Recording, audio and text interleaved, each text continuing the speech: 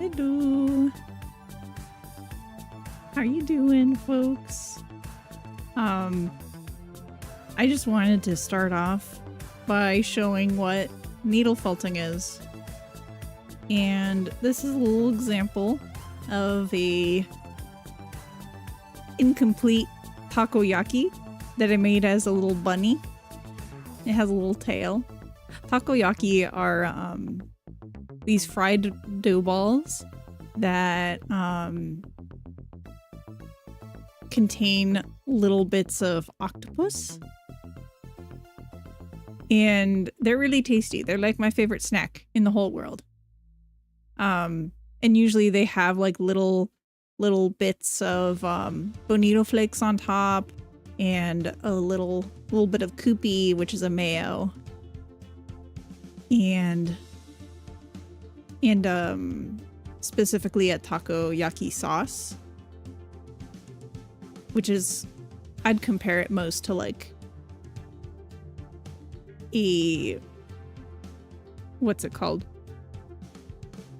A slightly more vinegary or acidic, almost like a barbecue sauce, but it's different. So it's not finished, but I'm not planning on working on this today. I just wanted to show the basic idea of needle felting. Let me grab some fresh wool. Hello, Hyper Light Show. How are you doing? My dude, I am so tired. I kept waking up in the middle of the night. I woke up at like 4 a.m., then 5 something, then 6 something, then it was like 8 something, and then I got up and I ate breakfast and I was like, God, I'm still so tired. And my partner's like, you should go back to sleep then. And then I did, and I didn't wake up until 1. Also, apparently I like yelled in the middle of the night. Just like momentarily, like I did like a quick yell and jolted up, and then I like flopped back down and started snoring again. Hello, Leaf Honey, how are you? The same. Oh, that's rough. I'm so sorry. I'm briefly showing what needle felting is. Sorry, this is a little out of frame. I have like this one sweet spot where it stays in frame, or rather it stays focused if I keep it there. But here you start off with this. This is wool. Wool roving. You pull a chunk of this and you start making a little bit of a base.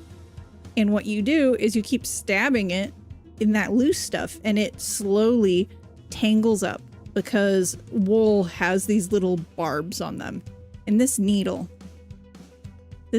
also has little barbs. You might not be able to see too well. Yeah, right there. These little like shadowy spots. That's all right there. You can see it. Those are barbs on the sides. So it's not really the needle point that's tangling it up. It's those little barbs that are catching fibers and pushing them into a more compact, knotted configuration. And that's what felting is. Like, sometimes people felt things wet, where they get the wool hot and soapy, and they agitate it that way. With needle felting, which was started in Japan, they use these little, as far as I know, it started in Japan. You get these little needles, and you just poke it until you get the shape that you want, and you can make little creatures. I've made a slime from Dragon Quest. I've made Kirby before. There's a lot of things that you could do with this. Okay, let me say hi. Good, just semi-lurking while I work. Oh, excellent. I appreciate that, Leaf Honey. I'm pretty tired, but otherwise I think I'm okay. I'm going to be talking to my doctor about my medicine, how I'm reacting to it, because at first it seemed like I was waking up pretty well, but I think the lack of sleep has caught up to me from that medicine, so now I'm like all over the place where I'll wake up in the middle of the night and then I'll finally like sleep during the day. So I just need to talk to them. Hello, Vocuz. How are you? Oh, the big gulp. Okay, I drink. Ah, very good. How you doing today, Vocuz? Honestly, I have no idea what I'm going to make today. I could make this little guy a friend, where I could, like, I don't know, make a bear or a cat or something. Or I could make something entirely different.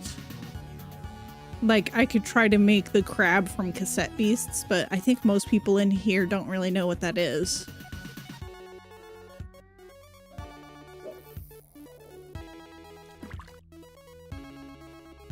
An eyeball? I could make an eyeball. I can make the Eye of Cthulhu. That might be fun. I love Terraria. So there's a step that I skipped. This is called core wool. I have a bunch of this. Core wool is a little bit coarser than the other fibers that I have. And it's cheaper too because this is the natural color. So if I like to use this as the center. If you look really closely, there's some spots where it's peeking through. I actually did a pretty good job of covering them. But I think right here, a little bit of the white is peeking through. Basically what I do is I create like a pretty firm base, but not so firm that I can't felt into it anymore. And then I felt the color on top of it. So that way I'm saving money. The core wool is just so much cheaper and it's faster to felt.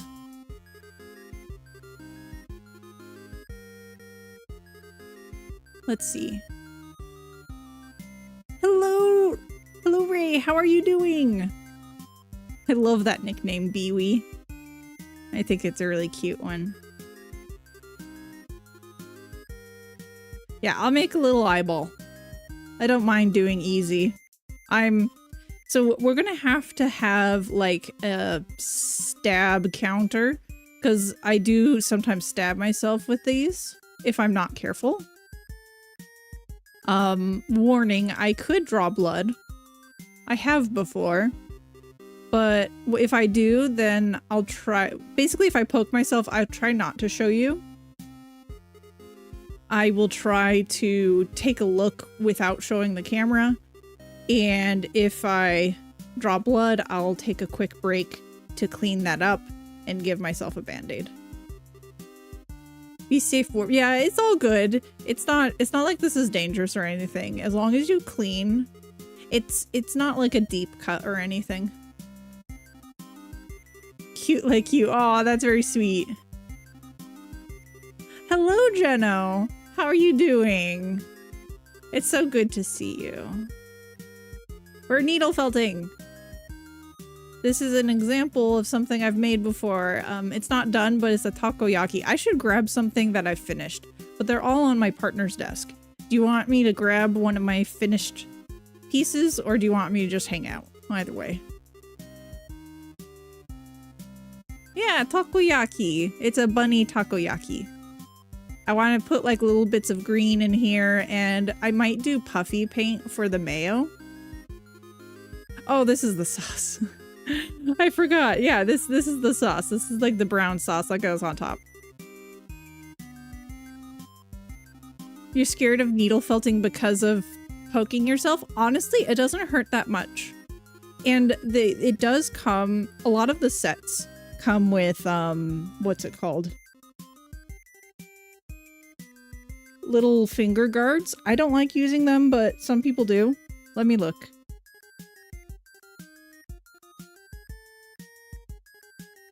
I'm trying to see if I have my finger guards. I usually give them to a friend of mine. Oh, bonk, sorry. I found one of them. Here's the other. Okay. So these are the finger guards. You have to be careful with these in particular because they can poke through, especially if you poke yourself here. You want to rotate them in such a way that it's sort of like facing like this.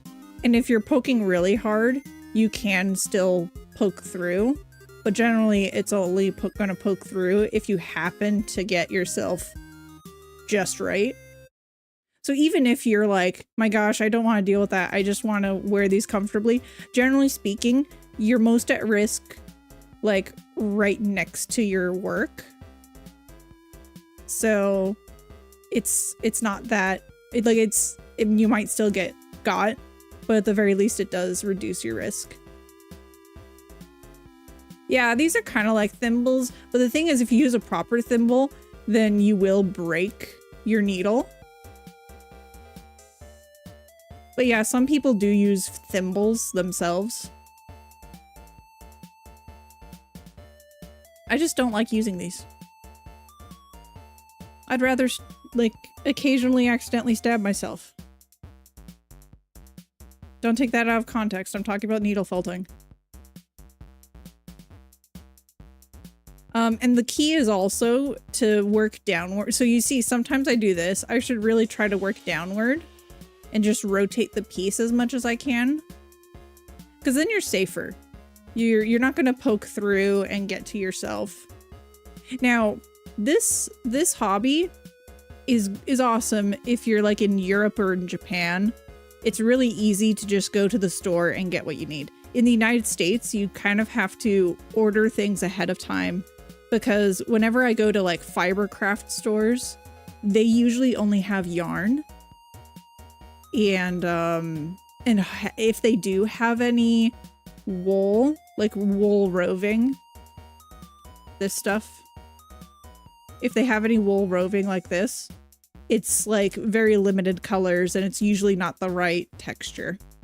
So you have to order ahead online if you're in the United States. But I think this is a very cost-effective hobby that is hard to master, but anyone can like pick up at the very least.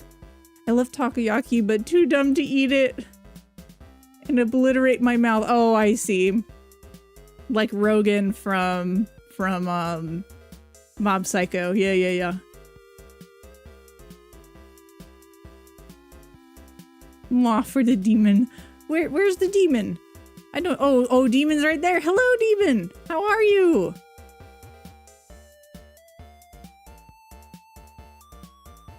Let's see. But if you'd like, I can really quickly go into the next room and grab the slime I've made before and Kirby I've made.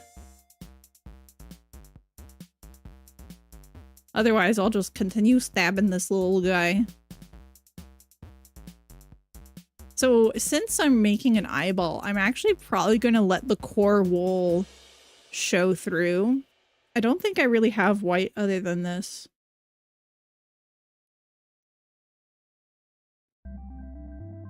Oh, I wonder if I could manage to make it look like it has a mouth. Like the Eye of Cthulhu sometimes does.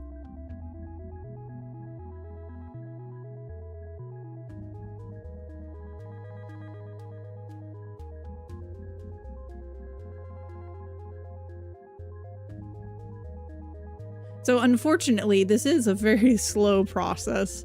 I should look and see if I have needles out and about. Where did I last store them?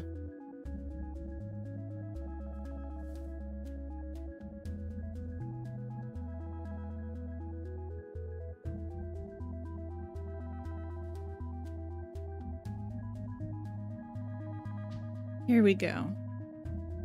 So I'm gonna cover these reflective portions, but this is the brand that I use. Oh yeah, it's not gonna be dangerous. But anyway, so this is the brand I use. I got them from Amazon. These are some they have like starting sets of wool, and they look really expensive, but you can make so many projects with the amount of wool that they give. I'm not sponsored or anything. It's just like, if someone did just want to try to get into this hobby, this is like the set I recommend. And their needles are so good. They have really good needles. And they have little descriptions of... So here's, they have a 10 gauge spiral twist.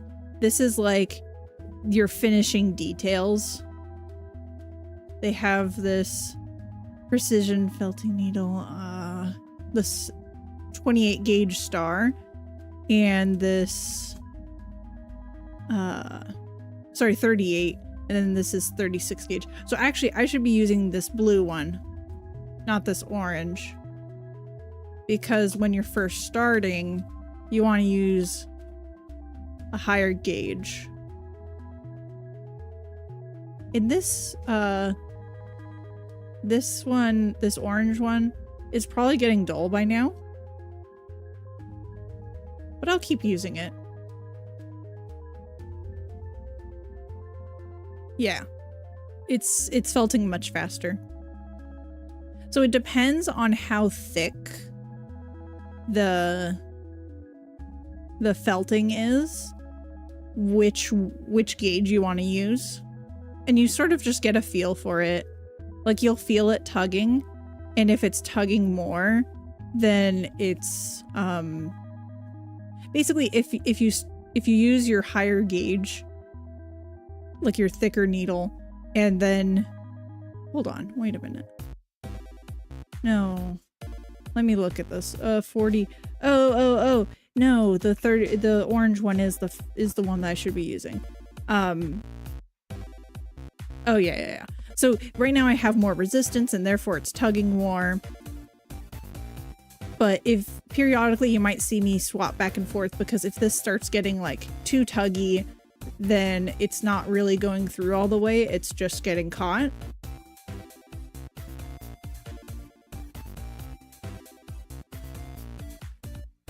Yeah, there's some sections in here that are ready for the blue, but there's some sections that are not quite ready.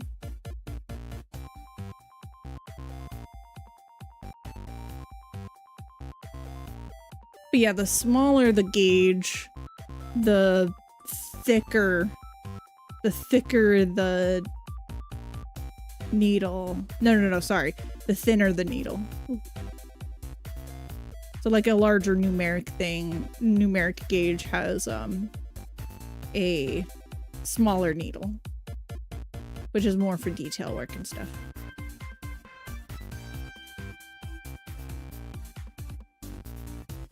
We're getting somewhere.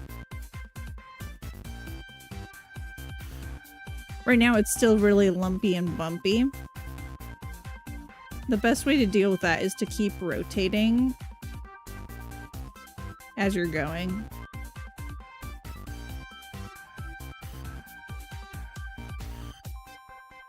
I was hoping to start this earlier because needle felting does take a long time. It took me a few hours.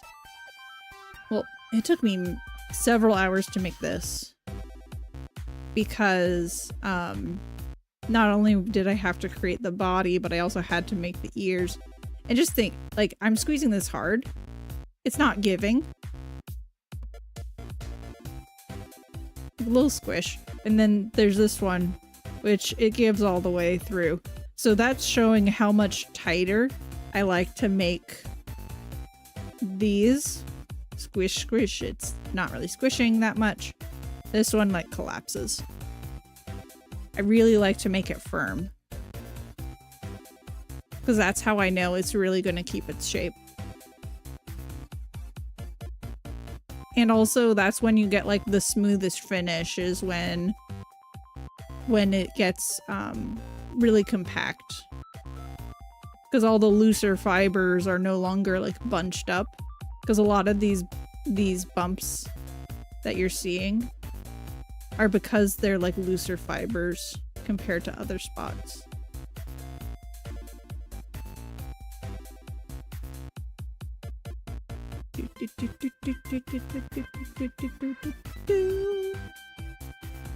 Okay.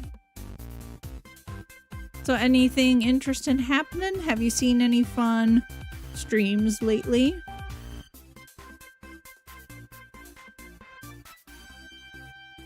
Any fun hobbies or projects people are doing? I love hearing, like, that's one of my favorite things is hearing about people's personal projects.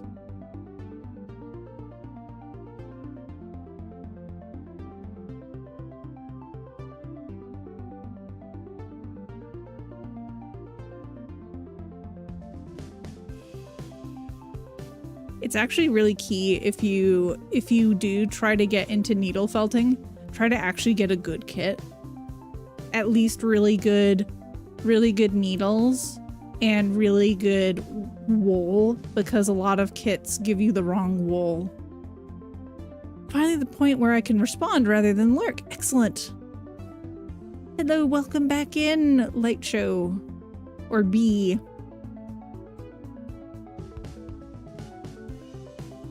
Wanna draw but doing taxes. Ugh. How rude. How rude of the taxes. Do you have to file quarterly? As like a small business? I'm thinking about making that jump. I don't make enough to do so yet, but like I want to be ready in case I do get to that point.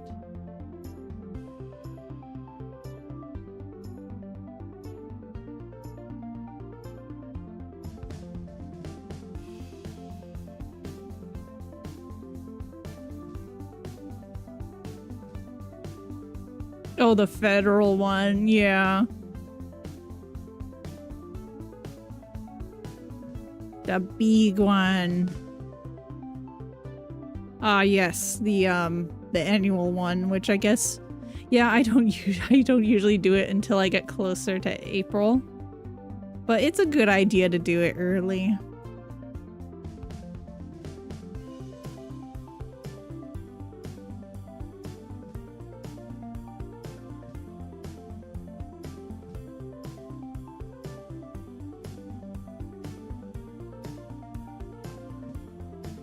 You still need to do yours, yeah.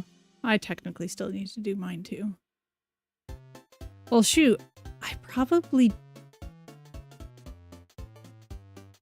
No, yeah. Hold on. Actually, I probably don't have taxes. Yeah. I wouldn't. Because I became disabled last... Not this past January, but the January before. So I actually probably don't have taxes. Because I stopped working and I only briefly made money. Like, I was working for the first rough, like, I don't know, like 10 or so days of January. And then I started like having this condition.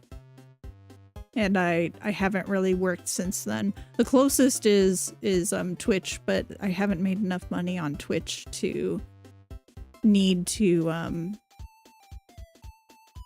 file taxes for it. So yeah, I think I'm probably good. I just need to double check everything is squared away. Busy in April. Oh yeah, that makes sense. No, that's the best way to do it. Do it a little early. And also, if like taxes are stressful, it's nice to do it slowly. A little bit at a time.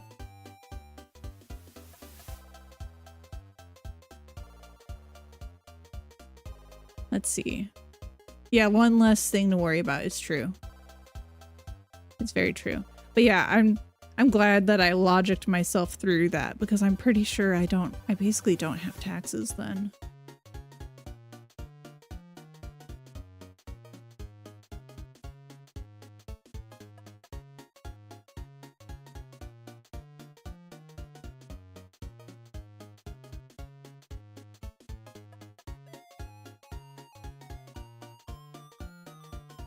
What's that? Oh, it's just a Discord message.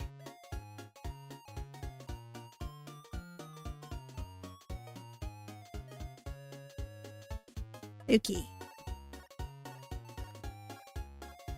So what's kind of fun about needle felting is there's a lot of ways to felt it, and you could just like roll it up a little bit with your hands to try to even it out. I love how tactile it is. See, it might not look like much, but it's like, it's evening it out a little bit. Any kind of agitation really helps with it. It's kind of cathartic. You're just like, eh. Take that. But yeah, you might notice it's like gotten a lot smaller than we initially had it. We're filling in all those gaps.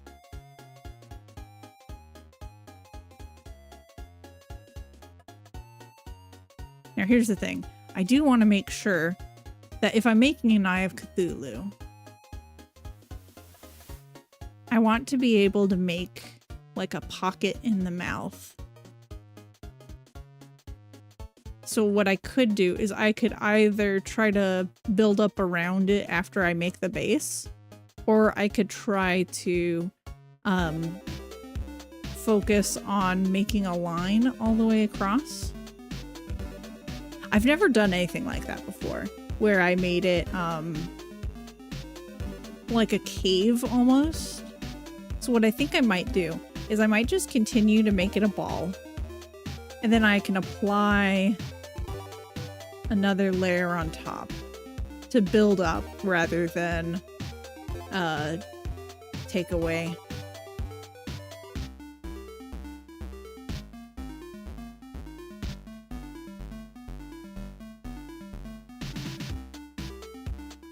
It's looking all kinds of swirly right now.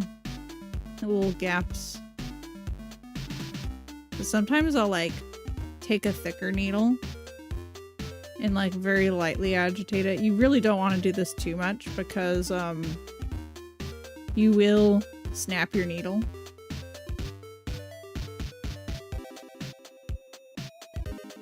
And the needles are the expensive part of this hobby in general. But they're not even that pricey is the thing. Just like getting packs of them that are decent. I've been trying to look into getting handles for these. Like something that I don't have to like do a little death grip. I could just have like a more ergonomic, larger handle for it. I think I even put one on Throne. I'll have to take a look.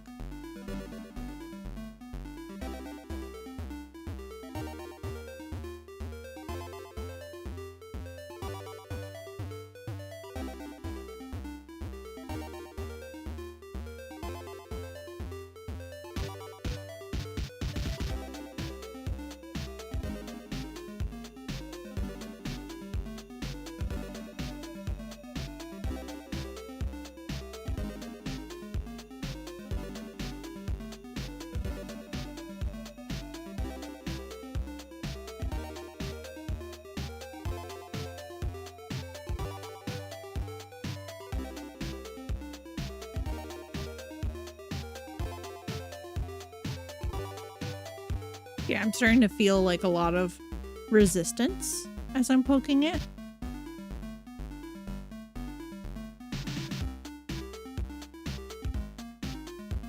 Gotta see how this does. Yeah, less resistance now. You still want there to be some resistance though, because like that resistance is the fibers tugging and knotting together. Hello Maroon, how are you? It's good to see you. We're needle felting. I've previously made something like this before. Well, I've made this. It's a little takoyaki bunny. I think it's cute. Yep, Eleanor's helping out today.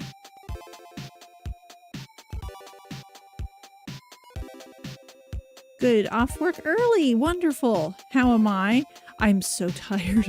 I'm a zombie. Yeah, it's a little cutie. It goes hop, hop, hop, hop. Meep, meep, meep. You could use more details like mayo sauce and little green flakes in it. That'd be really cute. Oh, I should show you something one of my friends got me. Look at this cute little... So it's supposed to be like based on a lion statue. They got it from like a gachapon machine. But so in Japan, there are these like lion dogs. And but it's a leopard gecko as a lion dog. It's really cute. Yeah, a lizard lion. Chomp. It's very cute. I love it. What a babby. Can I wedge you here? Oh, I didn't even talk about this. This is a big old piece of wool that I'm using as a pad. Some people use like a really soft large sponge like you do for like you have for cars or something. But it's really great to do wool because then if you poke your needle inside, you're not going to dull them as much. You think it looks edible? I think it looks pretty edible too. I mixed like a brown with a yellow in order to get like a golden brown look. Yeah. And I also grabbed these, this brand, Desert Breeze, has pretty good sets. I tried needle felting years ago, and I was so frustrated because I just couldn't get it to work. And what I realized was my needles were bad, and my wool was bad, because the wool was like almost like hair. It was very fine. You want wool that has like more texture to it. See how there's like little, like it's not perfectly straight. It has like a coarse texture to it.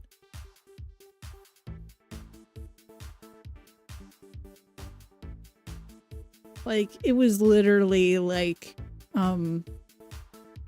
really smooth hair almost. And they call that tops, which is it's not great for getting your basis in needle felting. It's crazy cool. Well, please feel free to ask me questions. I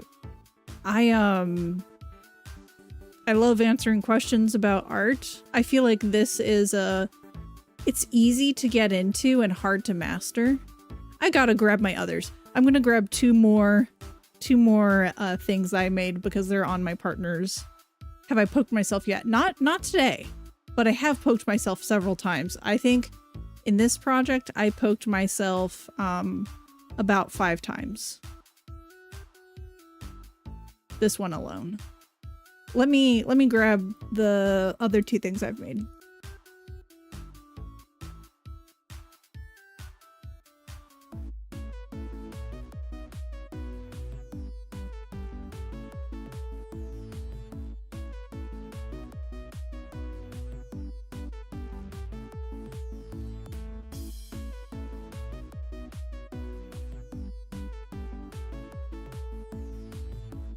I've shown these once before. But here's a slime from Dragon Quest. It's a little cutie. My partner loves Dragon Quest. We must be careful. No, all you have to do is clean up after. So whenever I poke myself, I always wash.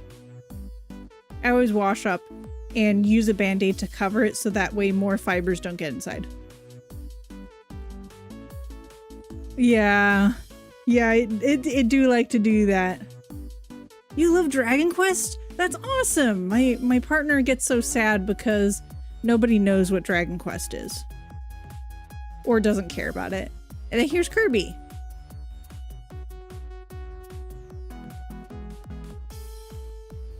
Kirby stands on his own. It's pretty great. Yeah. I'm responsible about it. Well, yeah, they're... Oh, wow! Hello there! Potion class Slytherin in? Oh, that's so cute! Hello, Raiders! Let me see. We're currently needle felting. Let's see, who raided in? I'm so sorry. Let me try to not mispronounce your name. It's Midorin? Hello. Let me shout you out.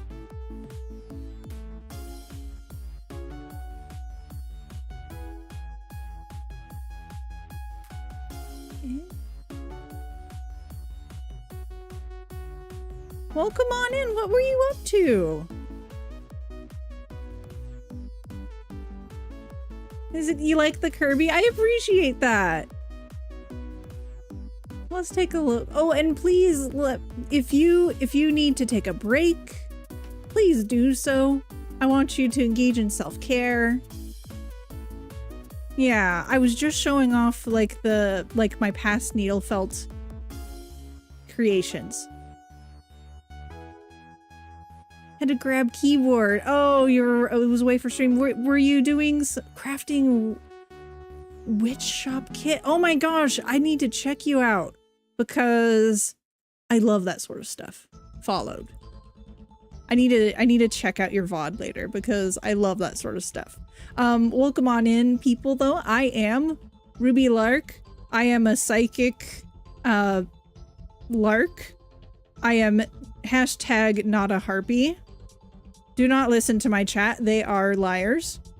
Ignore my pointy teeths. And today I'm psychically linked to my friend Eleanor, who has hands. And Eleanor likes to help me out with my crafting. Maroon, no, I'm not a harpy. Let's see, sometimes we do game development in here. I'm trying to make a virtual pet game that has breeding mechanics to swap heads and all that sort of stuff. But today we're doing my first crafting stream on this channel because this is where I had my start, was doing like fiber arts and other kinds of crafts. I'm so sorry, you're a luck. Thank you, I appreciate that. I have to do this though, almost mid- Oh yeah, take care. Thank you so much for bringing your community in. Thank you so much. I'll have to check out your VOD later. I'm so excited to see the kind of stuff that you do, all honesty. Let's see, we also have fun little stream avatars around here. Like, it's one of my pastimes to make hats for these little beans on screen. We call them the Borbs. But okay, so this is my Kirby, my slime from Dragon Quest. I made both of those for my partner Corvid Council. And this is a takoyaki I made for myself, but it's a bunny. Love it. And today I'm gonna try to make the Eye of Cthulhu from Terraria. Come on, you can focus. I believe in you. Cute bunny, I appreciate it. Let me try to pronounce your name. Varthern? Hello, Abby! How are you? It's good to see you. Abby is a great streamer. Was playing some Undertale before. I don't know if you finished it yet, but it was her first time playing Undertale. They had just recently finished. Abby likes roguelite roguelites or roguelikes, as far as I recall. Did neutral into pacifist ending. Excellent. Fantastic. Yes, Abby is definitely lovely. I had just shouted someone else out, but I will get to you.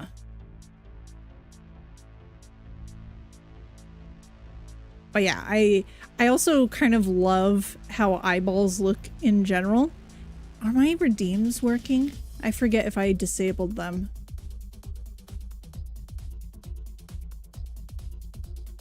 Yeah, I love eyeballs. So that's my redeem for taking an eye rest. I don't really need it so much right now. Oh, thank you for the unshrimp. I appreciate it. Thank you so much for the follow. That's so, like, every little community member. I love new people. I love making new friends.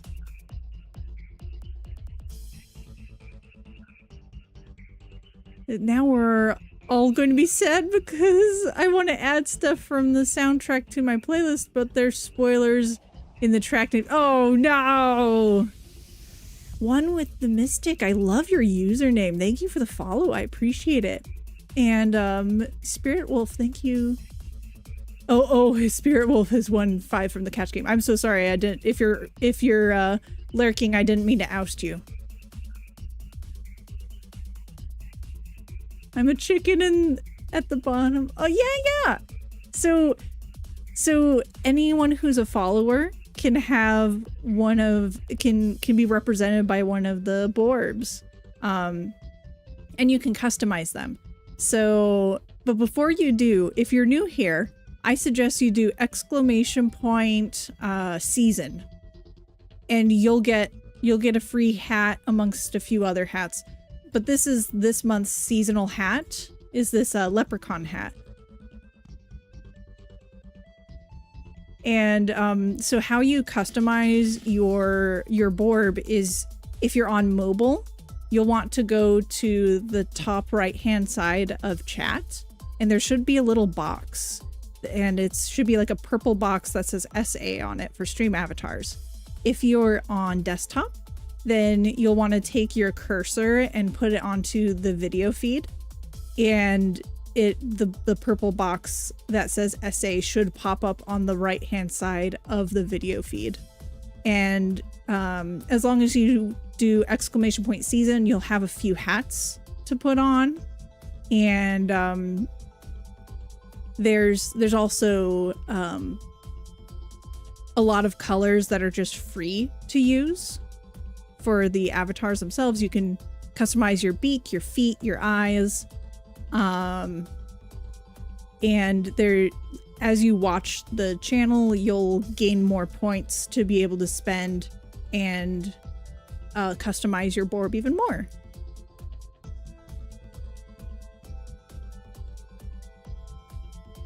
And sometimes, so I'm also a pixel artist.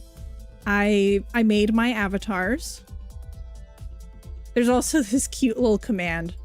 I love this command. You do ! Use.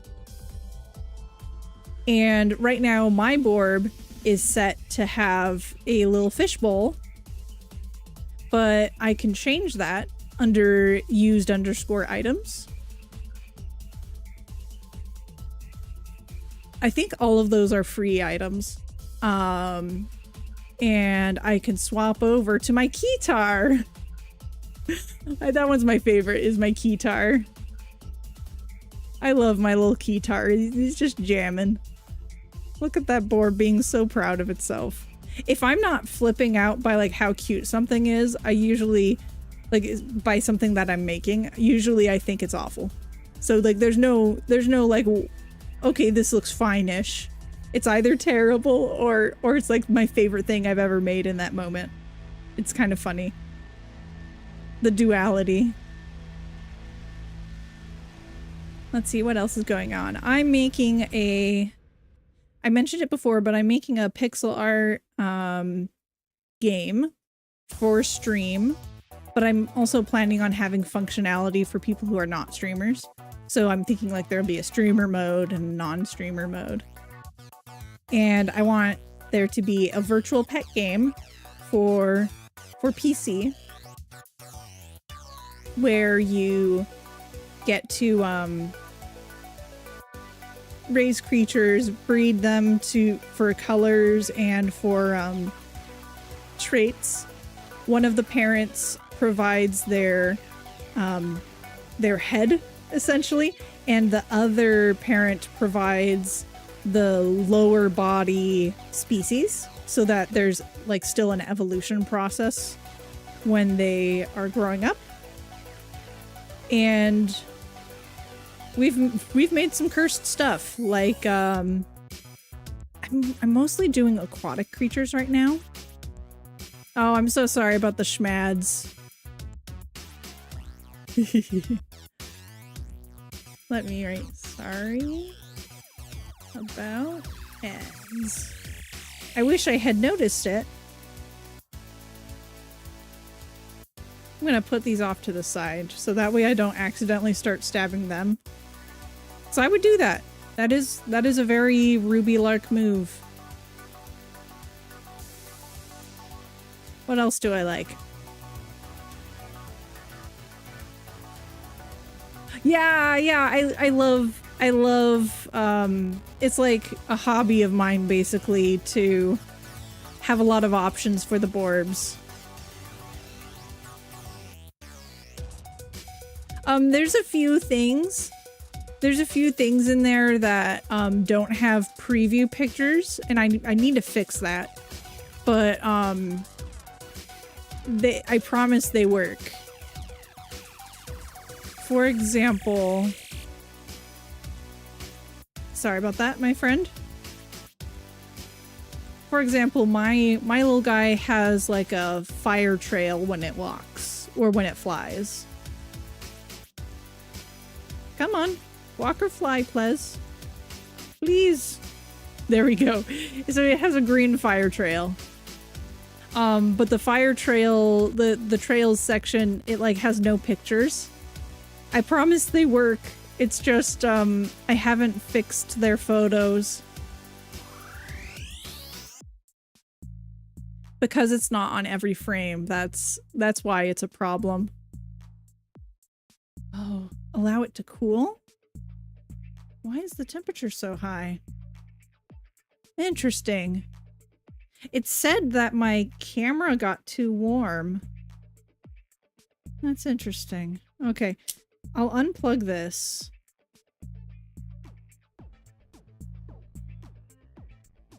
You are fabulous. I agree. Let me take a look. Yeah, the body is a little warm. I'll give it a minute. I'll give it a minute before I turn it back on. Thank you so much for the follow. I appreciate it. Let's see. Yeah,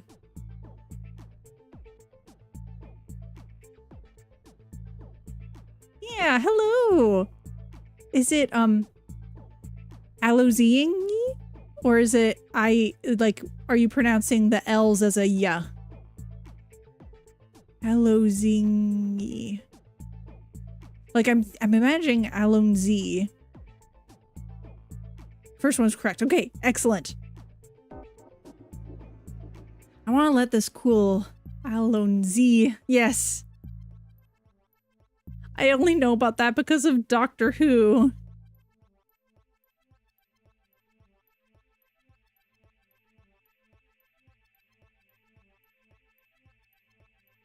Alonzi. That's great. I love that name. I get that a lot. Yeah, I imagine so. I imagine so. I hope that's not too much of a bother. Gosh, so that's interesting. A lot of people say, oh, it might be because of my charger specifically, because it's kind of like a high. I have ordered an AC adapter for this phone, if not phone, for this camera. It's just not here yet. It'll be here by the time Monday rolls around, and for anyone who doesn't know, I cook on Mondays now. So it should be here by the time I cook. The username is unrelated, but a good mnemonic. Yeah, for sure. It's a good way to remember. Okay, I think it's cooling down. Let me give it a shot. Let's see. There we go.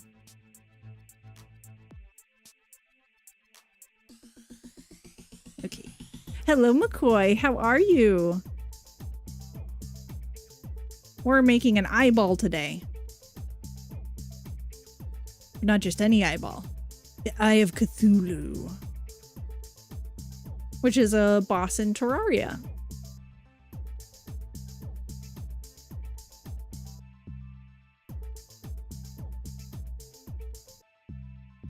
I am good. Stabby time. You have a perfect emote for stabby time. I love how much customization you have for the Borbs. You had too much fun looking through them. Oh, I'm so glad. Yeah, honestly, I had a lot of streams that were just making items for the Borbs. Hands? Yes! It's Eleanor's hands. Say hi, Eleanor. She's a little shy.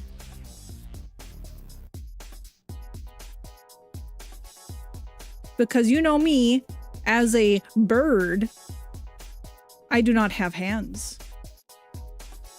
Very distinctly a bird, and definitely not a harpy.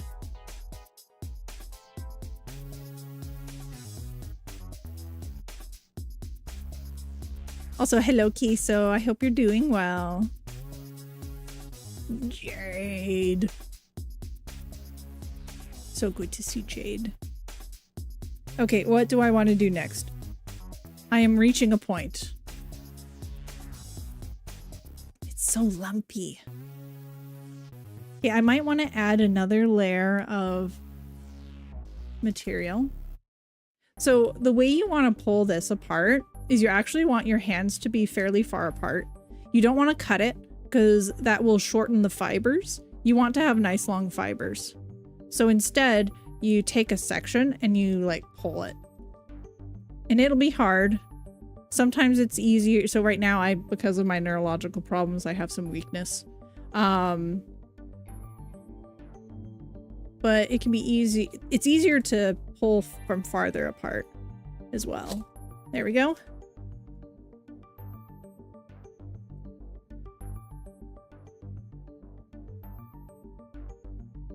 There's probably a lot of folks who are not aware. About a year ago, I became disabled. I gained a new neurological condition, but it's not degenerative. I am okay. I am healthy. It's just I have a lot of sensory problems and I also have some weakness. I am seeing folks about it. Okay. Not stinky enough. Hold on. Oh.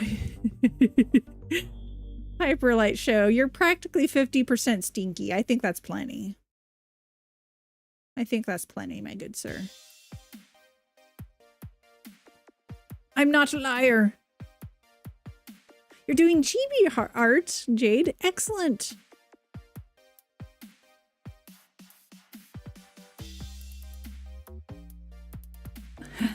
Who's 0% stinky? Oh. Oh, I see. That's funny. My dude, you should take those wins. Accept that you're 0% stinky.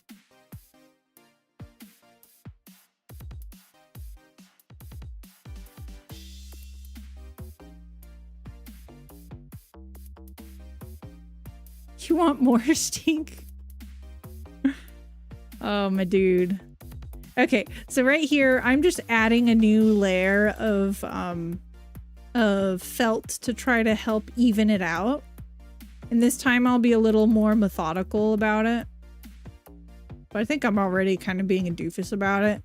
You know, same old, same old.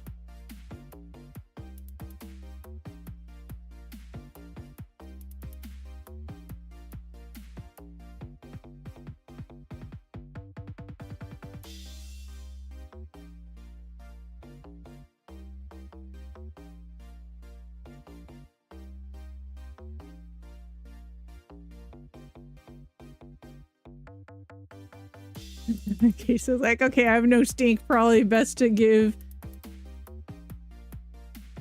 me a 5-foot bubble. You should be way cooler than that, Queso. You're totally cool.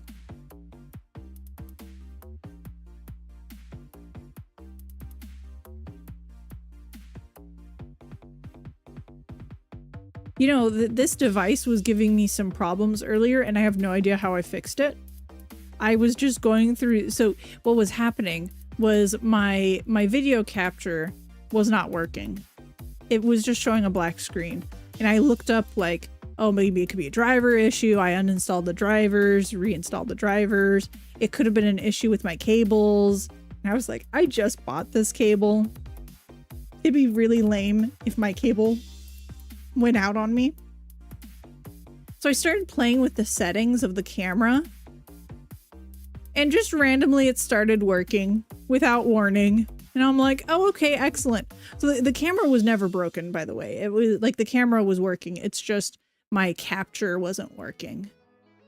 But it was detecting the fact that I had a camera, and it knew the type of camera that I had. So I was like, this is just kind of weird. Yeah, I don't understand why it would do this. But yeah, I just played with a few settings, and I didn't even really change any settings. I just like swapped settings and then swapped them back to the way they were, and then I pressed another button and suddenly it just started working. I'm gonna try to turn off my brain for a bit and lurk. Of course, thank you so much, Queso. Have a good lurk. I hope you enjoy yourself. My folks, it's totally cool if you are like not even having the capacity to tell me you're lurking. That's cool too. I don't care. You can come and go as you please. But I do appreciate when people let me know. I like being able to wish people well during their lurking, if they wish to tell me. Okay, let's try to actually do something a little more interesting. I need to take a look at a reference. Often look but forget to say so. Yeah, you're good, McCoy. Don't even worry about it. Let's see. I want to look up the Eye of Cthulhu. Images. Okay, cool. I don't even have to do the mouth open mode. I think I prefer it with just the pupils. So I'll do it that way. I'll do the stage 1 version. That'll be nice. So I think I prefer that aesthetic.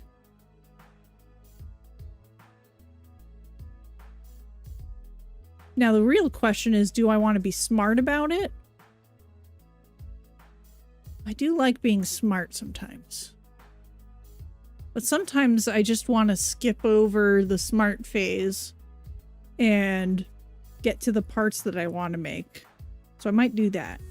Okay, I am going to make the pupil. Or the iris, rather. So I'm seeing 2 colors. Like cobalt blue and an earthy green for the eyes.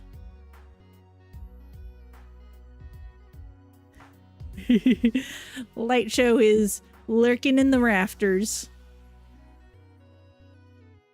Okay, so here's some more colors I have. I'm going to be using the green. The green is actually pretty spot on. That's awesome. It's nice when I don't have to do a bunch of mixing. And the blue is actually pretty close too. And I do have red for the little the veins. So you'll notice like there's little pieces of debris. That's because they literally take these off of the sheep. They do some amount of cleaning, but generally speaking, it's accepted with this more textured wool that you're going to have little bits of grass in it. especially because it's not super combed out, because it wants to maintain that texture. I know some places do a better job of it, but it's not that big a deal. You just pick it out as you find it. I want to start with the blue.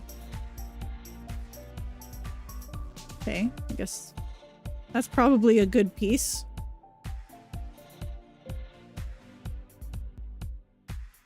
Being smart is overrated. True. True. From time to time it can be. Okay, I think I'm gonna try to cover this textured section. Because work smarter, not harder. This is probably too big. See, here's another piece of like grass or something. We're just gonna pick that out. Get out of there, little bugger. Yeah, right there. I'm gonna try to pick it out even better. Put it's in my trash. I'm gonna put the fibers back in. Okay, this could still be a little too much. I'm gonna err on the side of caution.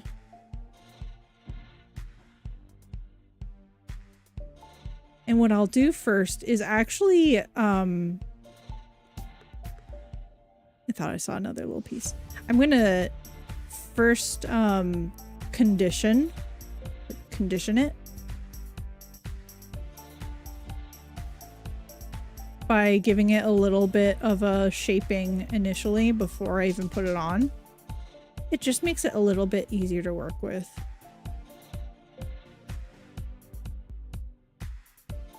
But I have to like pick it up often.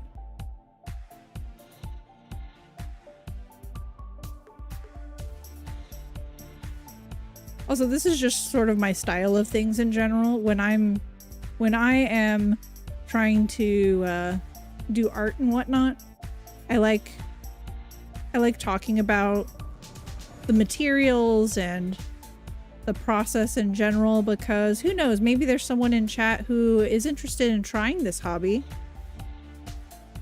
but maybe they're nervous about asking about it or something along those lines.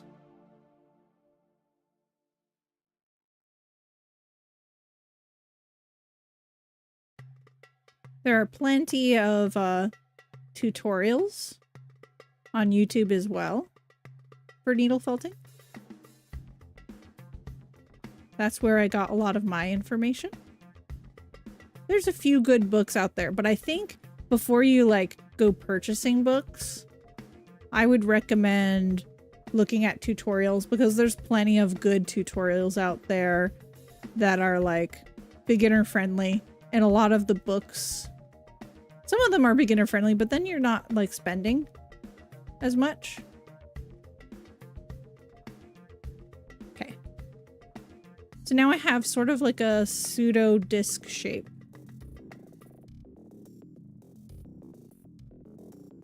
I'm gonna figure out where I want this. I'm gonna apply it there. And that's roughly the size I want, which means it's gonna shrink. So I'm probably going to want to add more in a moment. But for now, I'm just going to try to get this to focus. There we go. And I'm going to try to poke it on. Getting a little bit neater at the edges. But yeah, I'll probably need to add more. I'm trying to keep it neat, because if I poke down any loose blue fibers out here, then I'm going to turn this white area a little bluish. So I want to try to like poke it in such a way that it doesn't do that as much. I can always cover it with more white, but it's nice to try to avoid.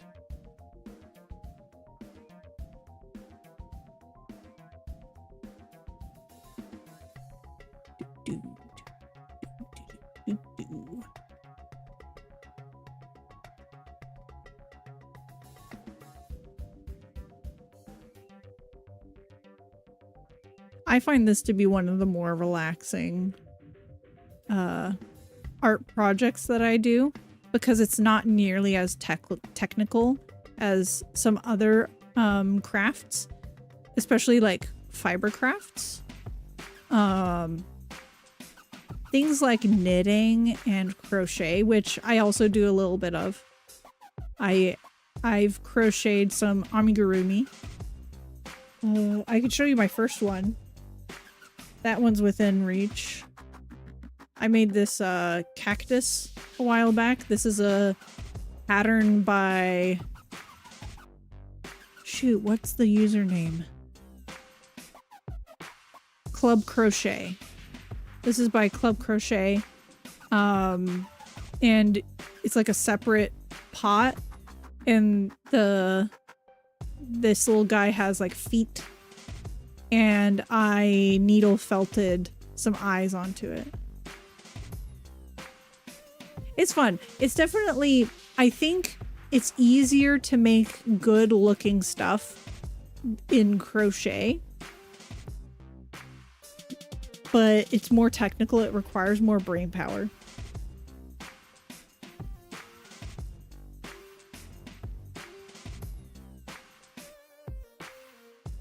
Whereas this, you like, for crochet, you have to count your stitches and make sure that you are on the correct row and all that sort of stuff. And there's increases and decreases. Whereas with needle felting, it is all just stabbing. So yes, you still need to like practice. And I think it takes more practice with needle felting to make something good. Because like, I don't know. I know people are very lovely and they like my little Kirby. But I made a crochet Kirby that looks way better. And I think it's just easier to make a crochet Kirby that looks really good.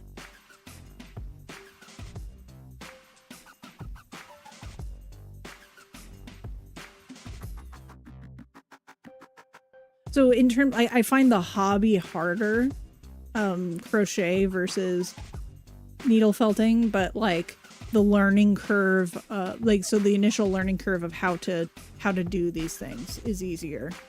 But in terms of like making a really good end product, I think it's a little trickier with needle felting. Oh, I didn't have to do that. I could have pulled from here. Okay, I'm gonna add a little bit more. I'm gonna try to just like condition it in my fingers a little bit and see how that goes. Sorry. Okay, I'm just gonna add it on top initially, and then I'm gonna spread it out a little bit.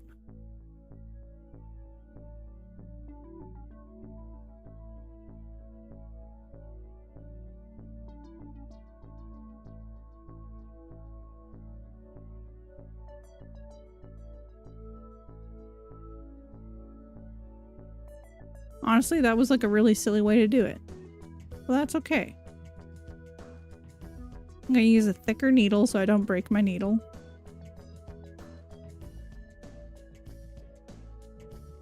We like doing things the silly way around here sometimes. What I should have done was made like a noodle and gone all the way around, but then I'd have to like add more on the top to smooth it out. But yeah, this wasn't the business.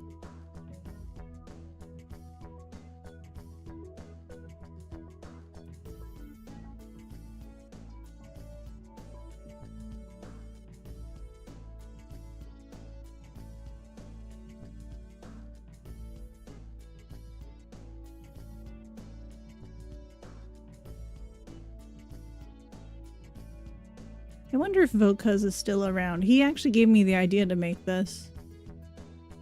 He was like, make an eyeball as a suggestion. He didn't actually like demand it. It was just more of a fun little suggestion. And I was like, ooh, the Eye of Cthulhu. Perfect.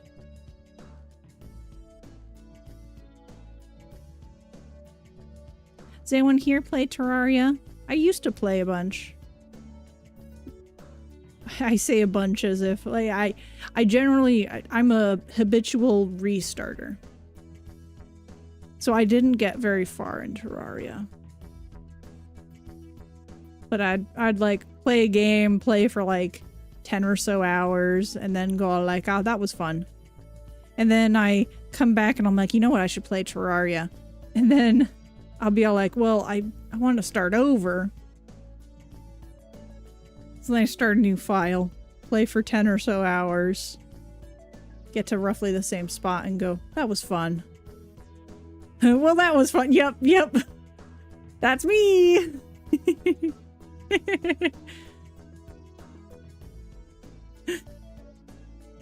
Terraria. Oh, I agree. Terraria is greater than Minecraft. I entirely agree. And I love the, well, so, okay. I'm very partial to pixel art, as you may understand, as I am a, what's it called? A pixel artist. But I also think that their bosses are far more interesting in Terraria. I like the goals associated with Terraria.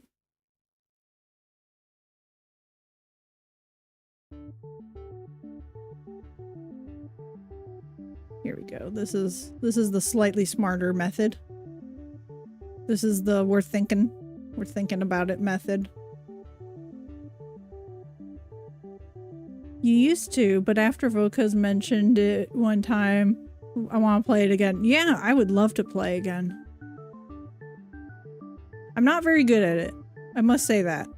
But my goodness, do I love the music and the world building.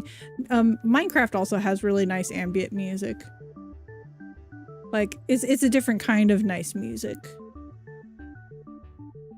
And not very comparable in that regard. At least in my opinion. Because they're very different. It's a different kind of good. I love chiptunes. That's another thing.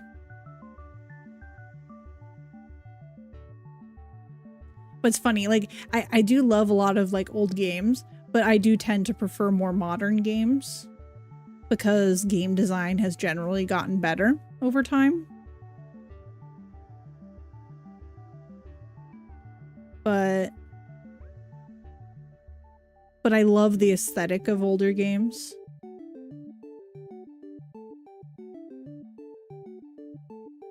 I had a lot of friends back in, like, I don't know, 2012 or so, when like Pokemon Black and White and Black and White 2 were a thing, like big thing. And a lot of my friends were like, I wish they would just go to 3D already, but Pokemon should be in 3D. And back then I was like, this is an art style and I like the way Pokemon is right now. Why does everything have to be 3D? And I feel like it was a mistake that they transitioned because they don't really know how to manage 3D games. Art has been dropped off in the Discord. Oh, excellent! Friends play Terraria. I would love to play Terraria with you.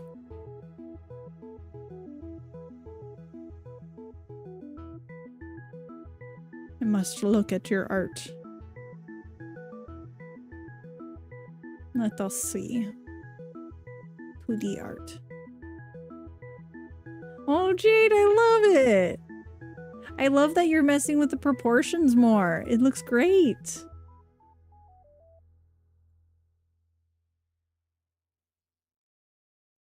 You did really well with the eyes. You got those good shines in there.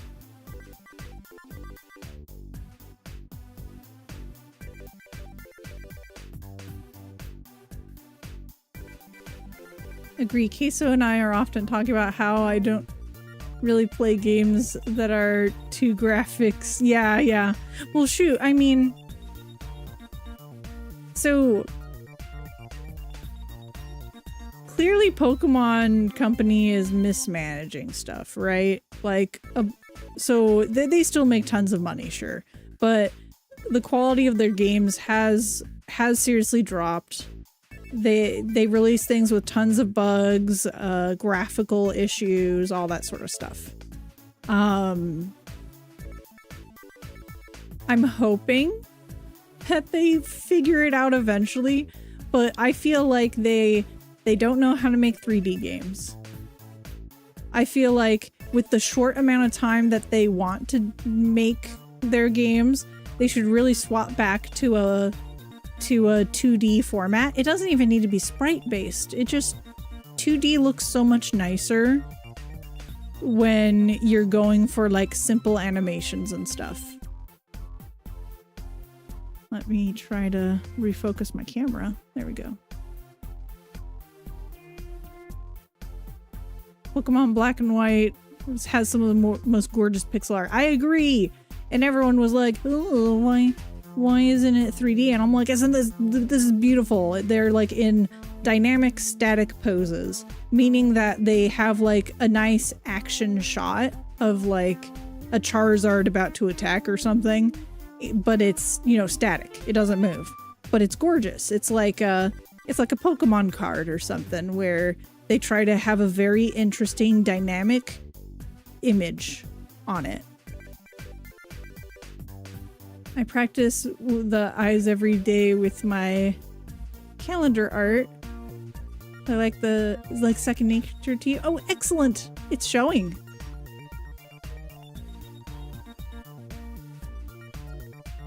Back was busy doing work.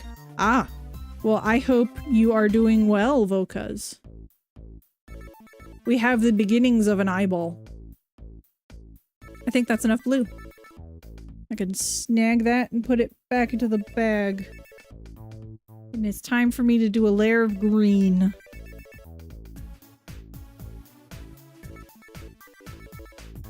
The green is pretty spot on, so I also don't need to change that one. That's pretty cool. I think this is going to be one of my stranger creations. Wow, Ruby, you mean you don't like recycled animations? Okay, also, okay, I must rant again. If they want to recycle animations, they can do 2D. They can do 2D and recycle those animations. Like, forget about pixel art. It doesn't have to be pixel art. It could be like in, what's it called? What's that game? There's a lot of 2D games that use like bones, like it's rigged. Not rigged. They use rigging in order to move their 2D stuff. Usually you don't do it as much for pixel art because it's not pixel perfect. But like Cult of the Lamb does that.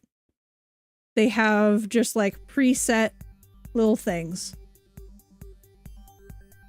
Enjoy, Vocuz. I hope you have a good esports call.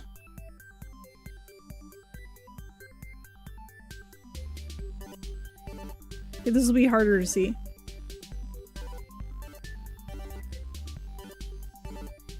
I love Pokemon, but God, I want a better game. Okay, so if you want old style Pokemon feel, Coromon is pretty good. But if you don't mind it being different, I would suggest actually going with Cassette Beasts instead. Cassette Beasts is a fun 2.5D pixel game that where the main character, well, everyone is isekai'd onto an island, and they're all from different timelines, different dimensions, different versions of Earth, and different time periods. And they're all confused. They're all on this little island, but you're able to transform into these monsters that are on the island by using cassette tapes and a Walkman. Oh, you played Cassette Beasts. Yeah, I did. I loved it too. There's a cool mode where, so if you finish the game, which I think you just need to beat the main storyline, and there is a post game, but you just have to beat the main storyline, I think, in order to unlock like essentially various Nuzlocke settings. And you can play like totally randomized locations of the monsters, and you can set it so if the tape runs out of health, then it's destroyed forever. Just like in some Nuzlocks that people will do.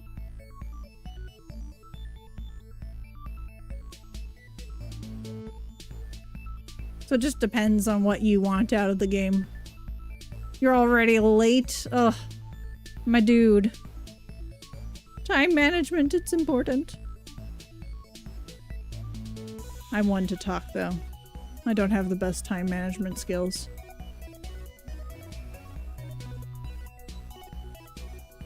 Thank you so much for the hydrate. I appreciate you, Jeno. Oh, and for the unshrimp. That's some good H2O. Time management, what's that? True.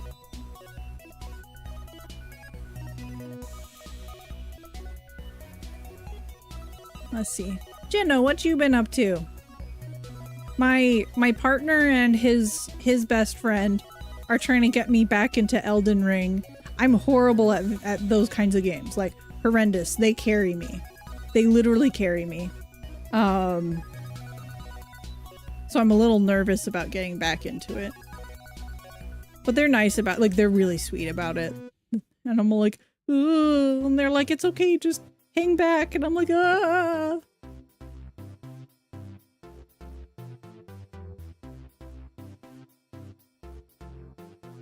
Rio loves Terraria? Well, Rio should play with us.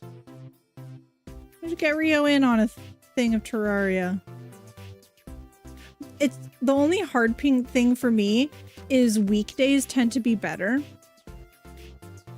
because I try to do things with my partner during the weekends. I really try not to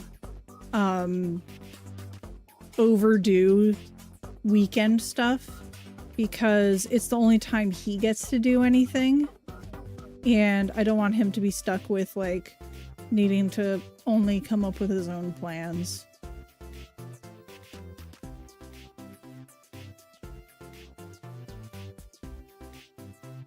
I like playing, but I'm chaos. I maybe have drained an ocean or two. You drained an ocean. That would irk the heck out of me. I'm so sorry. I like having an ocean on each side. Thank you very much. Rio's available weekdays. Why not? Ooh. Are y'all gonna planning on playing PC Elden Ring? Yeah, I'm honestly I'm thinking about it. I'm awful at Elden Ring. Like, you have no idea how awful I am at Elden Ring. But they'd like to. And I'm like, okay. Okay, I do it. I might do it off stream. Because I'm so shy. I'm so shy about how bad I am at the game. Like, it wouldn't be fun to watch me struggle bus. And I'd also like... So I have a hard time with streaming with other people because I really just... I don't talk to chat. I'm always like, oh no, I need to wait for everyone else to be done talking and stuff like that. And then... So my best way is to like mute everyone else, will deafen myself on Discord, and then be like, okay, chat, let me talk to you for a minute. But yeah, I'm awful at talking with people when I'm streaming with other folks.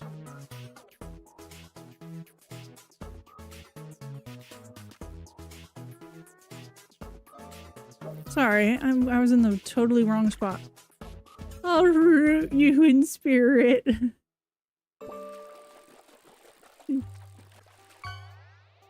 It is the hard part, yeah. I mean, probably if I did stream it, I would give like a little warning that I'm focused primarily on the game. Especially I'm worried about having like 2 people with me playing it. It's actually kind of why lately when I play what's it called? Stardew Valley on Sundays, I actually don't stream it because I'd be so anxious about not looking enough at chat or that there weren't that many people watching because people are in like other streams. So I'm just like, I'll just play and people will know that I'm here. And then like I feel so much more relaxed about it.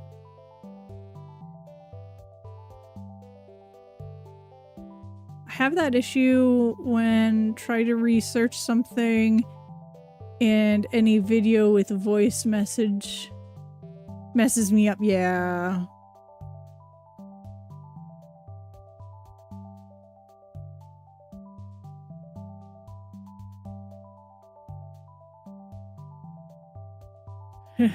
I've thought about not streaming it, but then the only chat that would be safe for work and gotta give the gremlins a silo is true. It's true. Yeah, but I think it's better if not every. So I like, for example, I don't stream it anymore because I felt like we already have a good team of people who are streaming it. We don't need another person streaming it.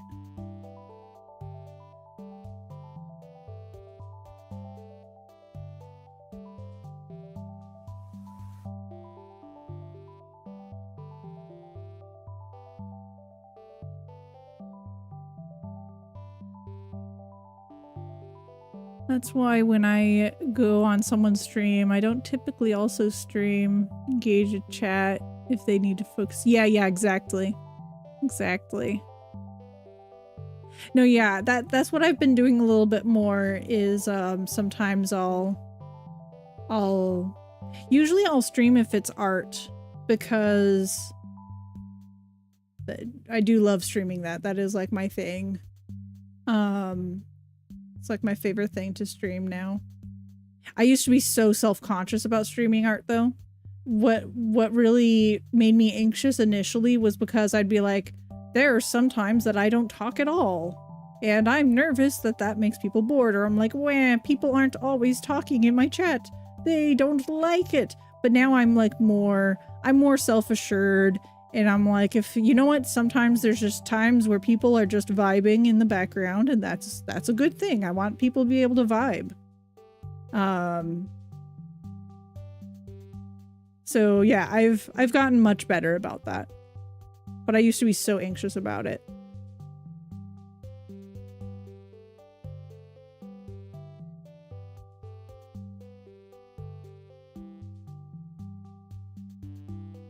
Okay, I'm just gonna get the center for now to try to like shrink it up. Actually, that's a pretty cool technique to try to make like a mushroom or something. I've got to keep that in mind. Like the bell, sometimes it looks that shape.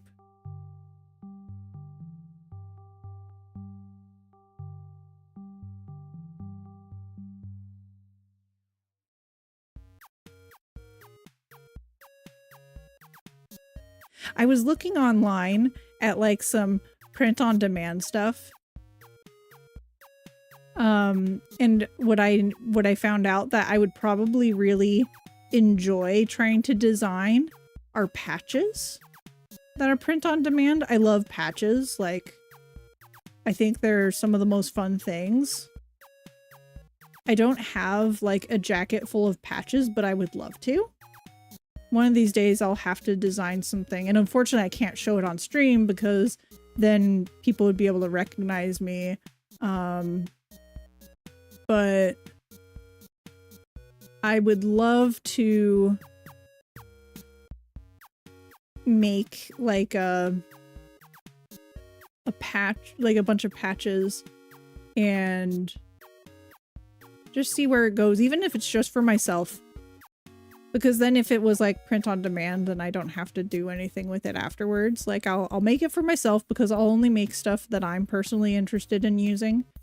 And it's cool because I only have to like grab what I make for myself as like a sample item. Maybe I give it away to a friend or something. Oh yeah, that's just something I've been fantasizing about doing. I think it'd be fun to do. I know that the process of like trialing it can be a little stressful. I've actually researched this before a long time ago, because like early on when I became disabled, I was like, this is the kind of condition that seems like I'm going to be stuck for a little while. And I've always wanted to create stuff, but I knew that I wouldn't have the energy to constantly like keep up stock of stuff, because especially back then, I got really fatigued really easily. I've improved over time, but it's still tricky. So basically about like a year or so ago, I did a bunch of research on like print on demand and all that sort of stuff. I think it'd be fun to... I know it's associated with like not great products, but it definitely depends on the service you use too.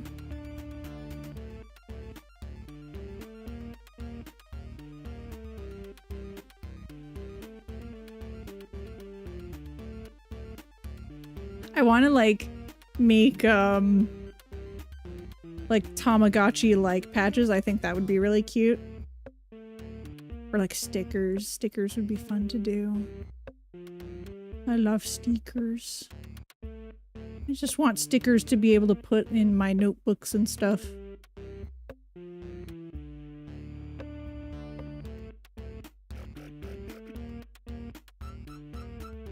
And if it fails, who the heck cares? I got some cute stuff out of it and I learned a new skill.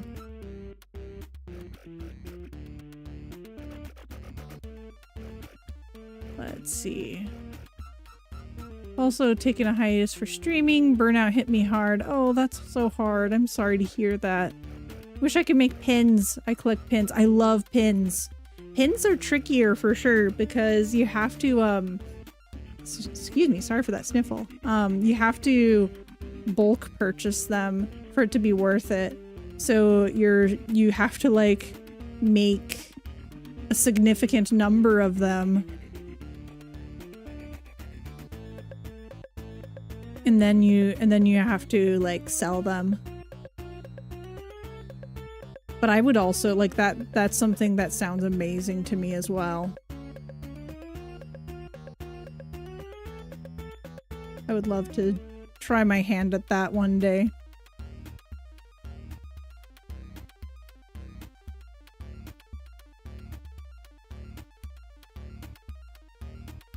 Enamel pins can be intimidating, but it's easier than you think. I have done research and I do see that you can the design process isn't as tricky as I thought it would be. But you do need to find like the vendor and stuff. Which there are several vendors. I really like what I would my like design, like if I were like confidently starting a business in terms of like artsy stuff and I got it like commissioned people to make it for me, I would do acrylic shaker charms and stuff like that. And I would probably use Vogue Race in order to do it.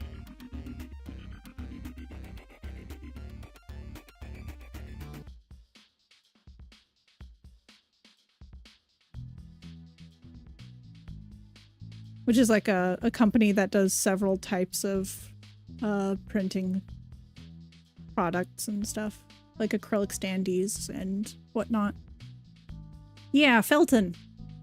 We're making the Eye of Cthulhu. Trying to squish it down a little. I made it a little too 3D. Ads incoming. Thank you. I appreciate you. Used to make jewelry and might get back into it. I love jewelry making. It's so neat. I do have a 3D printer, a resin 3D printer, so I could potentially try to make some products out of that. And then since I have the machine, I could make them made to order or something, so that way like I could make a certain amount and then like the rest are made to order, so I don't have like too many things created.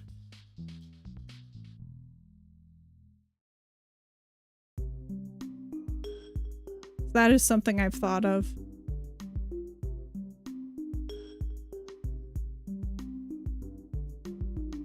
But I actually need to set it up. I need to get a grow tent for it. Because what you can do with a grow tent is essentially filter the VOCs to make sure that your space is safe. I don't have access to like a garage or anything like that, so I need to make sure that I filter the VOCs from the resin in order to be safe. Also, Tar, how you doing? Yeah, I love Terraria too. Yeah, I should really look into some projects I can do with resin printing.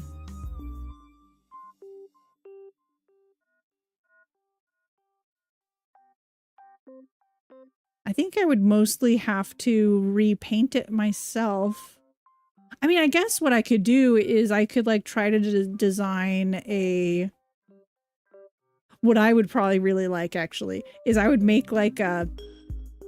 I'm obsessed with Tamagotchi right now. So I'd probably make a Tamagotchi, like, old style shell.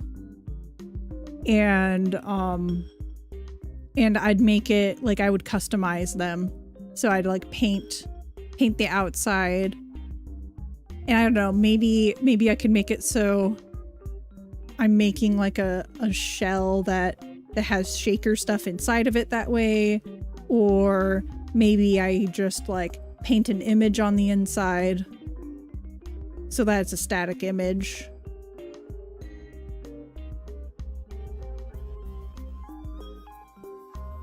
But I think it fits really well with the fact that I am wanting to make my own creature collector game.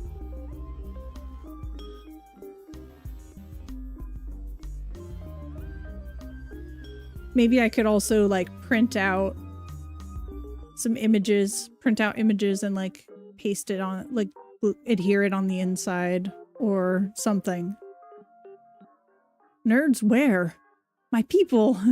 OMG, like Tamagotchi, you nerd! Terraria feels my need for farming for material and being pretty enchanting. Yeah. I love how gorgeous Terraria is. I love how, I love the music. It has so many good things. Although the main creator, or one of the main creators, I'm not sure, said that his greatest, I don't know if the word disgrace is correct, but like his greatest sadness essentially is that his wife's favorite game is Stardew Valley. He wishes that he made a game that was his wife's favorite, essentially.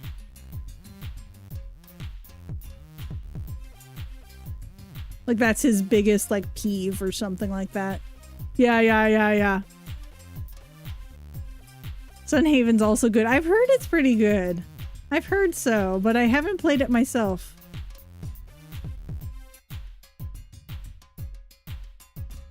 What I wouldn't give right now to have like a really good handle for this.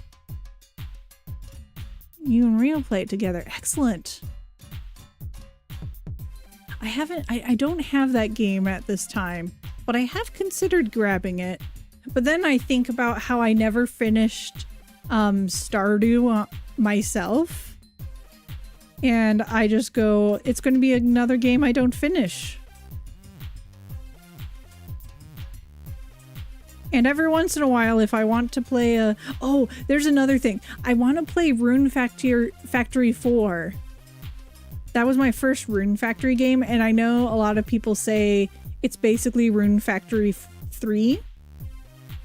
But I never played any of the Rune Factories, so I'm like, okay, excellent. And they're like, it just doesn't innovate on 3. A lot of people say, but I'm like, excellent. I don't care about that because I never played 3.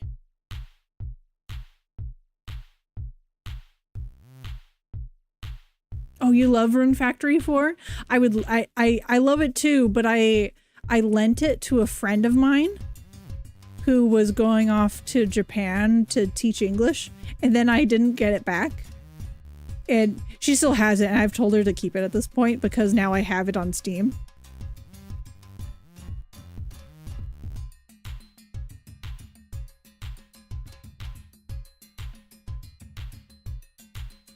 But yeah, I wanna play Rune Factory 4. I love it.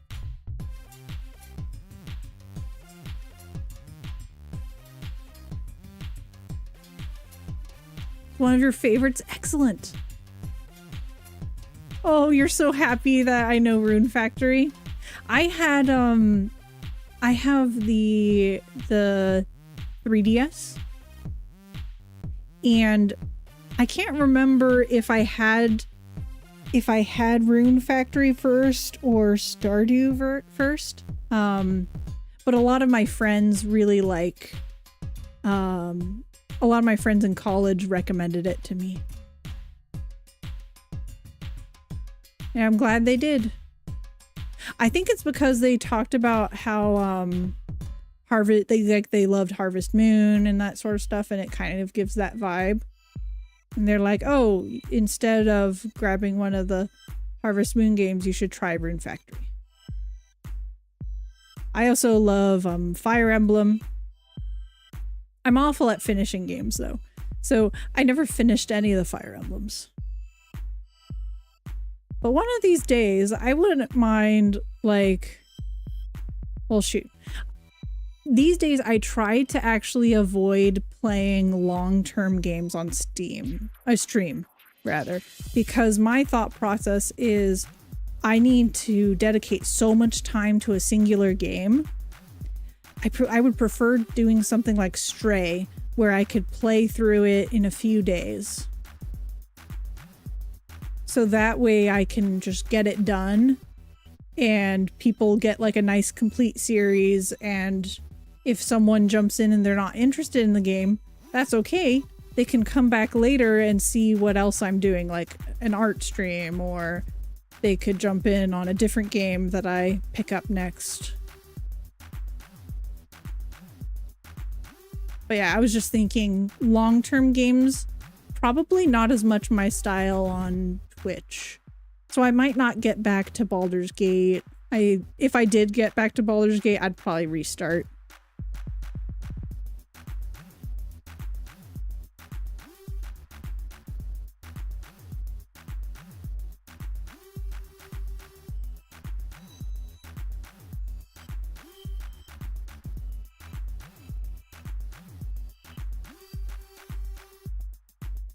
Rio, hello there. Yeah, you heard Terraria. Stardew has a finish? Well, I never got to like year 3 or so. I never did the community center. All that sort of stuff. Yeah, 3DS was such a good console. I love it. Fire Emblem is so good though. I agree. I might actually play Fire Emblem on stream. I'm thinking about playing Three Houses on stream. I think that would be a really fun one. I feel like it's the kind of game I can talk during as well very effectively, because it's mostly turn-based combat and there's a good amount of dialogue, but I feel like it's slow paced enough that I don't mind. I actually chose the Blue Lions. The blue lions were my route, and I never finished it, but I loved them. I loved my blue lions. I loved my depressed children.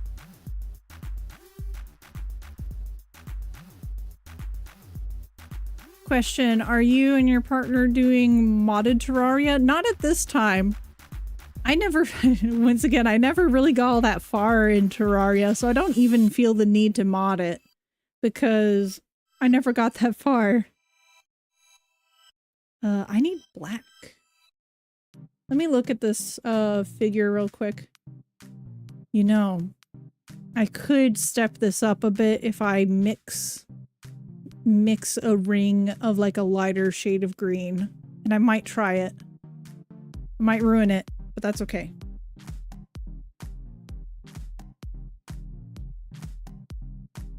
What's really cool is you can mix new colors, and because the fibers are pretty fine, it actually mixes together pretty well as long as you're not picking ridiculously different colors. So I'm going to pull out a little bit of yellow. A little bit more, actually.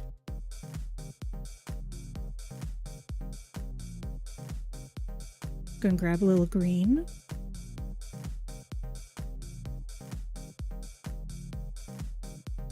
I'm gonna slowly mix it. So there's a tool for this. I think these are called carding brushes. You won't see it very well because unfortunately I didn't plan for this. But essentially what you do is you brush them together like this way. So that way it mixes the fibers. I'm probably going to do it off screen.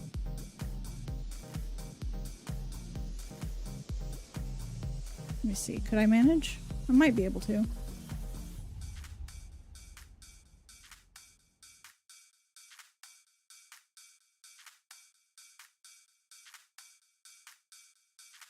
If you don't have this tool, it's okay, because you can do it by hand. It's just smoother this way.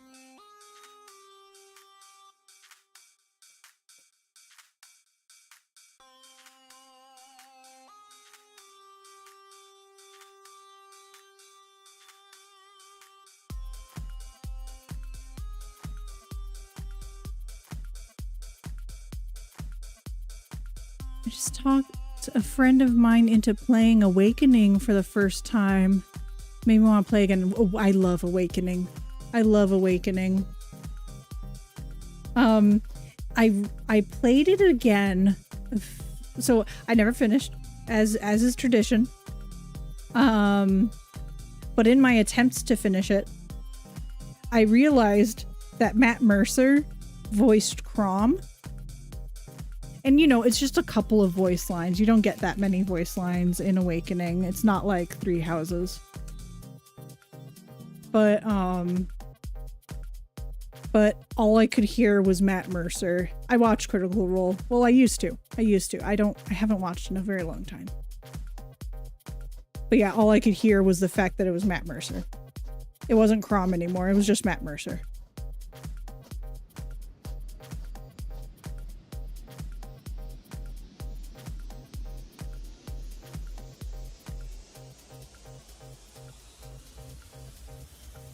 No, what? I'm the same way. There's probably only 2 games I've ever finished. I can help you with your vanilla Terraria run. Help you set up with mods. I appreciate that, Rio. We should actually get into a planning phase.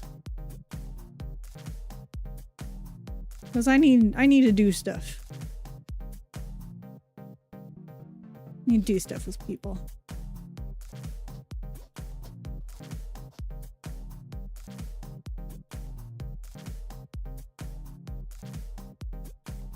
Have you ever played Fantasy Life? I have not. I think I've heard of it.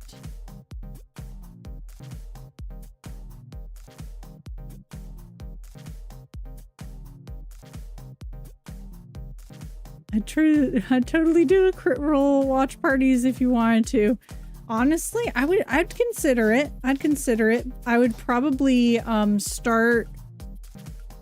I'd probably want to start season or session 3 essentially over for people who want to watch that from the beginning. I'm definitely not going back to campaign 1. That's too far. But if I did a watch party of Critical Role, I'd probably want to, I don't know. I think I honestly just have to, when I do my chores, just watch Critical Role. That's the way I used to do it.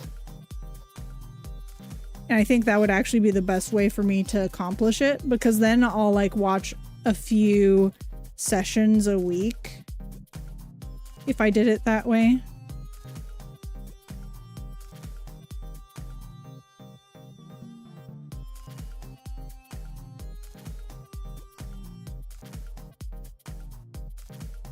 Hello, Ram. How art thou?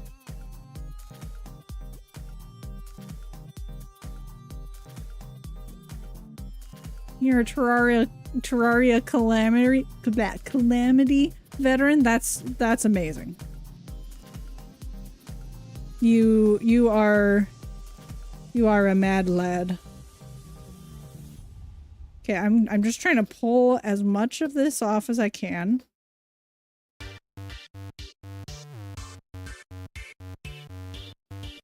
So look at that. That's a pretty consistent color. There's a couple of spots that have a little extra yellow. I might just pull those out.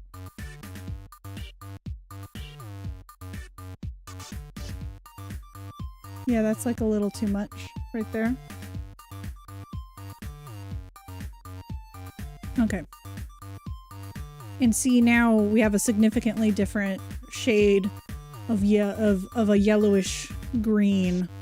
It might even be too significant, but that's okay, because I can try to just use a really thin layer of it and use it more like shading.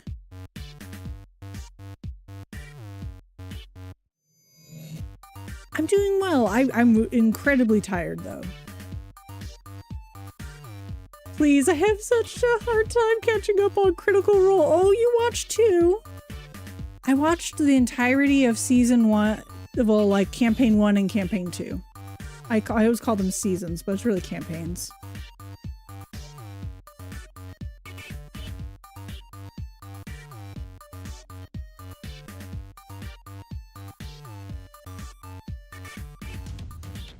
Yeah, I think that'll look great. I just need to get to the correct distance because I can't be too close to the camera. I'm thinking about grabbing a macro lens eventually, but for now, this is good enough.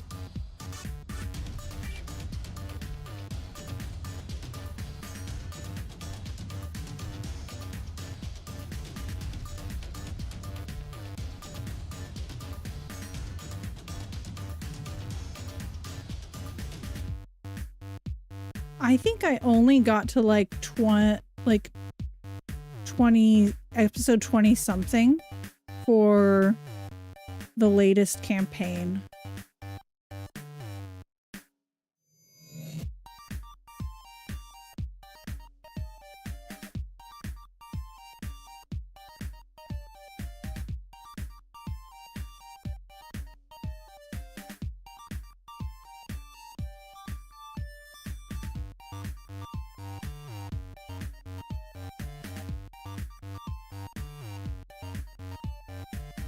Okay, so I know technically it's supposed to go all the way around, but I think I won't do that because otherwise I'm gonna like lose a lot of the original green.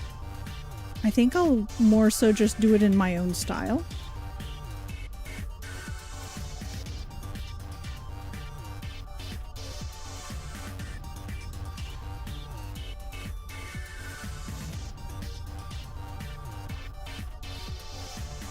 Sorry, I keep forgetting to not bring it too close to me.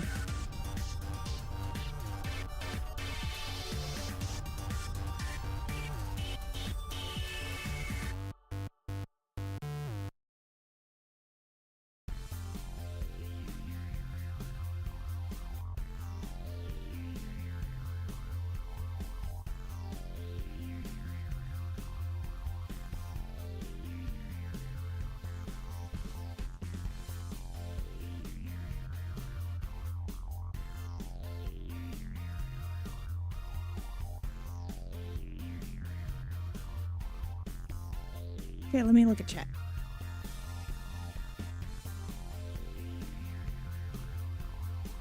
I'm actually caught up. Oh my goodness. To be completely transparent, I've only seen most of campaign 1 and 2. I've seen all of EXU and campaign 3. Very cool. Oh, and the Dragonheart one-shot. Not feeling well. Going to take a nap. Okay, take care of yourself, Never. Thank you so much for hanging out. I hope that you feel better super duper soon. I'm so glad to hear that you're taking care of yourself, though. That's the most important thing. So thank you. Thank you for doing that. That makes me feel good that you're taking care of yourself. I made it to episode 53 of campaign 2, but just could not keep it up. Same for campaign 3. Honestly, I adored campaign 2. I loved the heck out of campaign 2. Like, oh my goodness. Campaign 1, there were some really annoying things. Like, I loved it at the time. I don't think I could ever rewatch it. There were a lot of really annoying things that would happen. But I think they learned how to be more of a team by the time campaign 3 hit.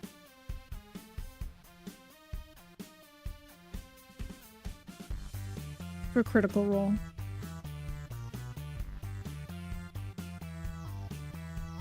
So if anyone in chat decided they wanted to start watching Critical Role, I doubt it, but if anyone did decide that, then I recommend either starting with campaign 3 or campaign 2.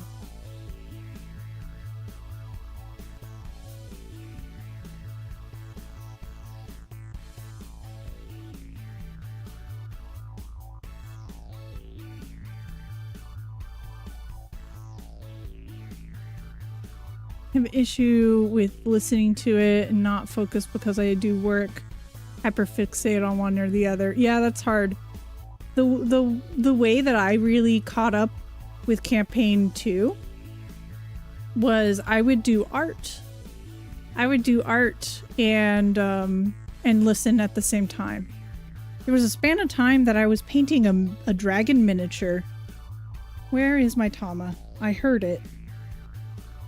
Where are you, Tama? There you are. What's up with you?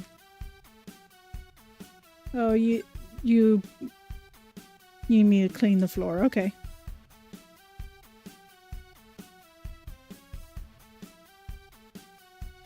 Used to play Dungeons & Dragons back in the day. Would like to listen to Crit Role sometime. Oh, that's a good point, Tar. If you're going straight into campaign 3, recommend watching Exandria Unlimited first. It's gotten a little complicated, but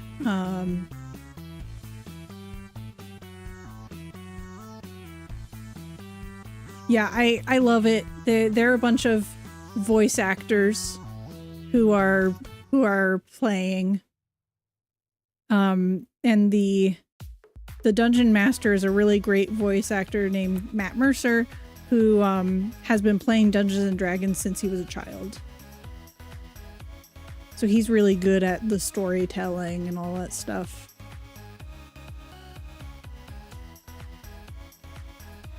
And they've been at it for years now.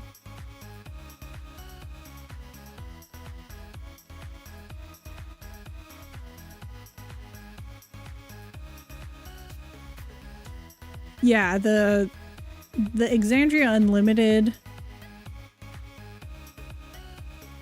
was just 6 episodes, so it's honestly a good way to see if you're into it. Without spoiling anything, I got a little frustrated with how scattered it felt. There were a lot of plot hooks and like created. It felt like the plosive. It felt like the preparation was for a bigger campaign. But other than that, I thought it was fantastic. There were a lot of things that I was like, I wish we could have learned more about X, Y, and Z. But at the end of the day, it was pretty interesting, and I did very much enjoy it.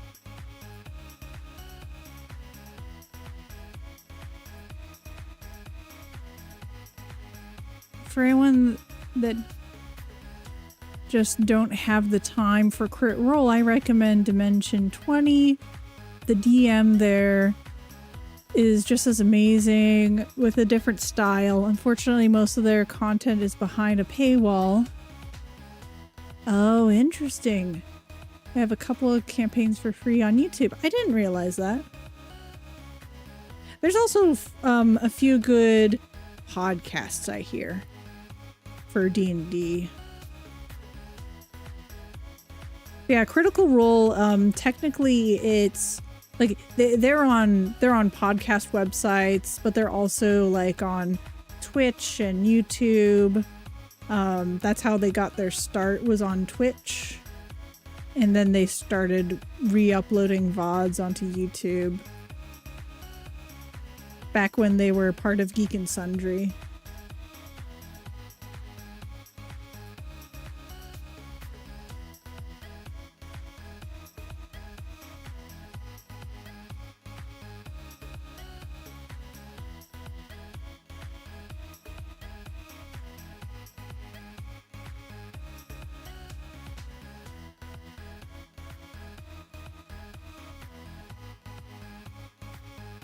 They became their own fully fledged company.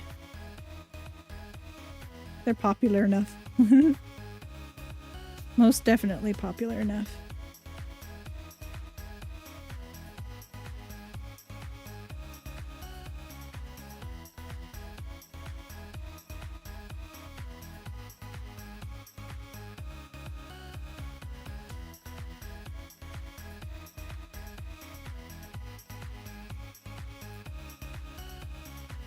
You really want to play Terraria now? You should! You should play some Terraria!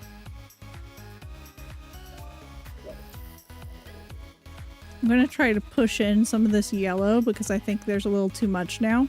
And the more I push it in, the more it'll like, you know, go inside essentially. It'll fade away a little.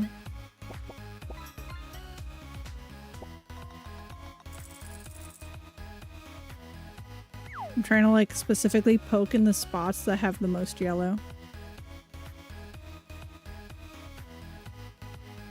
I want to like soften this transition between green and blue a little.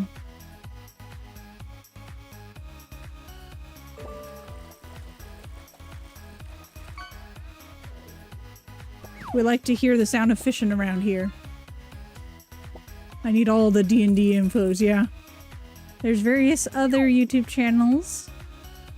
There's this guy called Cinder on YouTube that does a lot of shorts associated with like Q&A of how he would do things in a D&D campaign.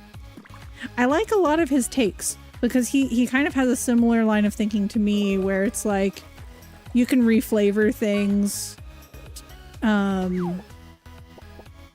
to fit a person's vision for their character without needing to change a bunch of mechanisms of the game. Like you just use another class as a template, or you do some creativity where you want to make a like the best healer that's not magic based, and he's like, oh okay, do a rogue and do X, Y, and Z in order to be like a medic. Was their whole shtick, was they wanted to be a medic instead of like a magic based healer. And it's definitely not optimized, unfortunately, because they only really have magic based healers, but you can learn how to use like a medicine kit and stuff like that. Yeah, Cinder Block Sally, that's right. Better with other people to play with. It's true, it's true. Terraria is great with others.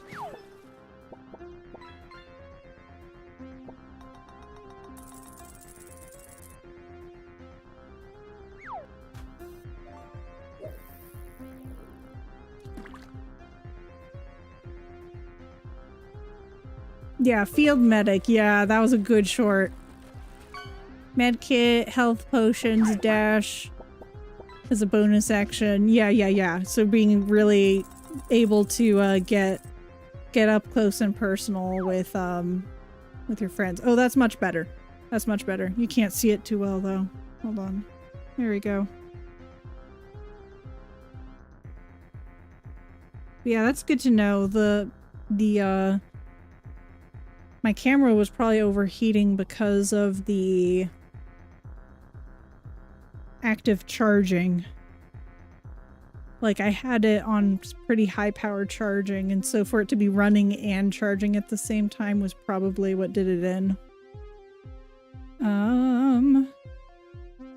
Okay, I need to put some of these things back. I'm pretty happy with the general look of that eyeball. There's a couple of spots that are a little bit, it's still very, I see the holes, but what we can do there is we kind of agitate the surface a little and try to make it look a little smoother. And then suddenly it doesn't look quite as like it's been poked. You still poke it a little bit to put that back in, but you really want to use the detailing brush for that. So I'll hold that off for when I'm doing the detailing brush. Or not brush, needle.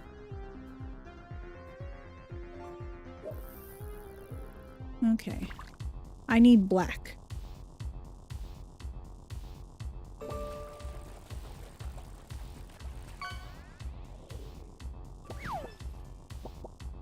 You could start a new solo run. You could stream it if you so desired. I'd watch that. Okay, I need to make this fairly small because the pupil is really small on this guy. Also, that blue is really starting to look a little too neon. So maybe in the future I'll try to tone it down by mixing the blue with a tiny bit of black, but then it's not quite as vibrant. So it's a trade-off. It's really a trade-off. I don't have a darker blue. But yeah, now that I see these two together, this blue looks way too bright.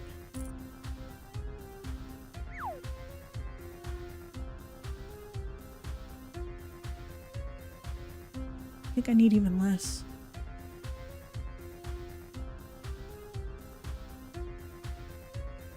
Okay, let's give that a shot.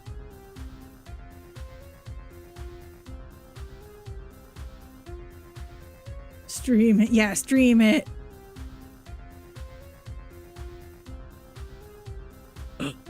Is that an agreement? Is that an agreement, Rio?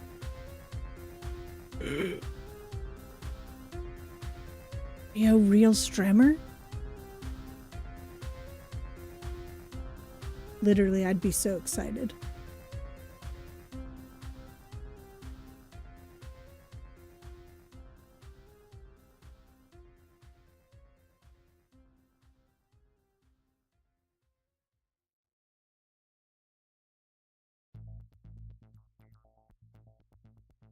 Have to head out now. Oh, thank you so much for hanging out. I really appreciate it.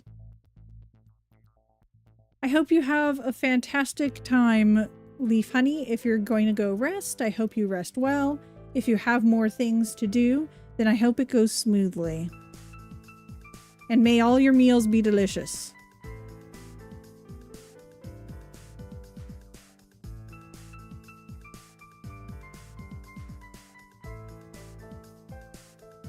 I am making the Eye of Cthulhu from Terraria.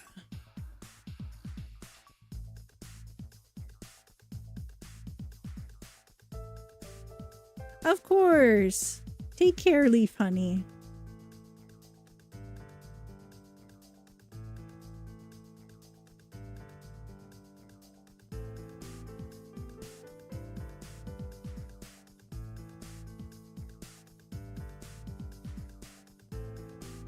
Okay, I need the side that has the most black on it because unfortunately I started picking up a bunch of different colors.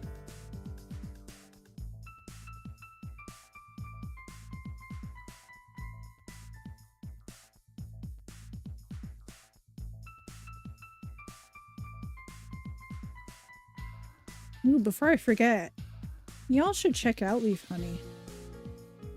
They do some fun artsy things. Let me shout.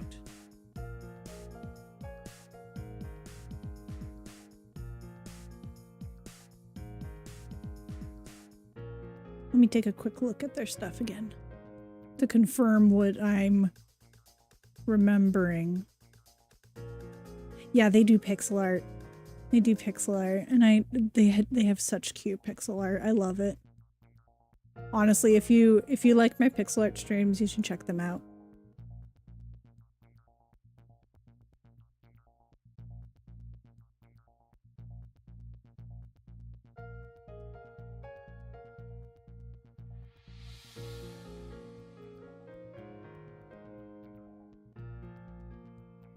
I can't remember, Ram. Did you ever play Terraria?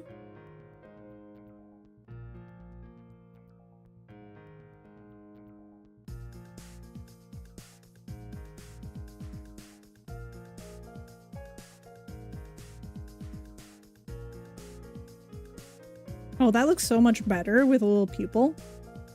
I have not, but several friends want me to. Oh, you own it. I enjoy it. I enjoy it. It's just, once again, I'm terrible at sticking to games. I was originally looking at streaming as a good way to finish my games, but I've gained so much joy in doing art streams on YouTube. Like, it's such a great motivator for me to make things again that I'm just kind of like, well, maybe I'll sometimes play games, but for now, I'm really liking this.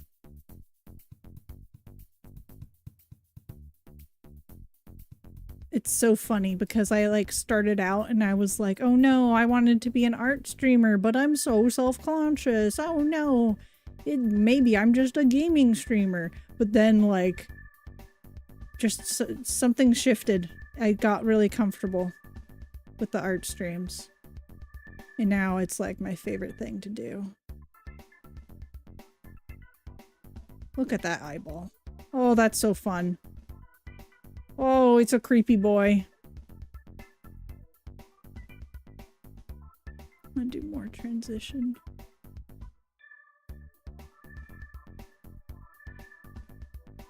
Maybe I could just add a little rim of like a mix of blue and black around the rim, and that might make it look better.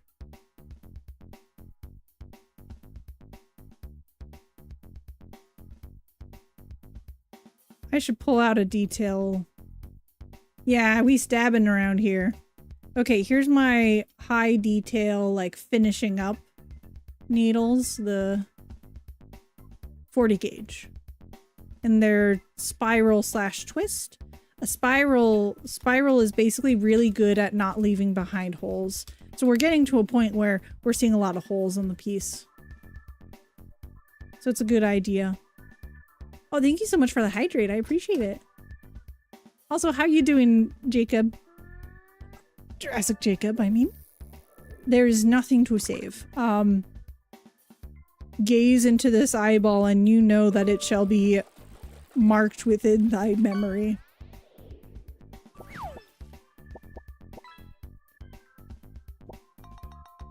That's some good drinking and some unshrimping. Save in real time. Have a bit of a headache. I'm so sorry to hear that. That is so hard. That is so hard. Hello, DJ. How are you? It's good to see you. The community has voted for IRL art today. So we are doing needle felting.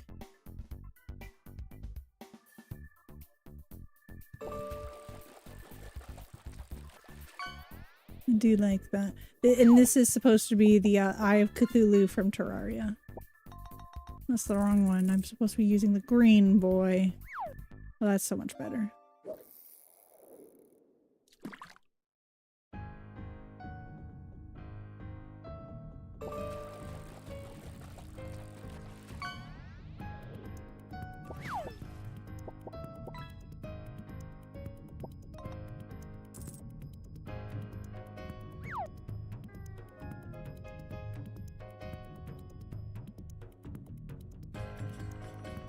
Yeah, unfortunately it wasn't exactly centered, but that's okay. It's homemade. I don't try to go for perfection when it comes to crafts. You love Terraria? Yeah, we were just talking about Terraria. I love it too. I never finished. I have defeated like the wall of flesh at least and whatnot, but I generally don't get too much farther than that because I habitually restart games and like put them down, and when it's been a long time I want to restart the game because I'm like, oh well, might as well start over for whatever reason. Okay, here's some red for the eyeball veins.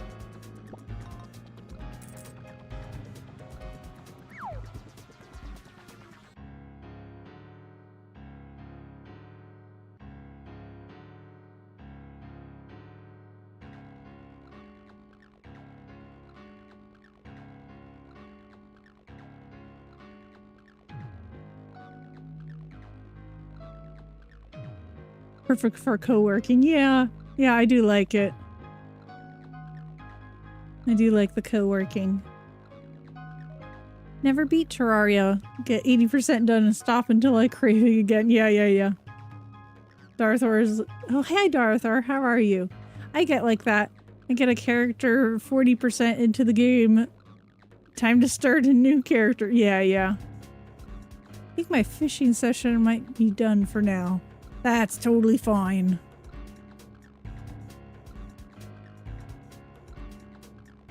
Me who's beat Terraria with every class. Yeah, and then there's Rio.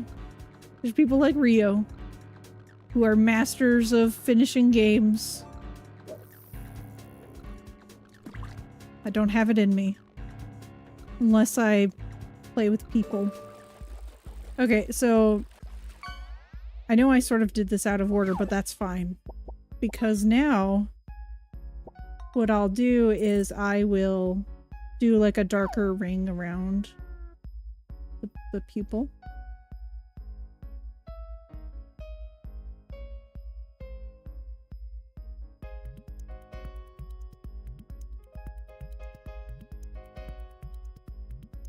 Also, I suppose it's been a little bit since I showed like the kinds of other stuff I've done.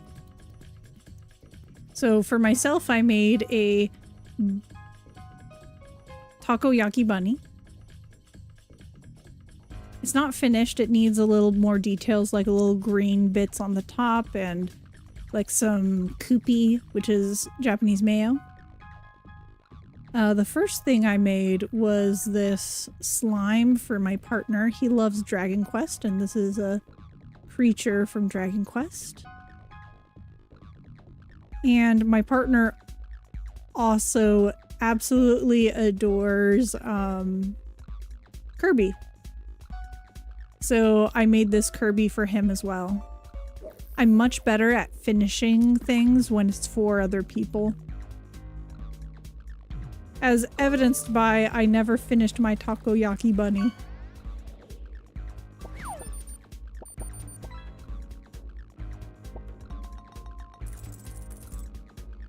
I am liking this look though, because I can like sort of make it look a little blurry, which is kind of realistic with veins. They aren't like perfectly red.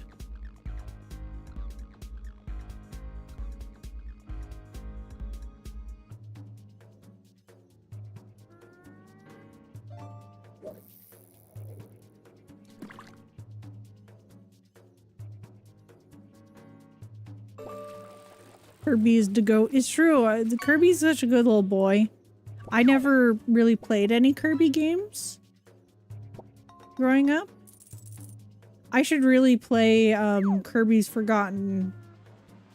Well, I forget what that new Kirby is called, but it's the one that's like an overgrown post-apocalyptic society, and I absolutely love it.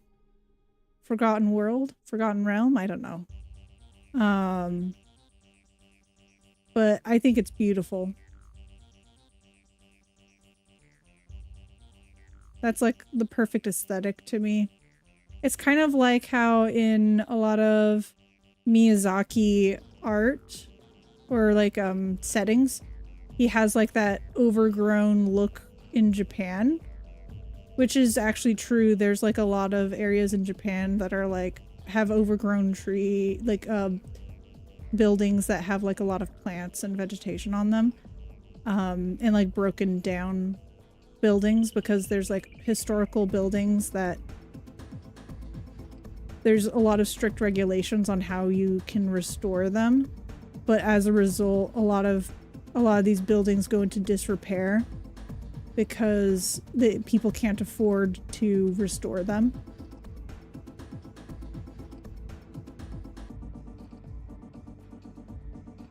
But I think that looks beautiful.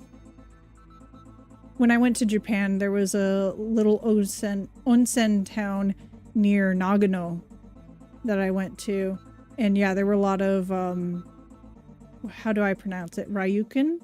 They're like the old style hotels in Japan that were in such significant disrepair, falling apart, overgrown by vines. It was beautiful. It's also kind of a shame because I know they have an issue with space in Japan. There's not a lot of usable property space.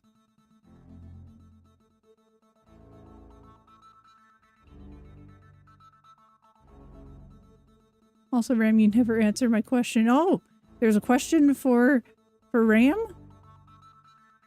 Day one, I normally stop after a wall of flesh. Yeah, I should really get back into Terraria. I love it. I love it. It's the people I played with didn't love it as much as I did though. My partner liked Terraria, but I think I wanted to play it so much that he just doesn't really care about it anymore. Which is fine. He never like adored it like I did. It makes sense.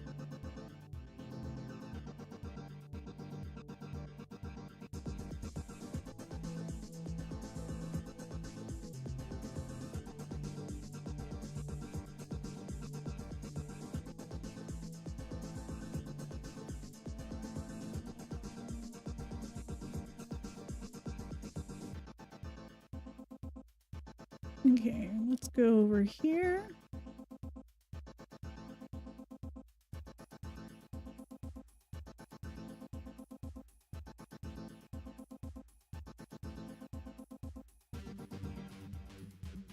Yeah, you, Ram. Apparently there's a question for you, but I don't know what it is.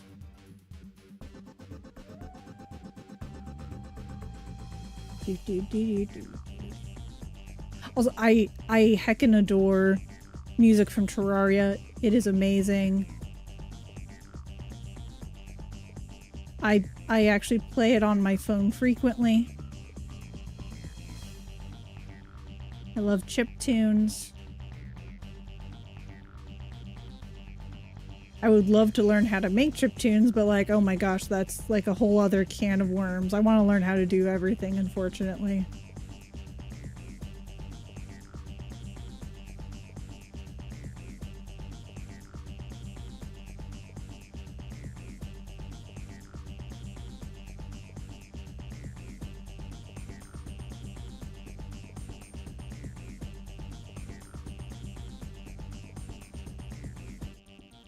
I like how the loose fibers are tinting the white a little pinkish. Ah, ad break. So sorry about that.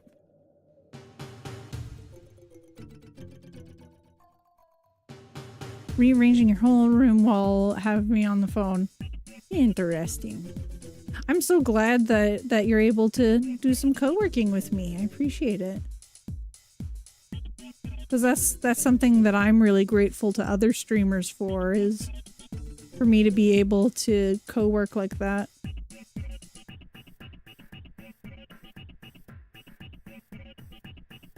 I find it so much more motivating to listen to someone as I'm working on something in the house.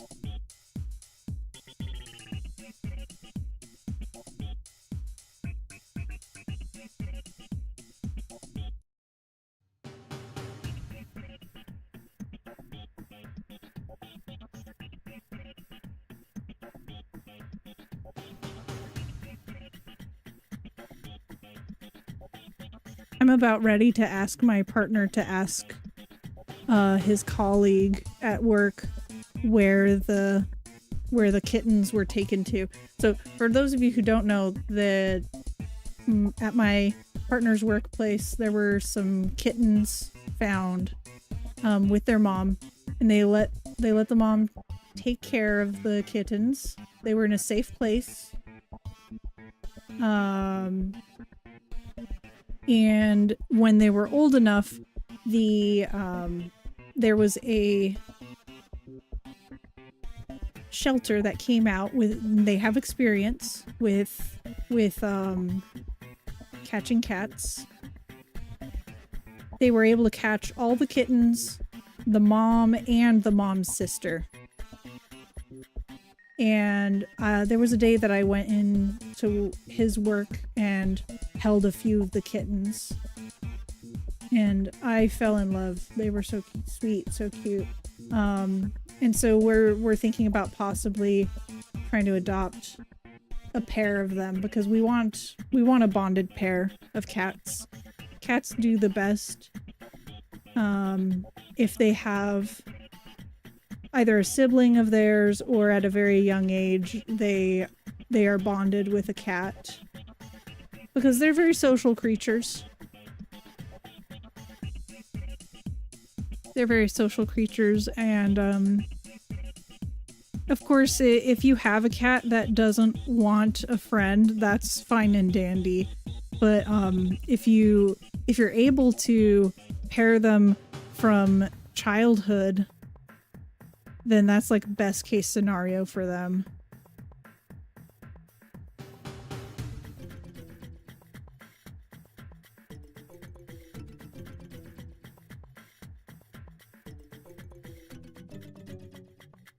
And so, what better opportunity than getting a couple of kittens from the same group? So we informed them that we're interested, but unfortunately the kittens didn't end up in that particular rescue.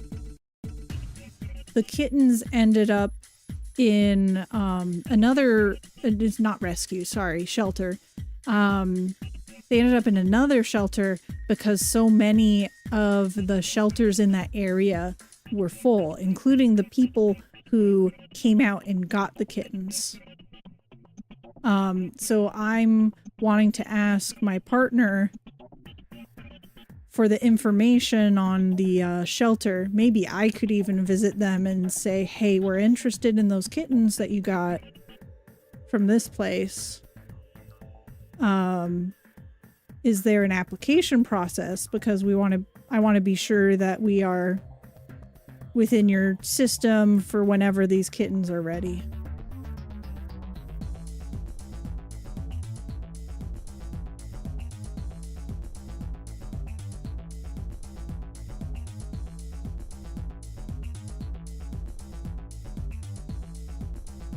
And also find out if basically in my perfect world, I would get confirmation that we're getting kittens, so that way we could start preparing the house without concern that it's a false alarm and we didn't need to buy a cat tree and all that sort of stuff.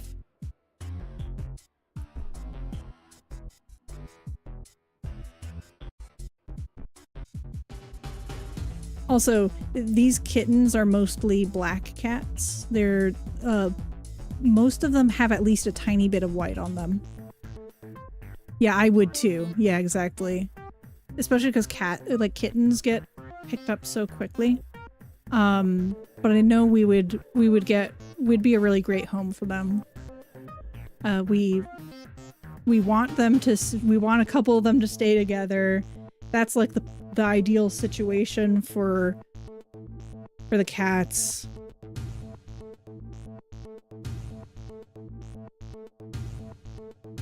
But yeah, so I'll ask. In fact, I should just send a message to my partner now.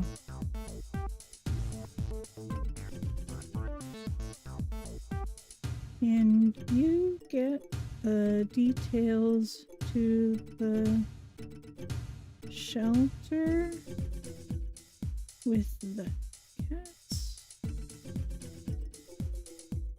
Thank you so much for the big gulp, Rio. I'll get that as soon as I ask my partner about this.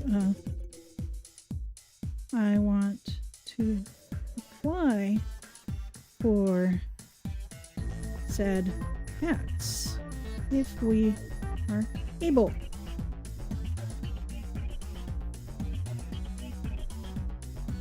Okay.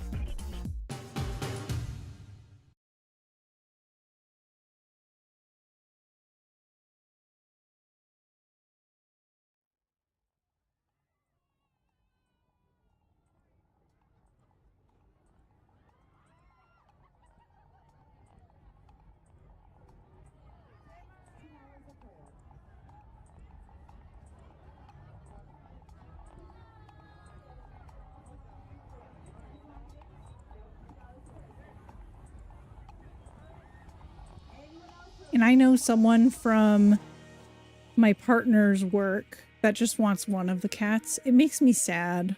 It does make me sad. There's like 6 cats. So it's perfect for like, I get it. Some people just want one cat. And sometimes people already have other cats. But I don't know. It's the perfect time for these cats to be able to have someone they're familiar with. And I think it's a shame to split them. But they can only have one cat, and I respect that. But hopefully most of the others will get to have at least one of their siblings with them.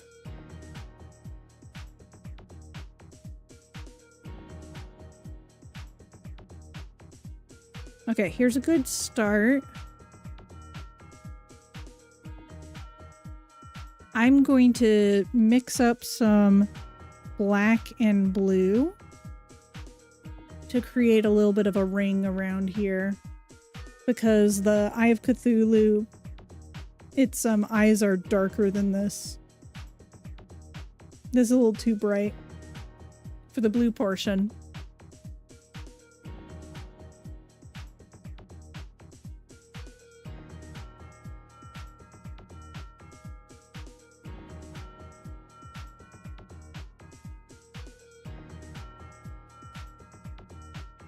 Okay, there we go.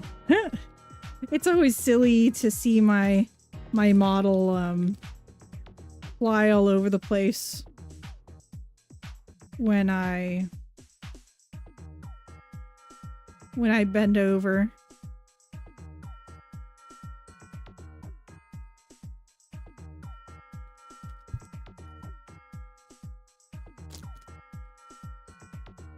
Okay. I need to just use a little bit of black because, oh shoot, I'll try a decent amount. Okay, let's move these things. Where is the other brush? I don't. Temperature too high. That's unfortunate. That's so interesting.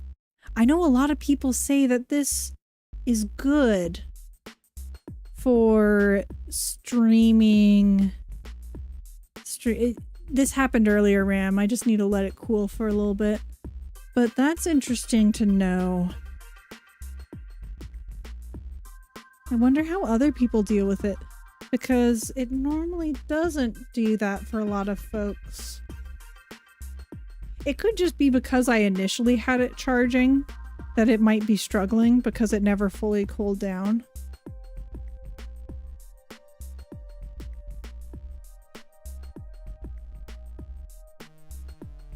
That's okay. I'm just still looking around for my brush. Where did I put my other carding brush? That's weird.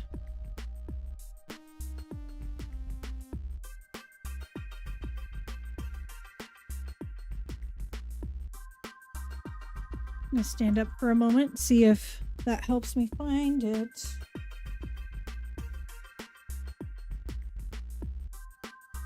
Huh.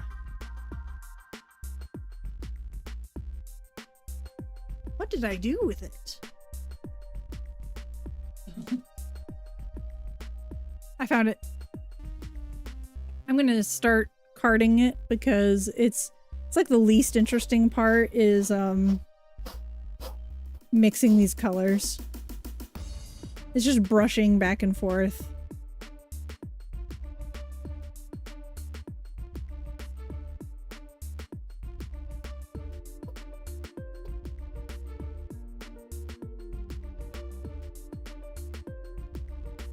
Ouch. Okay, that doesn't count. That was the carding brush that hurt me. Not the needle.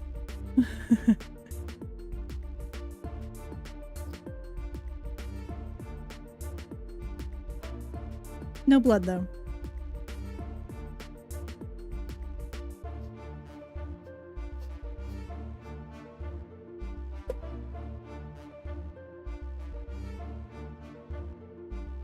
So it doesn't count.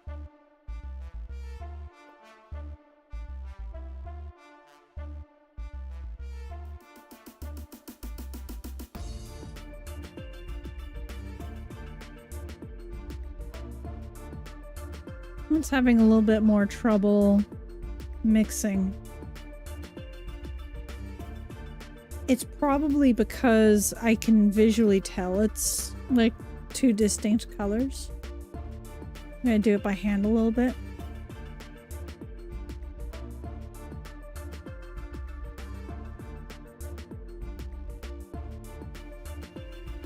So why are you rearranging your room, Ram? I wonder. That seems like quite the commitment.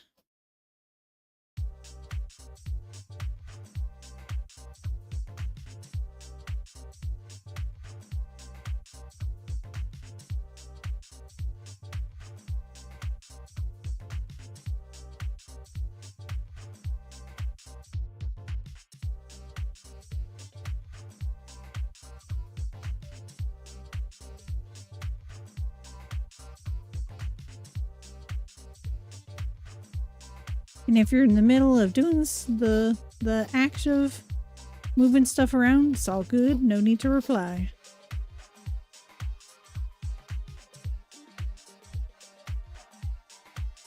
Okay, in a few minutes, I'll probably try turning the camera back on. What's the question? Oh, I'm wondering why you're rearranging your room. Seems intense.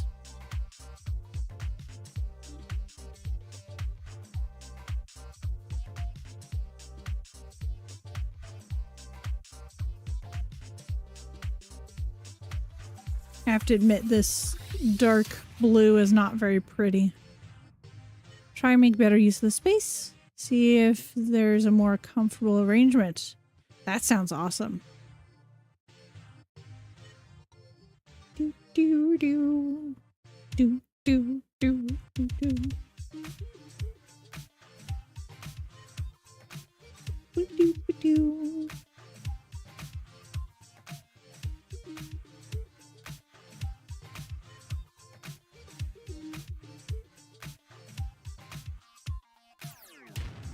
Okay, I have to admit, I'm not really a fan of this dark blue, but I think I'll use it sparingly to try to tone stuff down.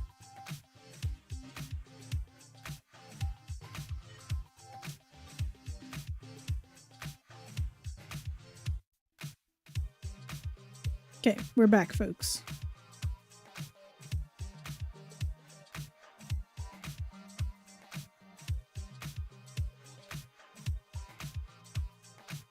You know, this is just a learning process, I suppose.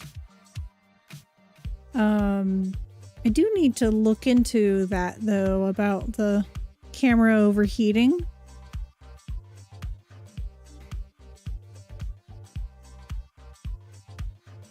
Because we don't want that happening. Probably bad for the camera. Oh, it does look better, I think.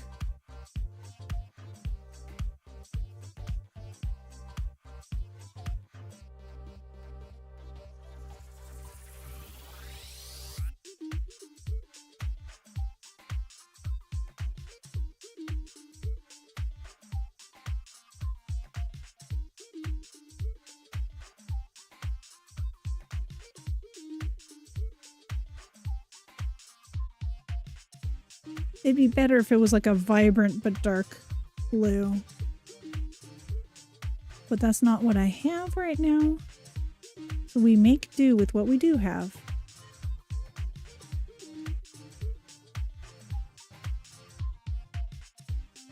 Hello, Shrimp Brain. How are you? Yeah, cameras do use an intense amount of processing, but I do know that that people do successfully use this particular camera for streaming.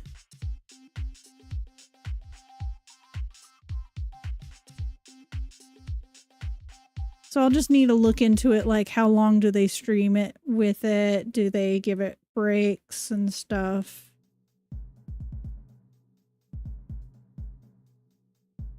How bad is it that it's saying, hey, I'm overheating?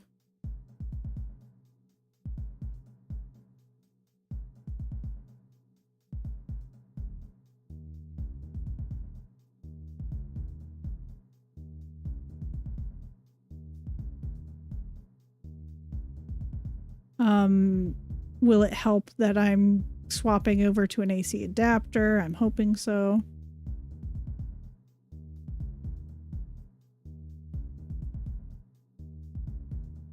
Yeah, even though it's not quite the right color, it is an improvement, so I'm glad for that. And I can blend out the colors a little bit more.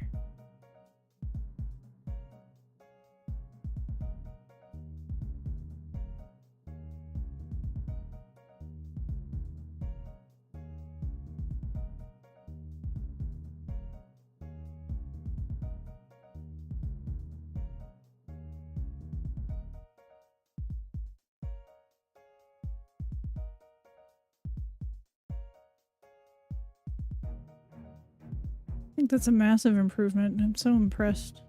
'Cause I hated this blue.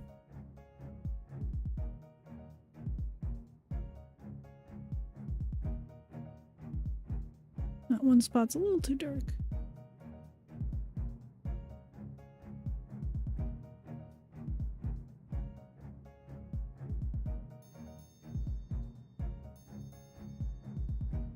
Use old Google Pixel 5a. Oh, I have a Google Pixel 5a. That's my current phone. How funny.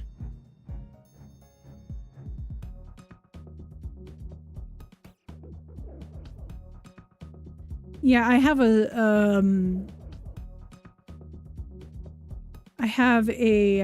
point and shoot.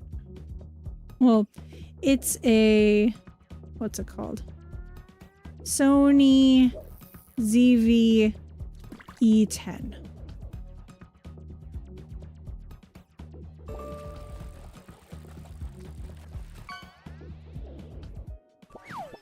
And some people do use it for like a webcam and stuff like that.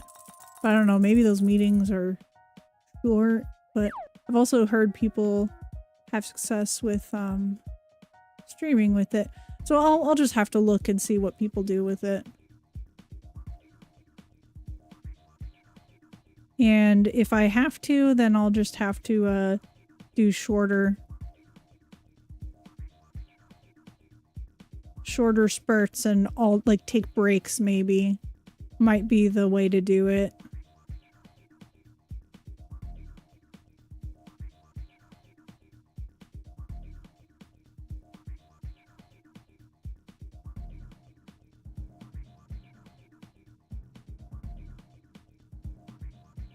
Oh, you mean the Google Pixel 3? Because it was the last one to have, oh, a headphone jack. Oh, interesting. You have the 7 now. We're thinking about upgrading me soon. My partner at least is like, we'll upgrade you soon, don't worry. And I'm kind of like, I would actually rather spend my money on equipment for streaming. If we're going to buy stuff for me, my phone still works.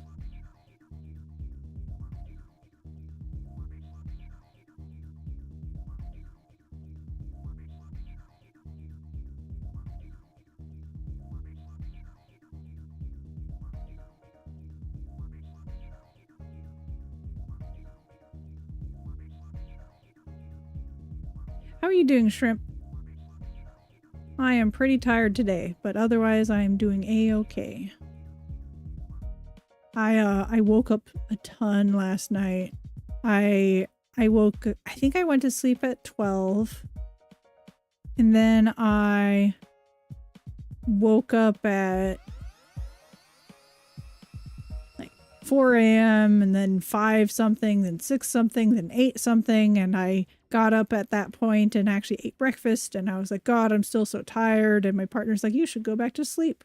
And he went to work. I went back to sleep, and then I didn't wake up again until 1 p.m.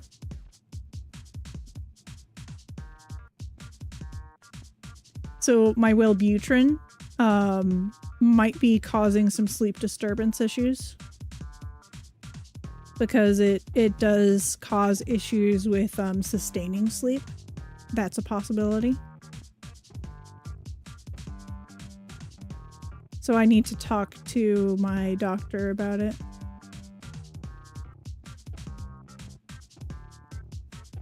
Yeah. Good. Just got back from local Rotary meeting. I don't know what it means. Is it an engineering thing? Like Rotary rules.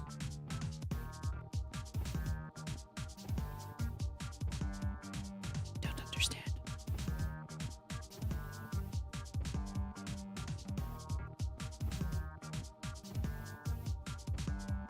Well, shoot, that looks much better though.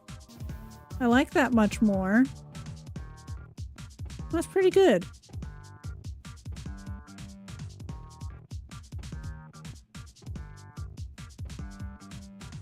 Okay, the next step will be adding tons of veins in the back.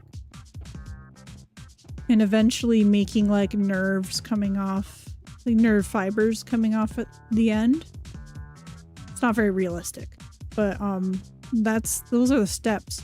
But I don't think I should do it all today if my camera is struggling so much. Been a few hours.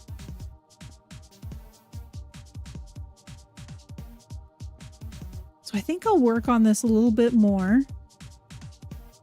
And then I might swap over to doing something else. Maybe a game. Been a while since I played a game. I'm just trying to pull up all the loose wool that I've put down on here.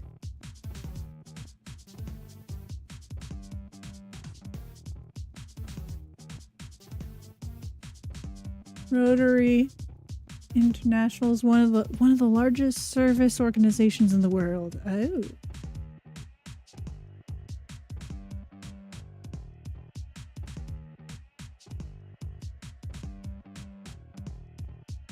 I am not of this world.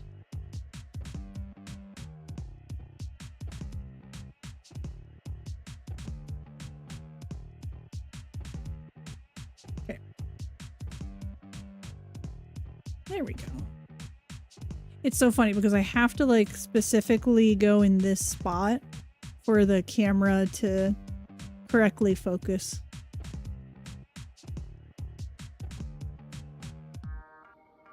Shrimp, did you see the little Kirby I made for Corvid Council? I'm so much better at finishing things if it's not for me. And here's a slime from Dragon Quest. He also loves Dragon Quest. Little slime. Da, da, da, da, da.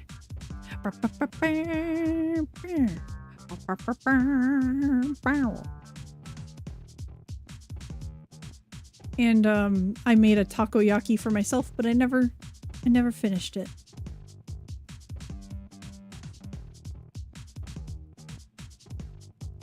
Little bunny takoyaki.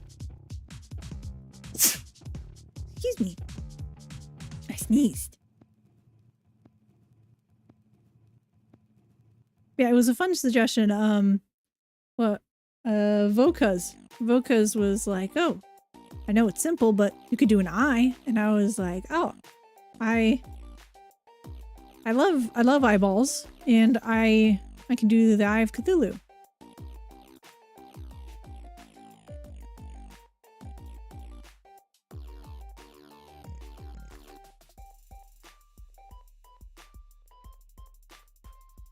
Maybe I could start with like some of the tentacle-y parts. Oh, but then it'd make it harder.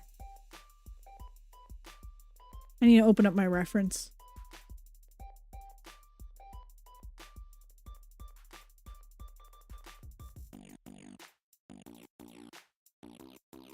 I should go this way.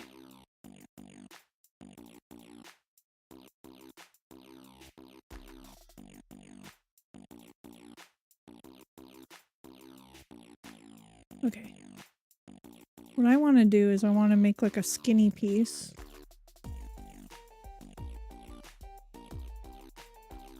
But I want it to also be able to branch outward. Okay.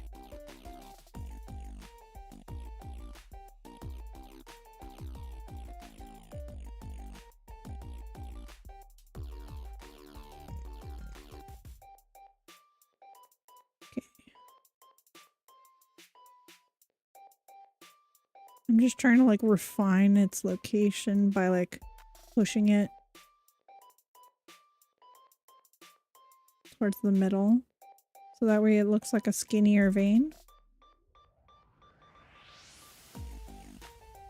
Okay, and now I want to go a little farther forward.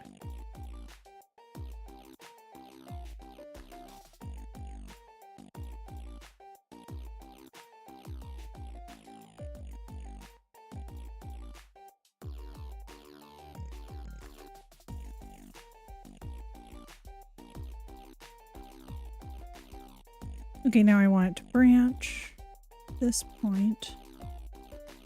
So now I'm going to try to like untwist it a little. I want it to branch.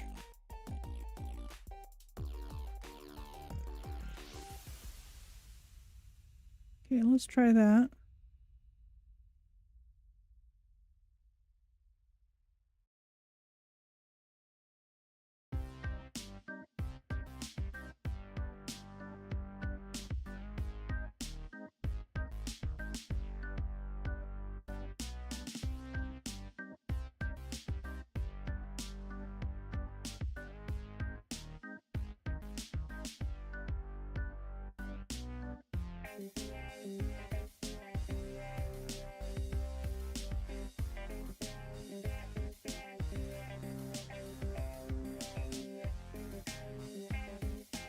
Okay. Thank you so much for the bead gulp. I appreciate you.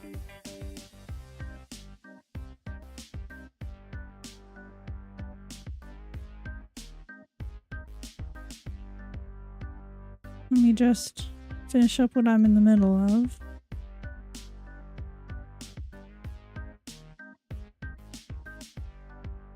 It's tricky. It is tricky. I want to separate these two. Yeah, there we go. It might be easier for me to just make new branches with like new pieces of fiber. Because that's pretty tricky, the way I'm trying to do it right now. There we go. Okay, we'll do it that way.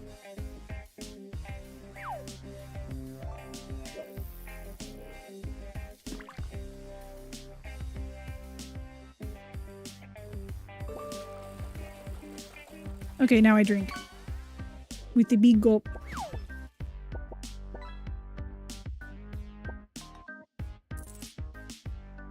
Rio, you could stream it on Discord, but you could also stream it on Twitch.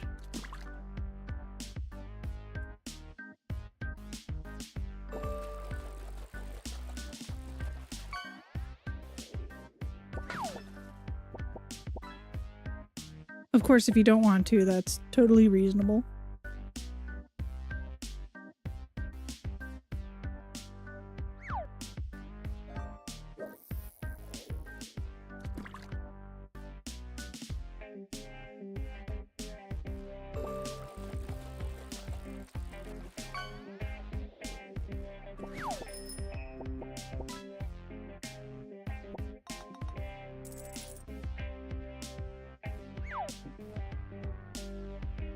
There we go, that's better.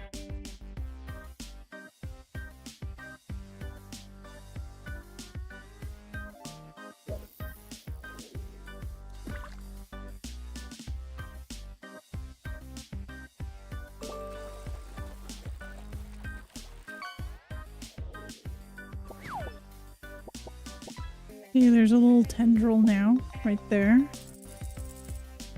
I want to make a little another one like heading out this way.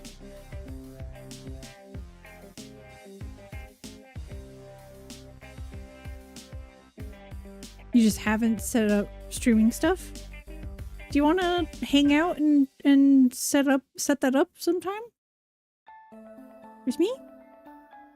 So I'd be down. I'd be down to do some co-working with you.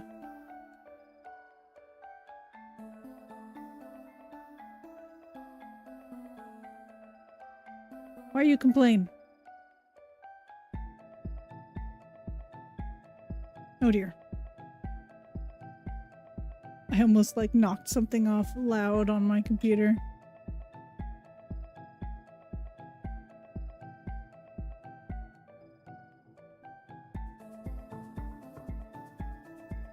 What's happening with this baby? I was very unhappy, that's what it is. Okay, I'll give it some pets.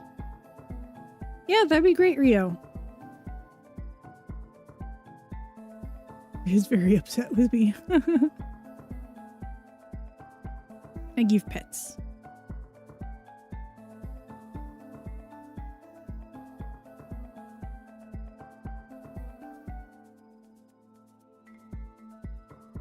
Such a cutie, I love it.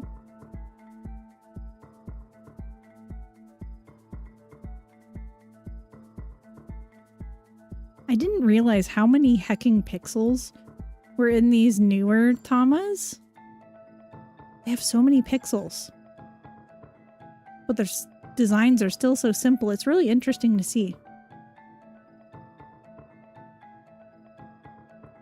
It's basically a drawing with how many pixels there are. Like sometimes I get a little confused by people going with like so many pixels for their pixel art. Especially of characters. Because I'm just like, I don't know. I want to see that it's pixel art. Otherwise it just looks like a low-res photo to me. Or a low-res drawing. Which I guess is what pixel art is technically. But I don't know, I kind of prefer when there's a little more restriction. Like it then looks more like a style to me.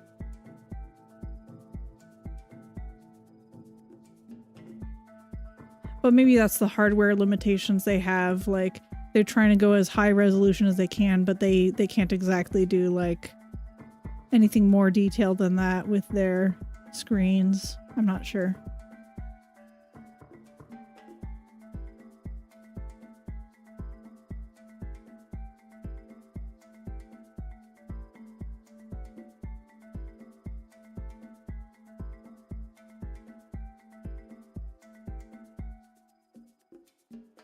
So now we have pretty beefy vein over here.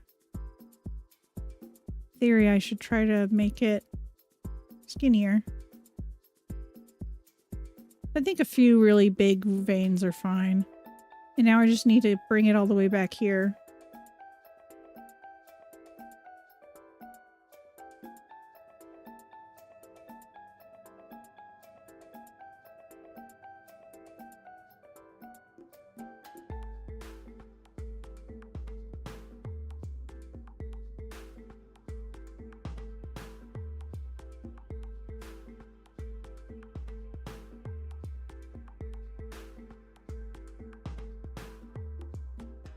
And there we have it. I'm having so much fun making this, y'all. I missed needle felting. And what I love about needle felting is there's not nearly as much setup as like some other arts, like with paints. I still love painting. I think I do. It's been a really long time since I've painted. And I do still want to make, I want to paint some miniatures on stream, especially because I have so many board games that have miniatures to paint. Like, one board game alone, back when I had my job and it was a nice paying job, I had backed a Kickstarter for a pretty big board game. Hello, let's see, BPGMR.com. Do you prefer GMR? Like, what do you like being called around here? I'm curious. Well, come on in. BP. That's right, BP. Thank you so much. I appreciate it. Just need to set up scenes and transitions. Honestly, I should do that. I should set up transitions, but I don't do anything for my transitions. I just have the default fade. And then, of course, I like, that's the whole problem, though, is stuff like that camera turns off. So I should really have more of a transition screen that takes a little bit more time. But yeah, I should figure that out, too.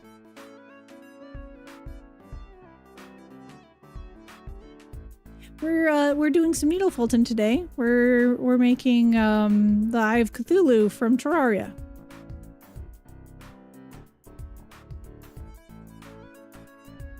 I might refine it a little bit off stream, so I don't think I'll finish it today. But I might like work on making these a little thinner between streams, so that way I'm not just like blindly trying to fix it when I'm so far away from it. Very cool. My hands would struggle with this these days. Oh yeah. I love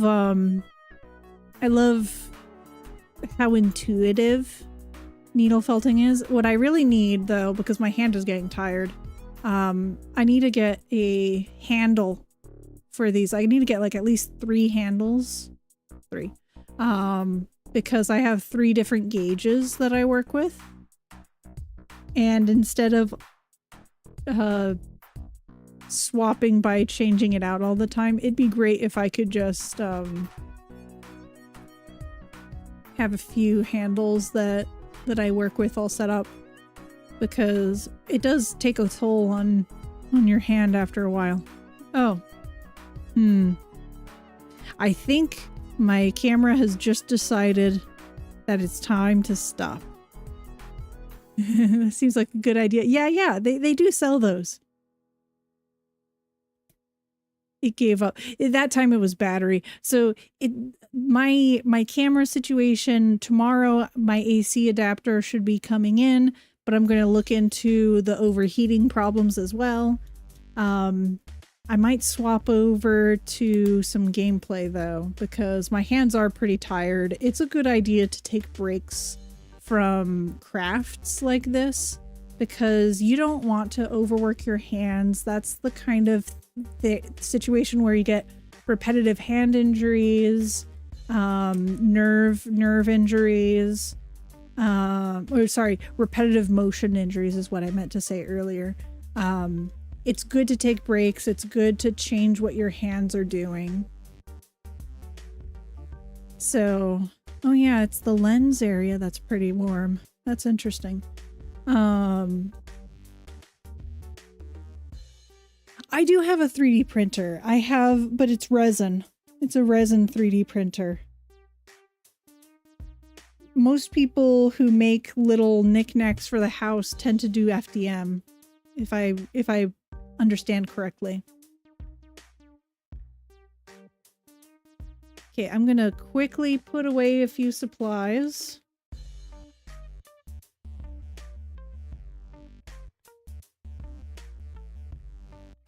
So that way I can effectively swap over. Yeah, ooh, my hand is angry. Thank you for looking out for my health, camera.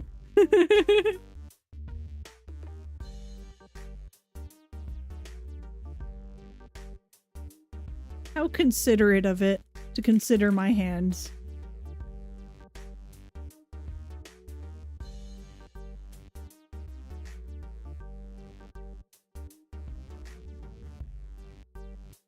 Okay.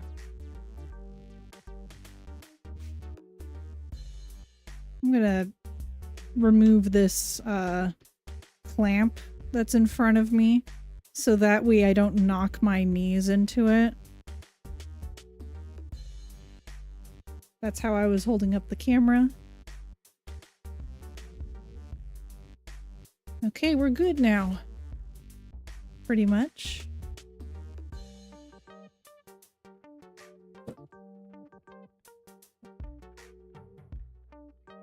Should pick a game. I do like this little eyeball. I'm gonna want to finish that later. Gonna have to resist doing it off camera. Unless people don't care. I could finish it off camera if people didn't care about that.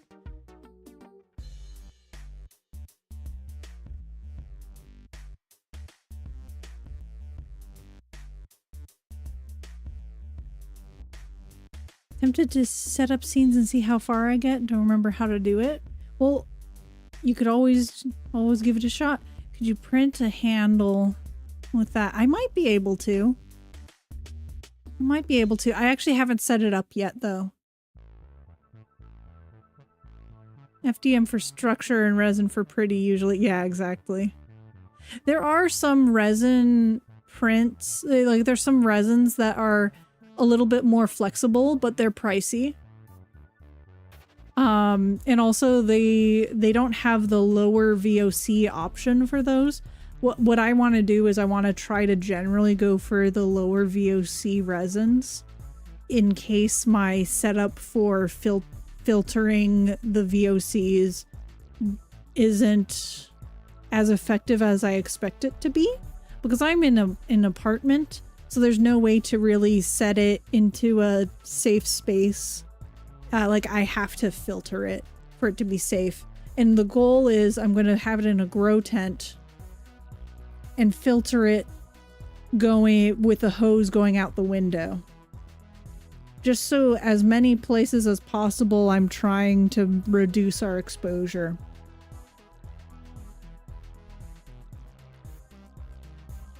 Never played with resin. I rolled out when I found out resin is potentially toxic. Yeah, it is. It definitely is. I know I will eventually spill it and make a huge mess. But if I just keep away.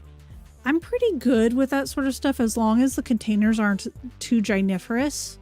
But yeah, I'm pretty careful. I just need to make sure that I'm having a good day because I do have neurological problems.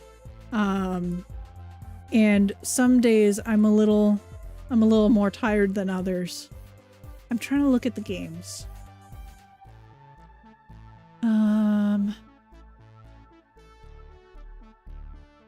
Let's see.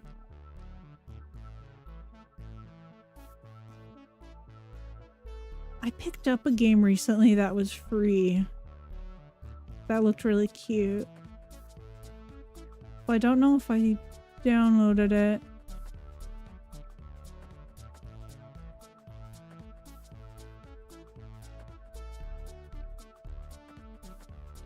I might not have. I'm not sure where it is right now.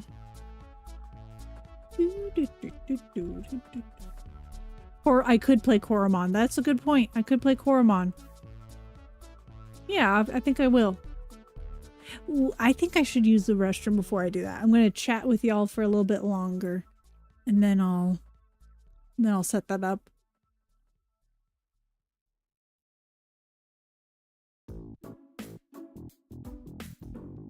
The Bamboo Lab one is still super good though.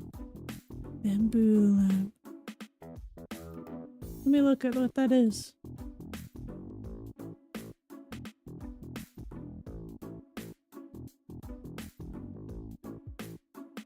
Oh, those are cool. It's a multicolor filament. That's neat. That's really neat. That's so cool.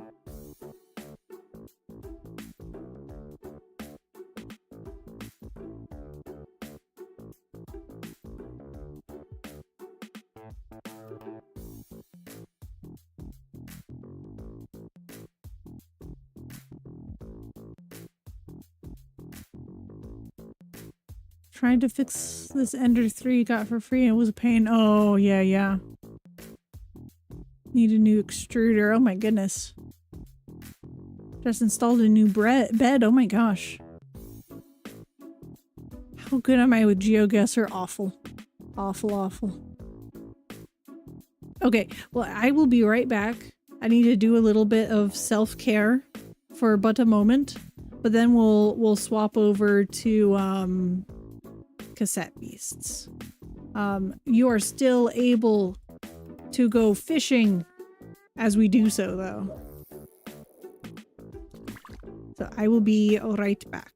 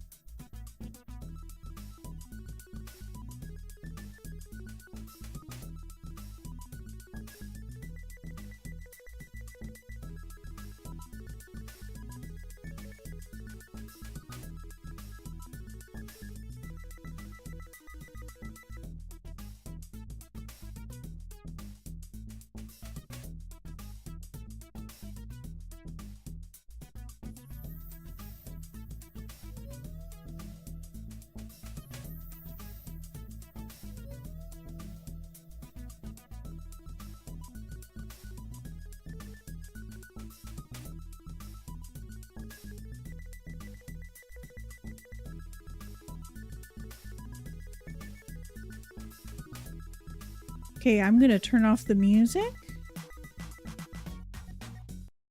But yeah, that was a skink. I actually don't have any snakes. They sometimes look like snakes, but they have really little arms. They're really cute. Okay, I'm going to turn on the gameplay display.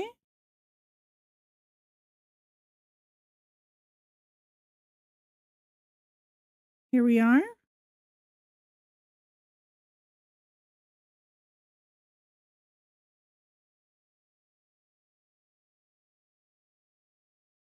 Okay. Now I need to turn on the music for it.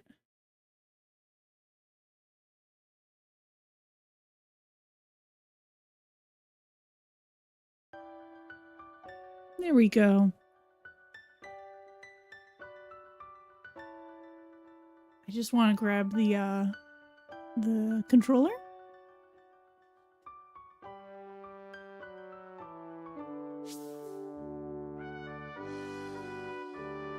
All right, here we are. So this is Koromon. It's a really fun little Pokemon-like game. It's more similar to like old school Pokemon than anything else. Hello, Rio. Have you ever played Koromon? Koromon's really cute. I can't remember what my mission is. It's been a while. This is my starter. His teeths. Oh, wait. I evolved him. Did I not save?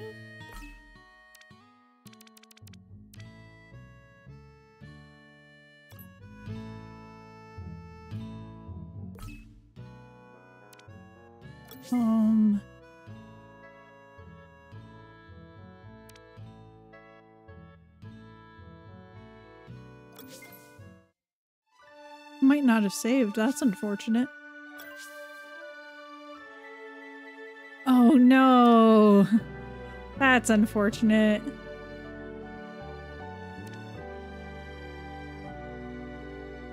You've not. Well, that's okay. That's okay. I don't think I'm that far behind. Oh, thank you so much for Limzard. Okay, Hexacomb also isn't. Oh, that's so sad. That's so sad. What happened? Okay, I don't know what I've done anymore.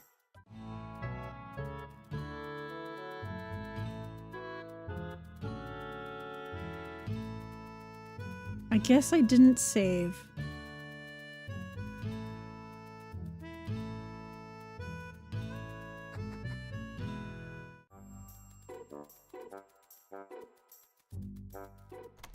What am I needing to do?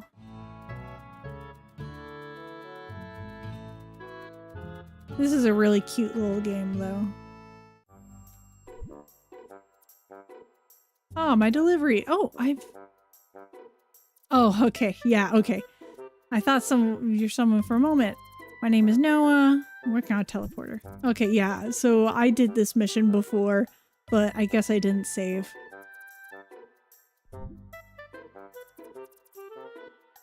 Okay, we will go get his package.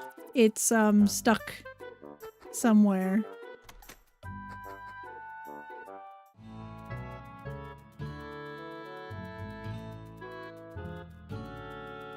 So we're going to go down this way. I know exactly where it is.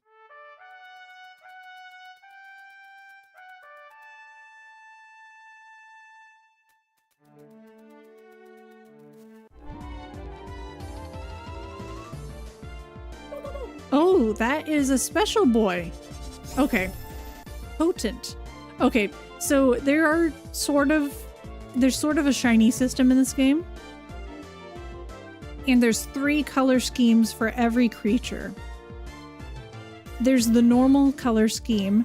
There's the potent color scheme, which is it has pretty good stats. Like it has better stats.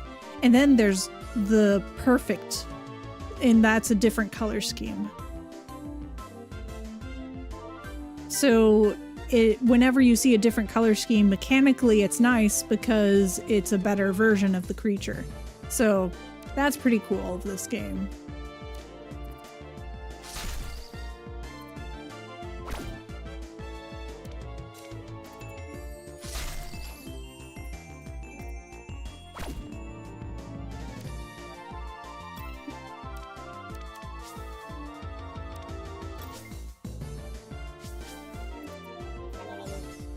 Many.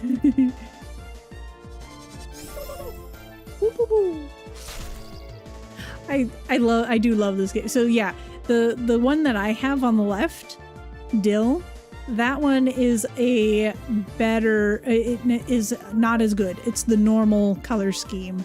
So on the one that I'm fighting on the right, that one's the special one by comparison, but it's just potent. So I think I think the numbers are like 17 to 20 and a perfect is 21, I think. I'm not entirely sure.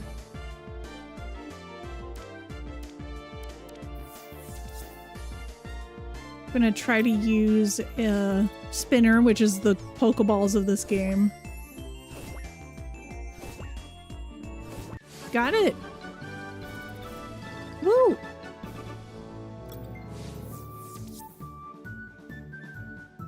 Okay, well, I'm gonna have to swap this guy onto my team.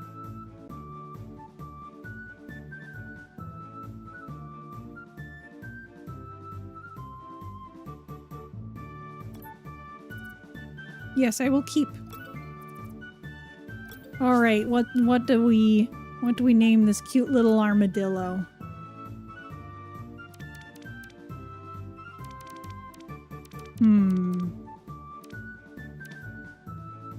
Oh, that's right. I named the other one Dill because of armadillo.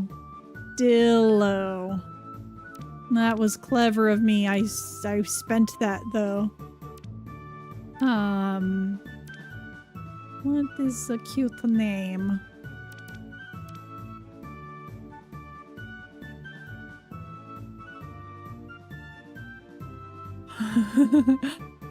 Armaldo. I do like that. I do like that. Oh, I should change my category.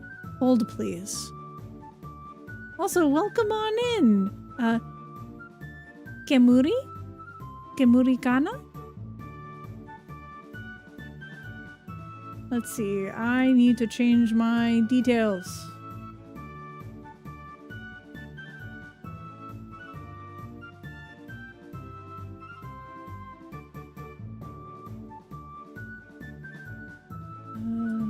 Stream. Flip, edit, stream information. That's the one I want. Okay. Hello.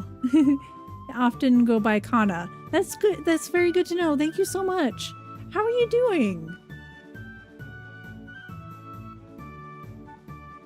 Okay, here we are. I'm gonna swap over to Koromon.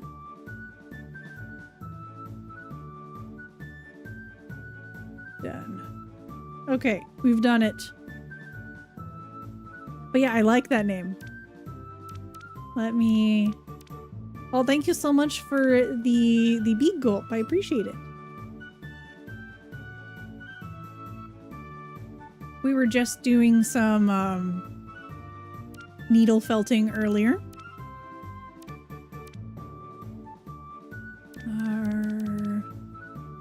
Mal.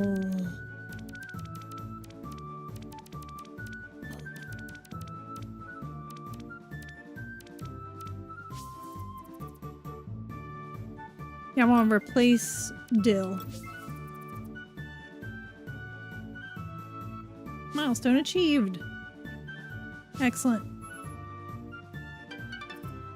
Was poking around who was online and was just like, that's some interesting needle felting. Yeah, I love needle felting. That was my first needle felting stream. Oh, man, I don't know. But that's the tricky part of this game. You have to like, oh, I never want to do that. I have to pick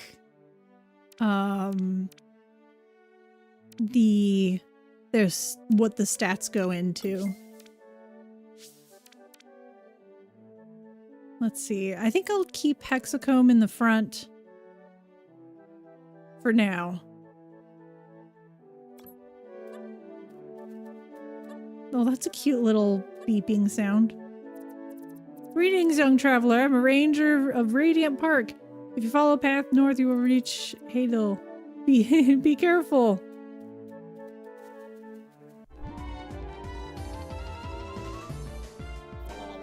But yeah, I love these creatures. Oh my gosh, they're so cute.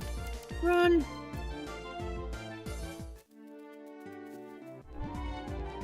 Yeah, this is a really cute little game. I feel overwhelmed when made to pick. If I don't know ideal build, I just spread it evenly. Oh my gosh, yeah. It's so spooky. Oh no. Oh, Hexacomb, no. Bye-bye, my sweet, sweet summer child. Alright, Teefs. I'll let you mess around with this guy. Yeah, I like knowing ideal builds too. So that's like the one downside I find with this game for me. Even if I unknowingly make my mage buff instead. Oh my gosh. That's adorable. Trash Cat requires you to hydrate. It's true. It's true. I do need to stay hydrated. Oh dear. Okay, here we go. Aha, we made it. We're just running back to the original town and they'll tell us over there, oh, we already sent the package. I don't know why it is the way it is. But I should heal first. Where do I heal? Oh, I heal here. With the green plus. So, fun fact. The reason why the green plus is a thing in most video games instead of a red plus is it's required for any, and like internationally there's a requirement that anything with a red plus is for like human health, like actual human health, so you don't falsely advertise that you're doing something that's like for like a first aid kit or something along those lines. Same, I just need to know if the stat I'm dumping does anything. Yeah. But yeah, so that's why in video games it's not red crosses, it's green crosses, because red crosses are like they have to be for medical items and stuff. Or sometimes blue. Yeah, sometimes blue, depending. But yeah, green is safe.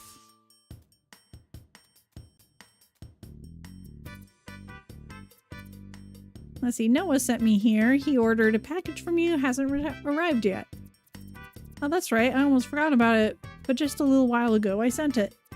The packaging didn't have to go far. It should have arrived by now. If it isn't delivered yet, then the package must be somewhere between here and Hayville. I can't leave the market unattended, but perhaps you can have a look around in Radiant Park. Okay.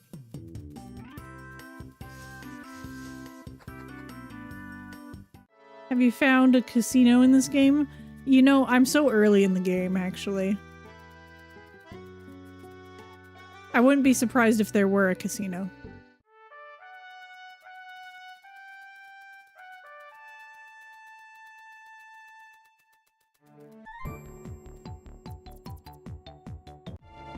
Oh, okay.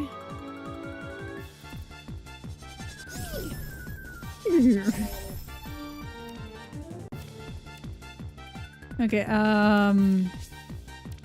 let's go Teefs.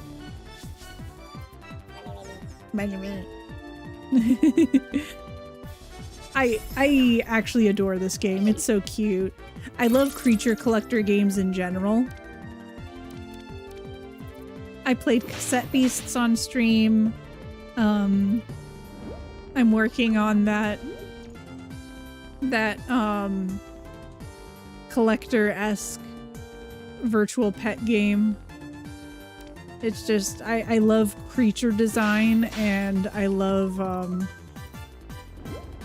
collecting them.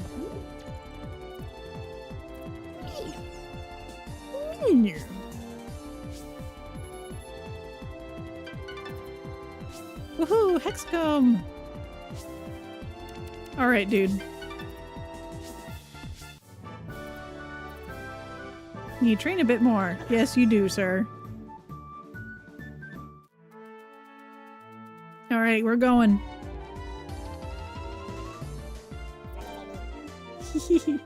They're so cute! Look at it! You can defeat them. I believe in you. I love it! It's so cute! Say Monster Rancher is one of my favorite series. Oh! I've never played Monster Rancher, but it sounds like it's totally up my alley. The backdrop is so cute too. I agree. I love the graphics in this game. I was complaining earlier about how Pokemon like decided to go into 3D when I didn't feel like they were prepared for it.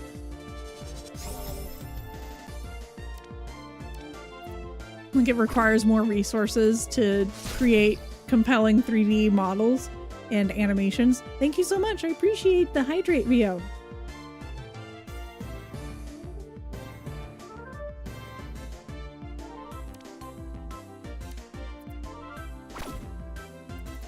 I don't know. I think they should have spent that time on more content rather than jumping into 3D.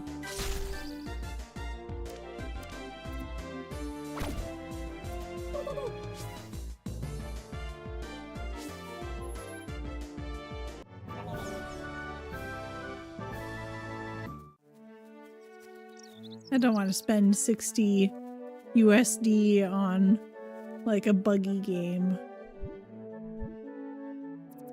Sorry I startled you. I thought a wild Koromon jumped me. A Koromon? They only jump at you when you walk through grass. And don't you have your own Koromon to battle them? Yes, I do, but I forgot to bring any health cakes for them, and now my entire squad fainted. I can't go through the grass anymore. I'm trapped here. Wow, I'll never be able to deliver this package. Do you mean the package meant for Noah? Yes, but I'll never get there while my Koromon are fainted. Oh, I'm so stupid. I can escort you through the grass so you can go to the trainer hub in Hayville. Really? Would you do that for me? Thank you so much. Okay, lead the way. He just like phased into me. Oh my gosh. I forgot about that. That's one way to handle it. I love these little corvids. They're so cute.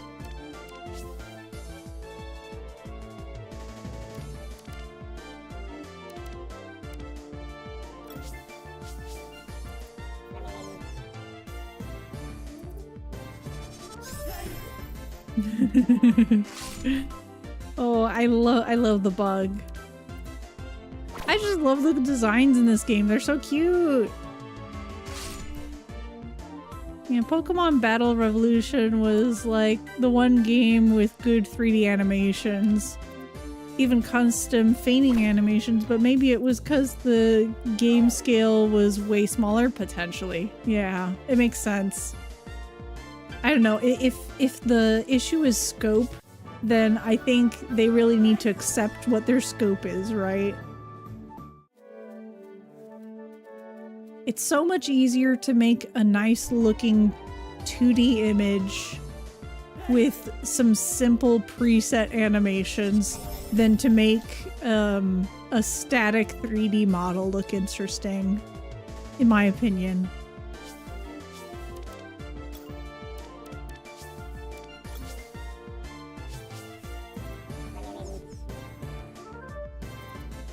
Since it was evidently just meant to be a game to port older game teams onto in battle. Yeah.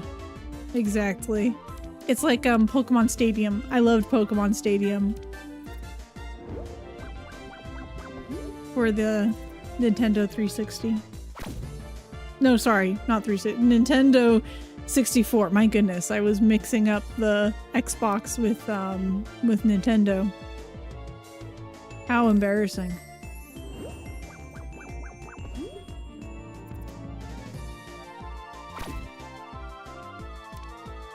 I don't know if you've checked out my content before, but just a little quick overview. I usually do pixel art. I'm doing a little bit of game development to try to create a virtual pet game for stream. And I've made all my stream avatar stuff.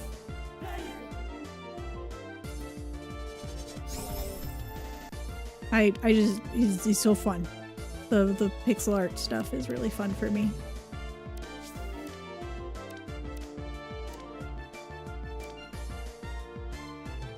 Let's see, let's try. What level are you? Level 5? Yeah, I need to level up my other guys a bit more. I think mention when you rated. Oh, yeah. Oh, I see. Jess is fantastic. I love Jess.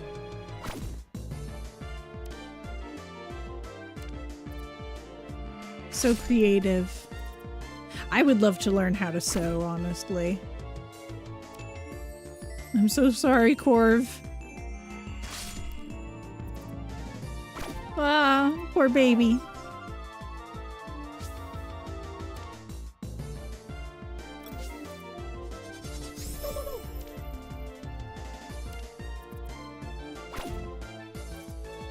Let's see. But yeah, I love the idea of like art dolls and all that sort of stuff. I tried learning sewing before. I had a hard time with it, but I'd love to give it another try one day. Try to skip. I should really improve their stats though. I should sit down after stream and allocate their points. I think I'm able to do that.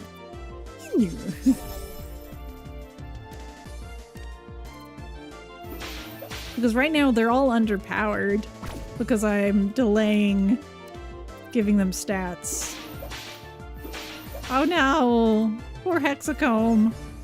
I struggle because my threads keep getting knotted. Oh my gosh, I know. I do love cross stitch though.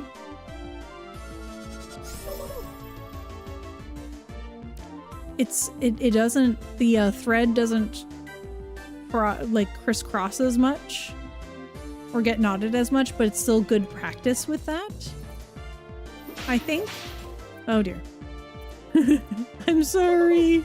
But yeah, I think it's still good practice with managing thread.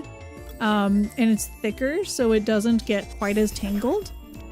And if you didn't want to get a hoop for cross stitch, that's still fine because you can use plastic canvas, which you don't need to use any kind of, what are they called, hoops as a result. I'm going to be doing a little bit more cross stitch in the near future, actually. We made it. Thank you so much. You're welcome. But what about the package? Ah, yes. Well, I'm quite behind on my schedule now. Perhaps you could deliver the package to Noah for me. That way I can catch up on my other deliveries. That would never work in real life. I would be like the package snatcher. I can do that. Great. Here's the package. Huh? What's this in my pocket? A Lux recall? I've had this with me all this time? Oh, would you look at the time? Time to go. Thanks again. Yeah, so he basically had a recall potion, but it's like technology. He was able to get back into town and heal his Koromon that entire time. Love that detail. They made him roll dumb. But yeah, so cross stitch is really fun if you like that sort of thing. What's cool about plastic canvas too is you could make like rigid structures.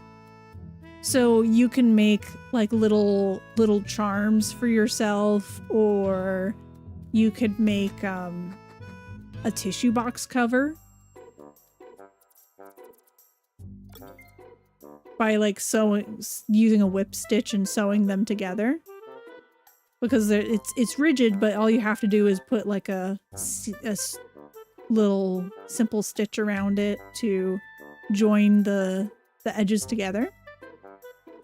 And all you need are like scissors as well to trim it. Yeah. I love that stuff. It's been a while since I've used it, but especially because I've really gotten into pixel art lately. Like, I want to wear like a pendant of one of like the little creatures I've made or something like that. I think that'd be really fun. Or like art from Stardew Valley or something. I went to the wrong building.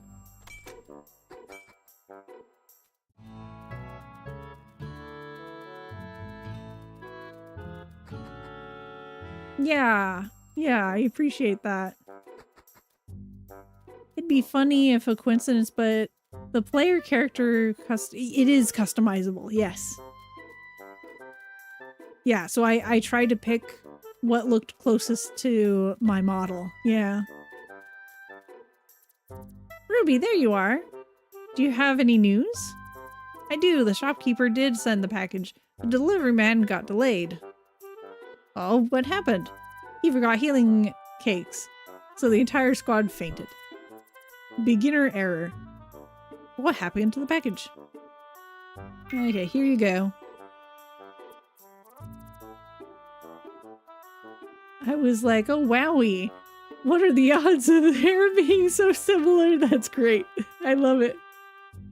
I recognized your name. I think we spoke in chat before with Jess.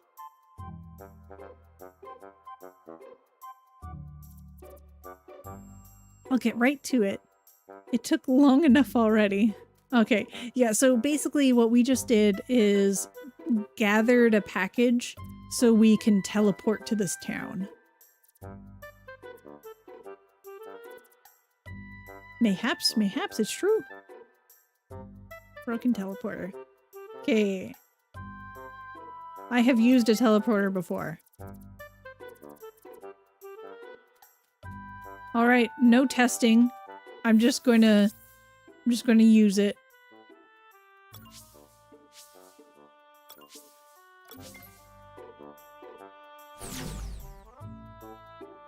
And then she was never heard from again. Okay, let's heal.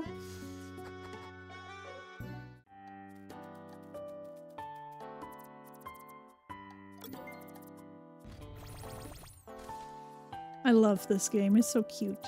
I need to play it more. My goodness. I'm going to save. Because saving is smart.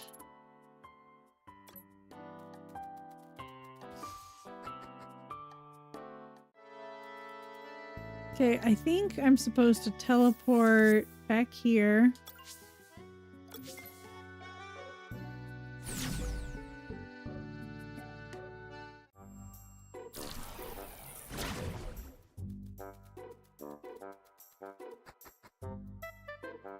Oh gosh, officer, there's a pair of glasses and a pile of goo in the town. Truth, truth. Okay, there's... The bees should be around here. I accidentally didn't save, so I lost a bunch of progress. Oh, weird. Hold. Where am I supposed to go then? Oh no, I'm supposed to go to the blacksmith because he has my little device.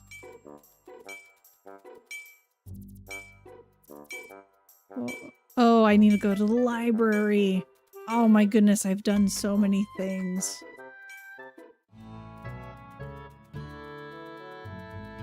Thank you so much for the big gulp I shall drink.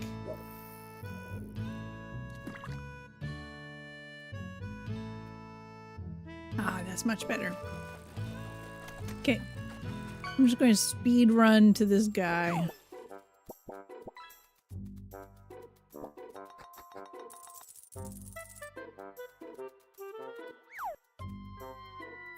Okay, so this guy is going to give me a bunch of books. You want something? Yes, parent told me I could find books for beginning trainers here. Ah, my brother Perrin? He doesn't understand the power of knowledge. He mocked me for reading all these books. Says I should contribute to town. Instead, he's working at his anvil all day. Now what does that do? In reality, the pen is mightier than the sword, right? I guess so. Ah, a fellow book lover. It seems I misjudged you. Here, let me help you get some books. Okay, so he's picking up a bunch of books for me because I'm a battle researcher. That's basically... in this world, instead of being a Pokemon trainer, you're a researcher. And by collecting more creatures, you're getting more research completed. I have a theory that the people we're working for are kind of evil, but I hope not.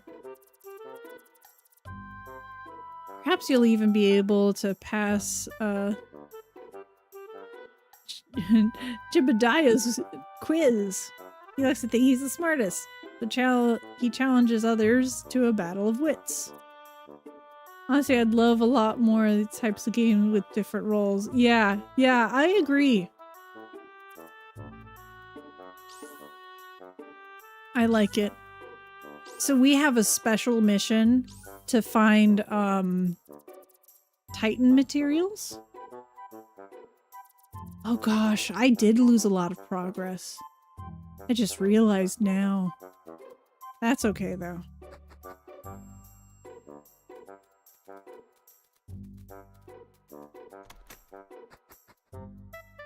I think there was a Pokemon fan-made game where we're a Poke Nurse in the mountains. Oh, that sounds really fun.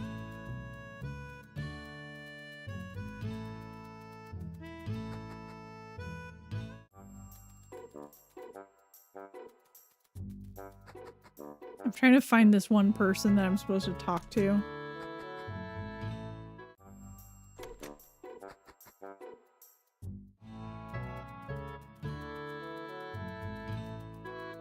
Oh, no. I'm supposed to go here, get my device, then talk to a person. Hey, there you are. You just finished your gauntlet. I'm not going to try to do the accent. I feel like it'd be a disservice. The essence collector is installed and ready to go. So yeah, our special research is we're supposed to collect something called Titan essence. I'll take back that spare gauntlet first.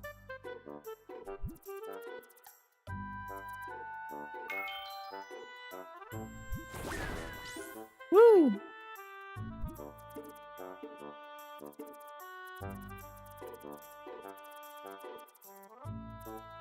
Alright, so now we can push stuff around, basically.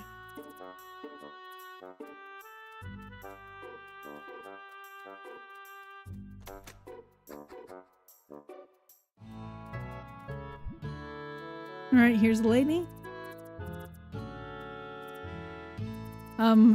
She's saying that we have to get rid of the bees. The beezle. So yeah, we have to find all the beezle and fight them. Beezle. So this one's a unique color scheme, but we're not allowed to catch it. It's not ours to catch. Oh, I shouldn't have done that. I was a fool.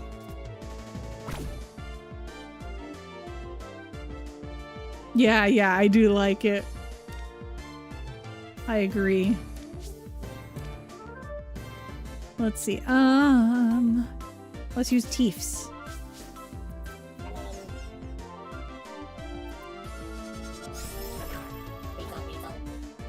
Oh. Okay.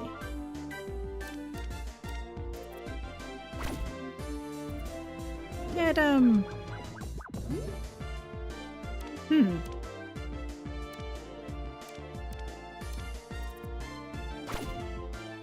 Yeah, Beezle. I agree. It's a really cute little sound bite.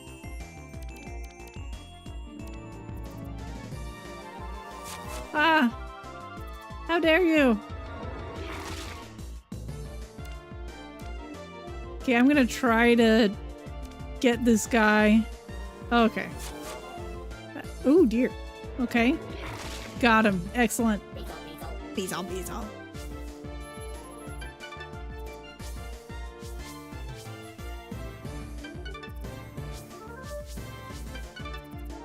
Oh dear. What are you even supposed to be? Okay, I think it wants speed. No, that's special. Speed. And attack.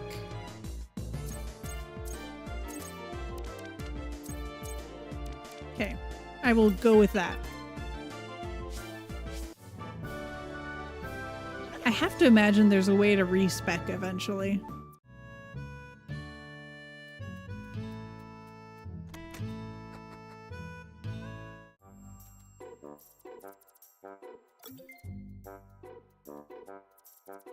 If not, then oops. Okay, I'm gonna run around over here. Not over there. Are any of them outside of town? I don't think so.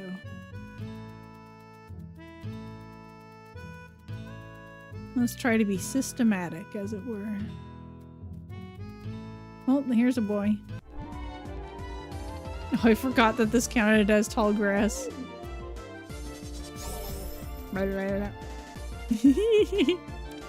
Oh, cool. I have venomous bees. I can't remember what it was, but I'm supposed to have something.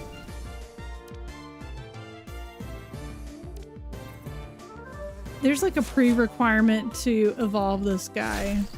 I just don't remember what it is.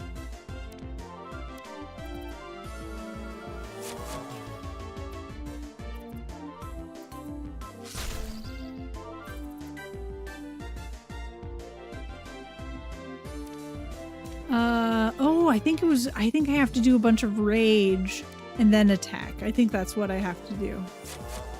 That's what I'll do next time.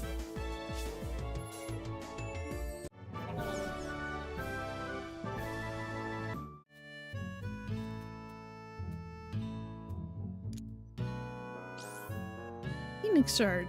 Seems cool. Beezle. I love it. It's such a cutie.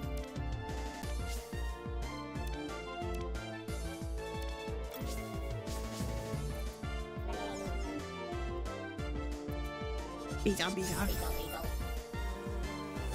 Oh god.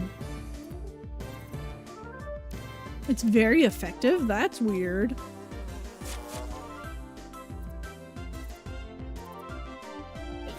I guess.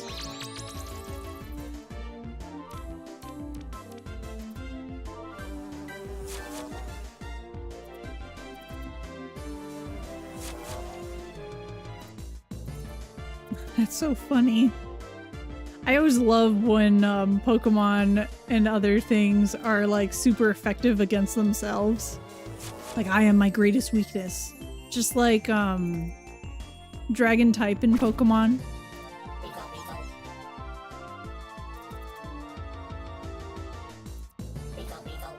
Oh.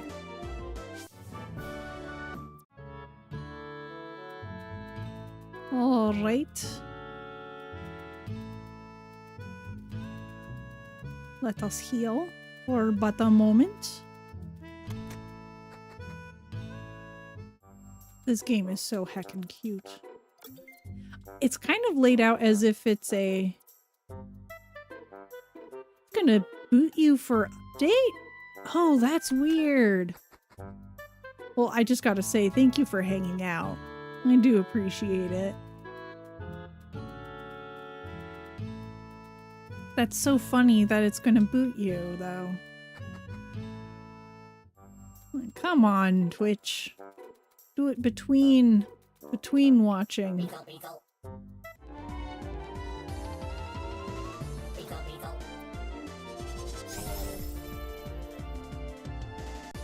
I guess I could try to do it now.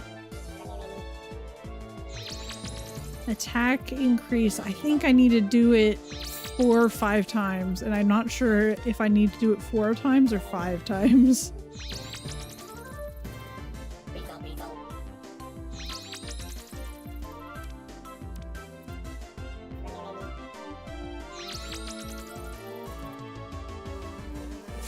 Ah! I'm gonna do it one more time. It was quick, but never had to boot me while actively using it. That's so funny.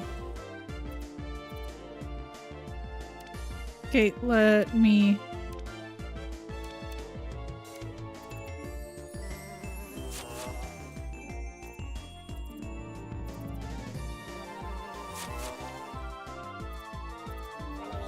I'm not sure. We'll see. I might have done it wrong.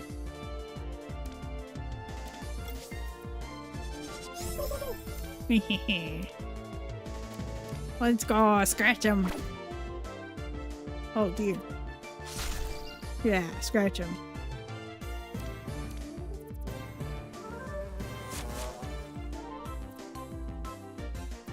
That's so funny. I never had it boot me from the app either.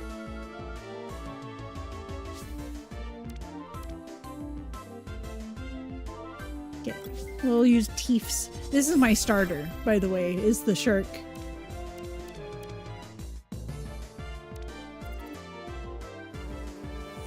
Forgot I was going to say before Twitch decided to be rude. Oh no! Let's see, what was I talking about just now? I was talking about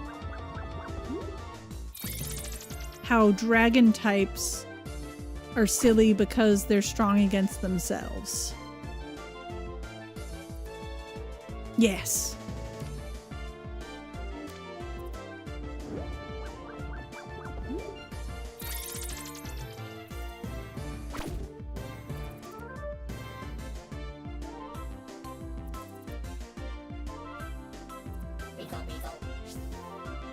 I'm gonna say, and then literally Fairy shows up to sucker punch. It's so true. Poor dragon type. Okay, Teefs wants to be high health and defensive. Maybe attack? I don't know which attack is better for this boy, though.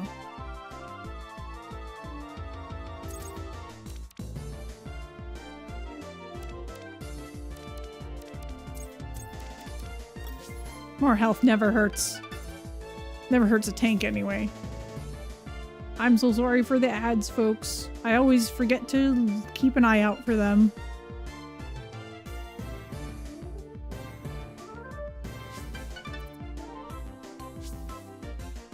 Okay.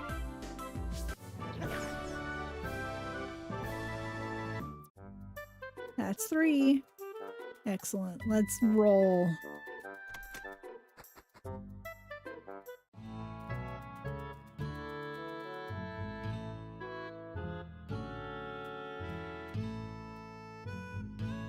Yeah, they do look like ceiling fans. Ram, I'm so sorry. I ended up having, I didn't save apparently last time, so I lost a ton of progress. Yeah. That's why I'm obsessively saving right now. It's okay, I still have, I always press that button. I still have hexacomb. Save early, save often, yes. Okay, I need to find more beezels. Bezel.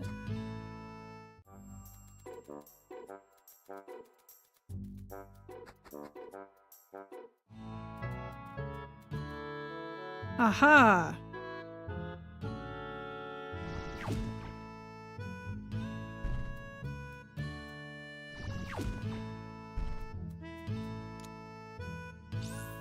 I'm just so used to autosaves now. I've been spoiled.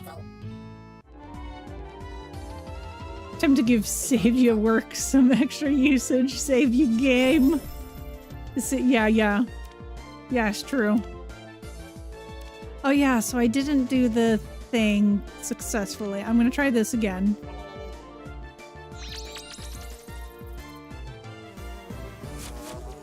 Oh dear. Might not work, but that's okay.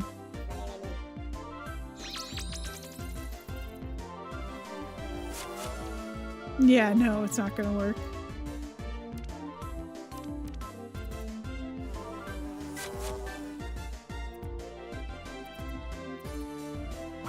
Ah, dead. Poor hexacomb, no! But here's a new one. This one's also potent. We found this today. How cute. Oh no, don't kill me. Ah. Scritch, scritch. Okay, I'll let it faint. So sorry, friend. Animal Crossing Wild World has got to be the game that gave me save trust issues. Oh my gosh. So I only started playing Animal Crossing with New Leaf. But my goodness, the saving.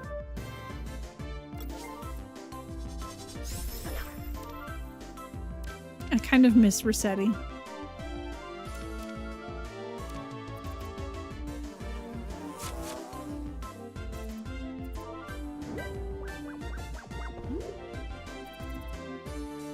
It was kind of fun. Like, I don't know, it's just a fun character. In New Horizons, he's kind of just like, okay, you got stuck somewhere on the island? Don't worry, I'll get ya. Yeah. Yeah, he's technically in New— oh, you can get him in the Roost? That's nice. That is nice. And his brother, I do love his brother. Okay, I have no idea what this guy's stats want to be.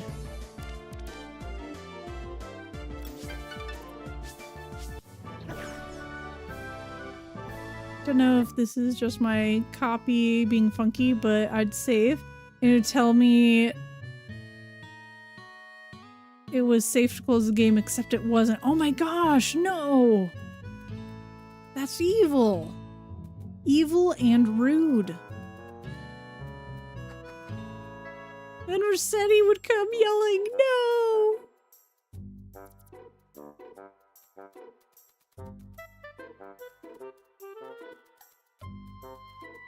Is there anything in here? Ooh, a teddy bear. Give me your secrets. My sister, I found out it was you who filed the complaint about my spinner having a fatal flaw. I know we had our differences since childhood, but I'd like to talk this through at. Seems like the rest of the letter is scratched off. Huh. Interesting. So now I wait until the title screen completely boots up again in New Horizons because I'm paranoid. Oh my goodness. It's rude of it. Bum, bum, bum, bum, bum. Okay. We're running over here to get this Beezle. You thought you can escape me? Yeah, Beezle this.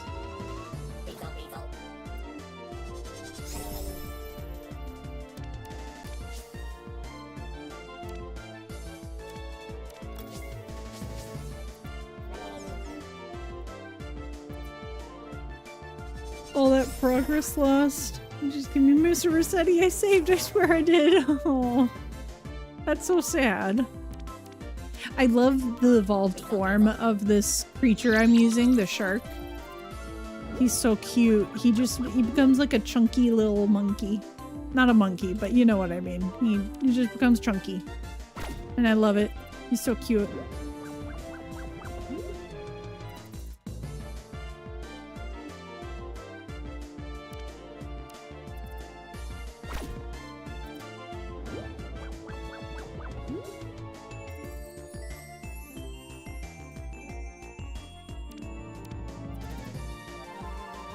Ah. Go! Yeah. Take that, Beezle. Let's see. Honestly, I really miss the personality that the characters have in New Leaf. I'm comparing to New Horizons. Because there's so few voice lines in comparison.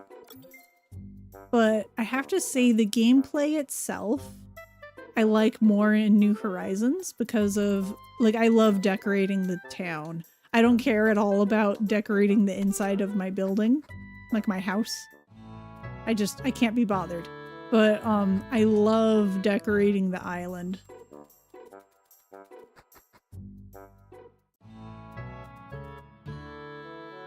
What a cutie.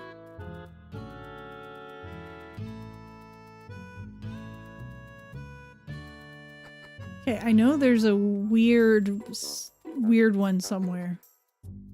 I heard that the dev in charge of Happy Home Designer took charge in New Horizons. Oh, that does make sense if that's true.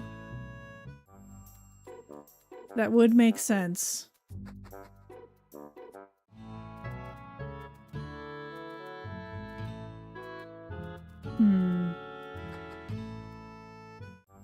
So perhaps that's why it's more design than life sim centric. Yeah, it does make sense.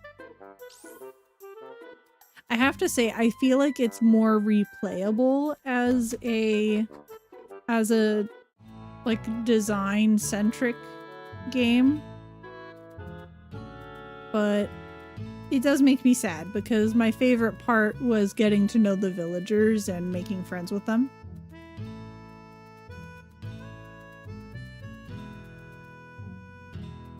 Oh, maybe I already got the one.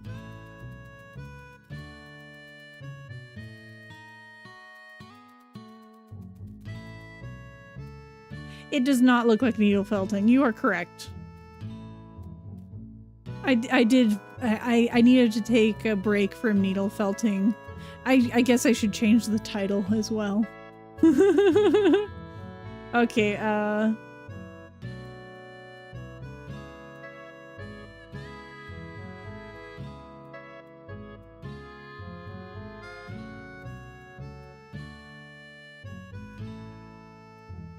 I'm awake and disoriented. I didn't see the game change. Yeah.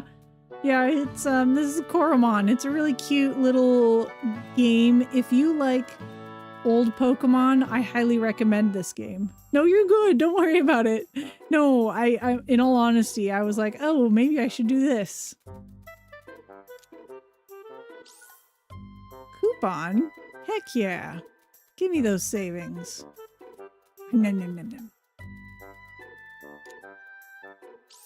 I took your stuff, people. There'd be so much tea between the villagers. They're just silly antics. Yeah, I loved that. That was the best. Okay, where's the last bee? Oh, here's one. I don't know how many are left.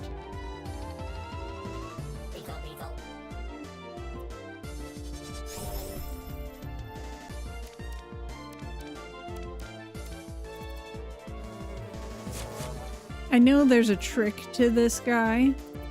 I just can't be bothered. I might evolve it back between sessions. But I know, like, I have to raise attack to a certain stage and then do an appropriate attack.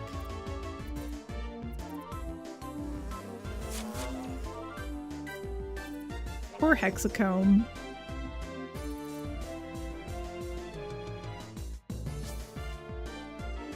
I know someone who played the GameCube version. Apparently a villager made a rumor about the player being stinky and everyone started avoiding them. Oh my gosh, yes.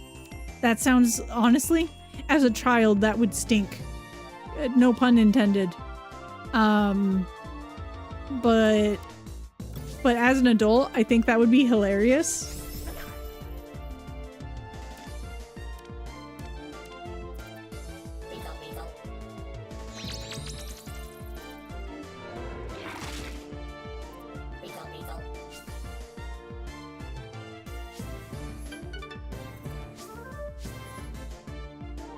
I do gotta say, I'm getting a little bit dizzy.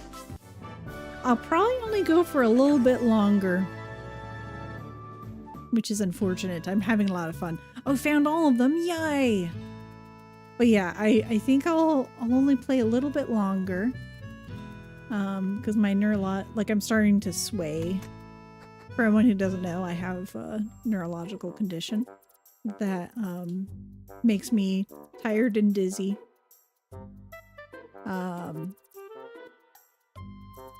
But it's all good. I just want to make sure that I take care of myself. It's like they don't necessarily have to be mean, but it's the level of interaction and how they all interact with one another. Yeah, they don't necessarily have to be mean, but yeah, like it's cool to have that. Like they actually talk to each other and stuff happens. Wait, I thought I healed. I did not. Yeah, I appreciate that. Thank you so much.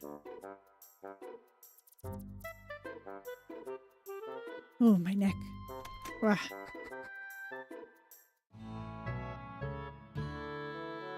Okay. Let's see. I think that's the last thing that needs to happen in this town.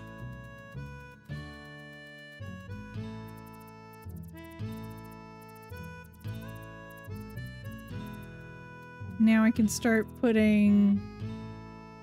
Oh, I don't have any fruit. How rude.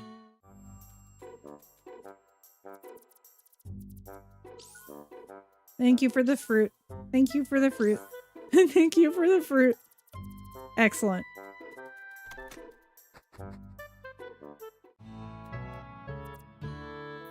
I want the one that I only have one of in there.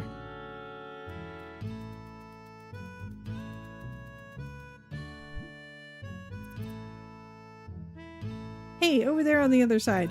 I'm sorry. Baron is still teaching me how to chop down trees. I messed up and the tree fell the wrong way. If only there was someone strong enough to push this out of the way.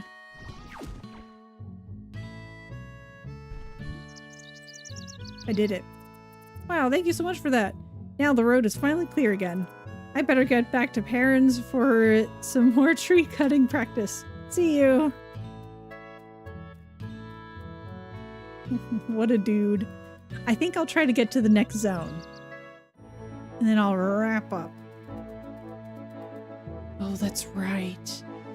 There's actually a difficulty spike. Maybe I won't do what I just said.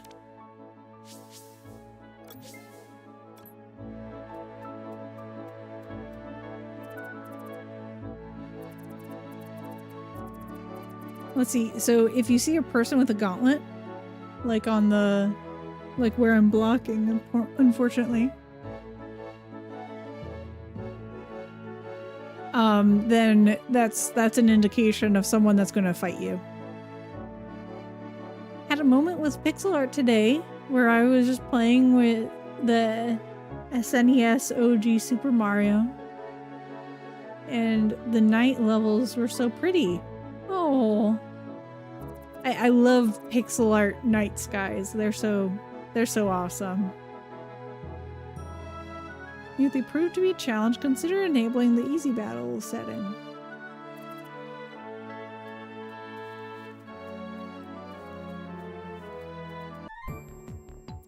All right, let's do this.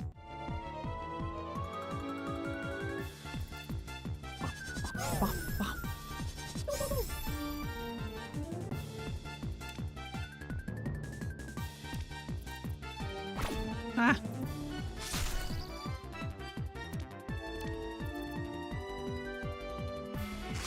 Yeah, I love sparkly pixel art and like pixel art that has a lot of dots and whatnot. I think those are so pretty. Such as like reflective water that has like light sparkling across it. Or like a night sky like we're talking about with stars.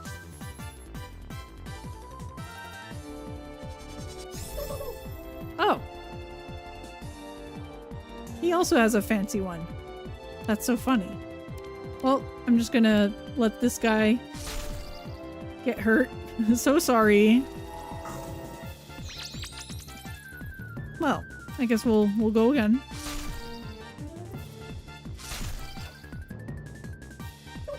All right. And then let's throw Teefs out there. I love this baby. Such a good boy.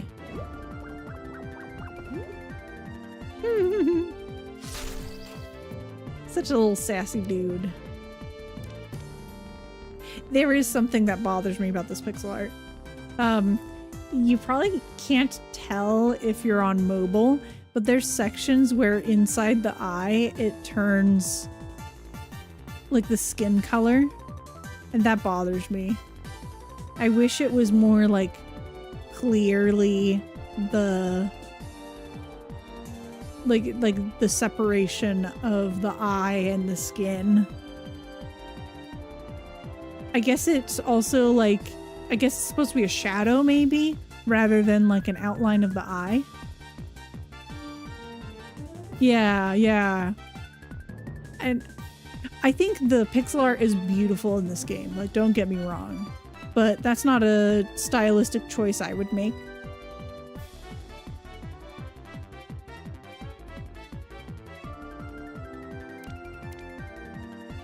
I like it looking a little cleaner.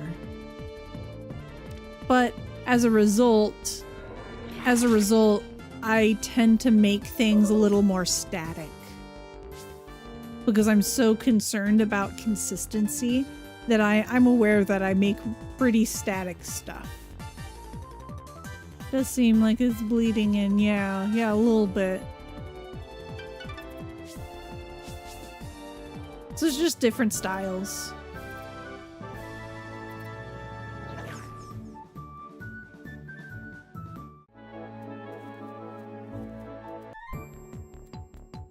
Oh, and what's kind of fun at the beginning is you're able to choose the color of your gauntlet's light.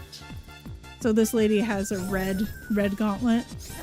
I chose a green one to match my eyes.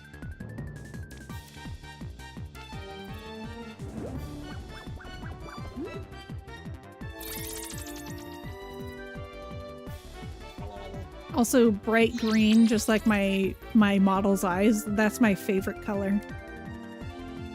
The more yellowy, like my favorite gemstone is peridot. I think it's like the most beautiful green in the world.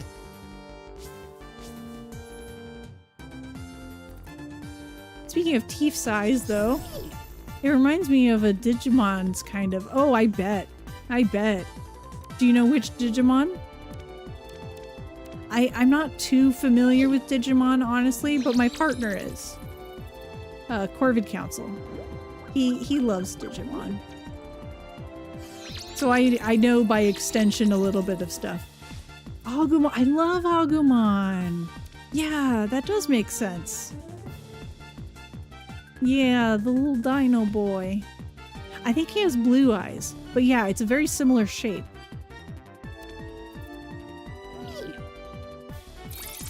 I always forget the name of my Gabumon, I think that's my favorite. Yeah, Agumon. My favorite is like the wolf. The wolf from that group. I think it's a little more detailed. Yeah. But yeah, the shape, I can totally see it. I could totally see it.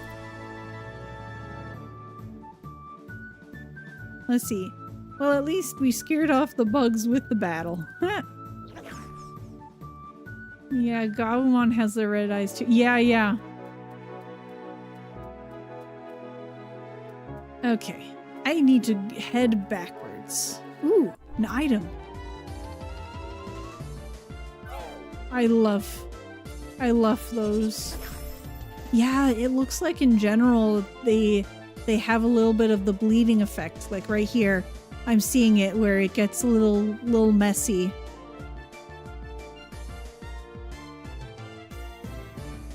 Like it bleeds through and it gets some of the light gray in there. Again, it looks gorgeous, but yeah, I'm not a fan of that aspect personally.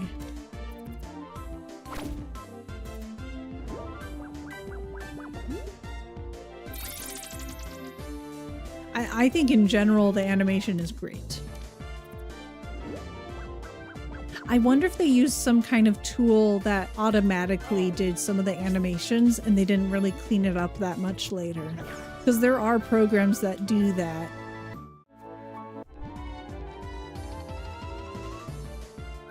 Oh. Yeah, so sometimes 2 will show up and they don't let you throw out 2. It's so sad.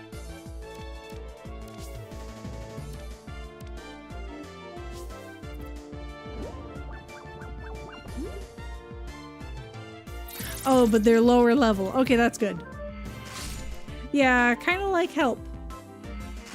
I didn't realize that they would be lower level. That's fine. That's fine.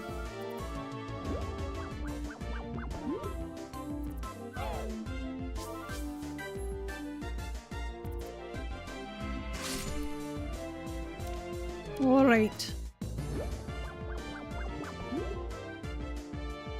So I'm gonna get that item, go back to the town to heal. I know it's not a Poke Center, but I forget what it's called. Ah, Stinky Scent. Ooh, excellent. And then I will look for someone to raid into. Do y'all feel like something comfy cozy? Like another art stream that's comfy cozy? Or do you feel more like a comfy cozy game? Or do you feel like a little more high energy? I am curious. What'd you heal? Maybe it's a Koro Center. I don't know. I am not sure. Let me take a look at who's online. I can give people choices based on that. Oh, I have a good friend named McCoy who's... Okay, so it's... They're very sweet. The chat gets very gremlin. So sometimes the topics get really out there. but they're doing some art, and that's always fun. Yeah. Yeah, we can visit the gremlins, so whereas I tend to be more on the slightly cozy, family-friendly-ish side, I personally try not to curse, but my chat is allowed to curse. And a lot like Jess, I just would rather not have like sexual jokes within this chat, or more explicit jokes. But McCoy allows that sort of stuff in case you're not comfortable with that. But I think we should hop on in because I'm excited that they're doing art. I'm super excited. Let's see. I'm going to create a raid message so that way we can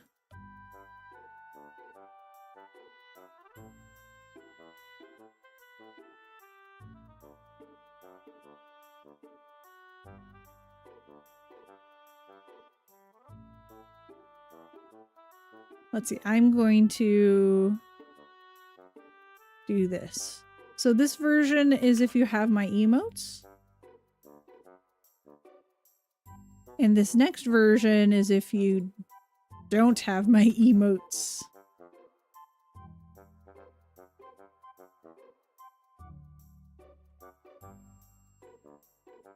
Okay. Honestly, it is such a wonderful delight to hang out with y'all. This was so lovely. Tomorrow I'll probably jump back to pixel art. Trying to find the raid channel. There we go.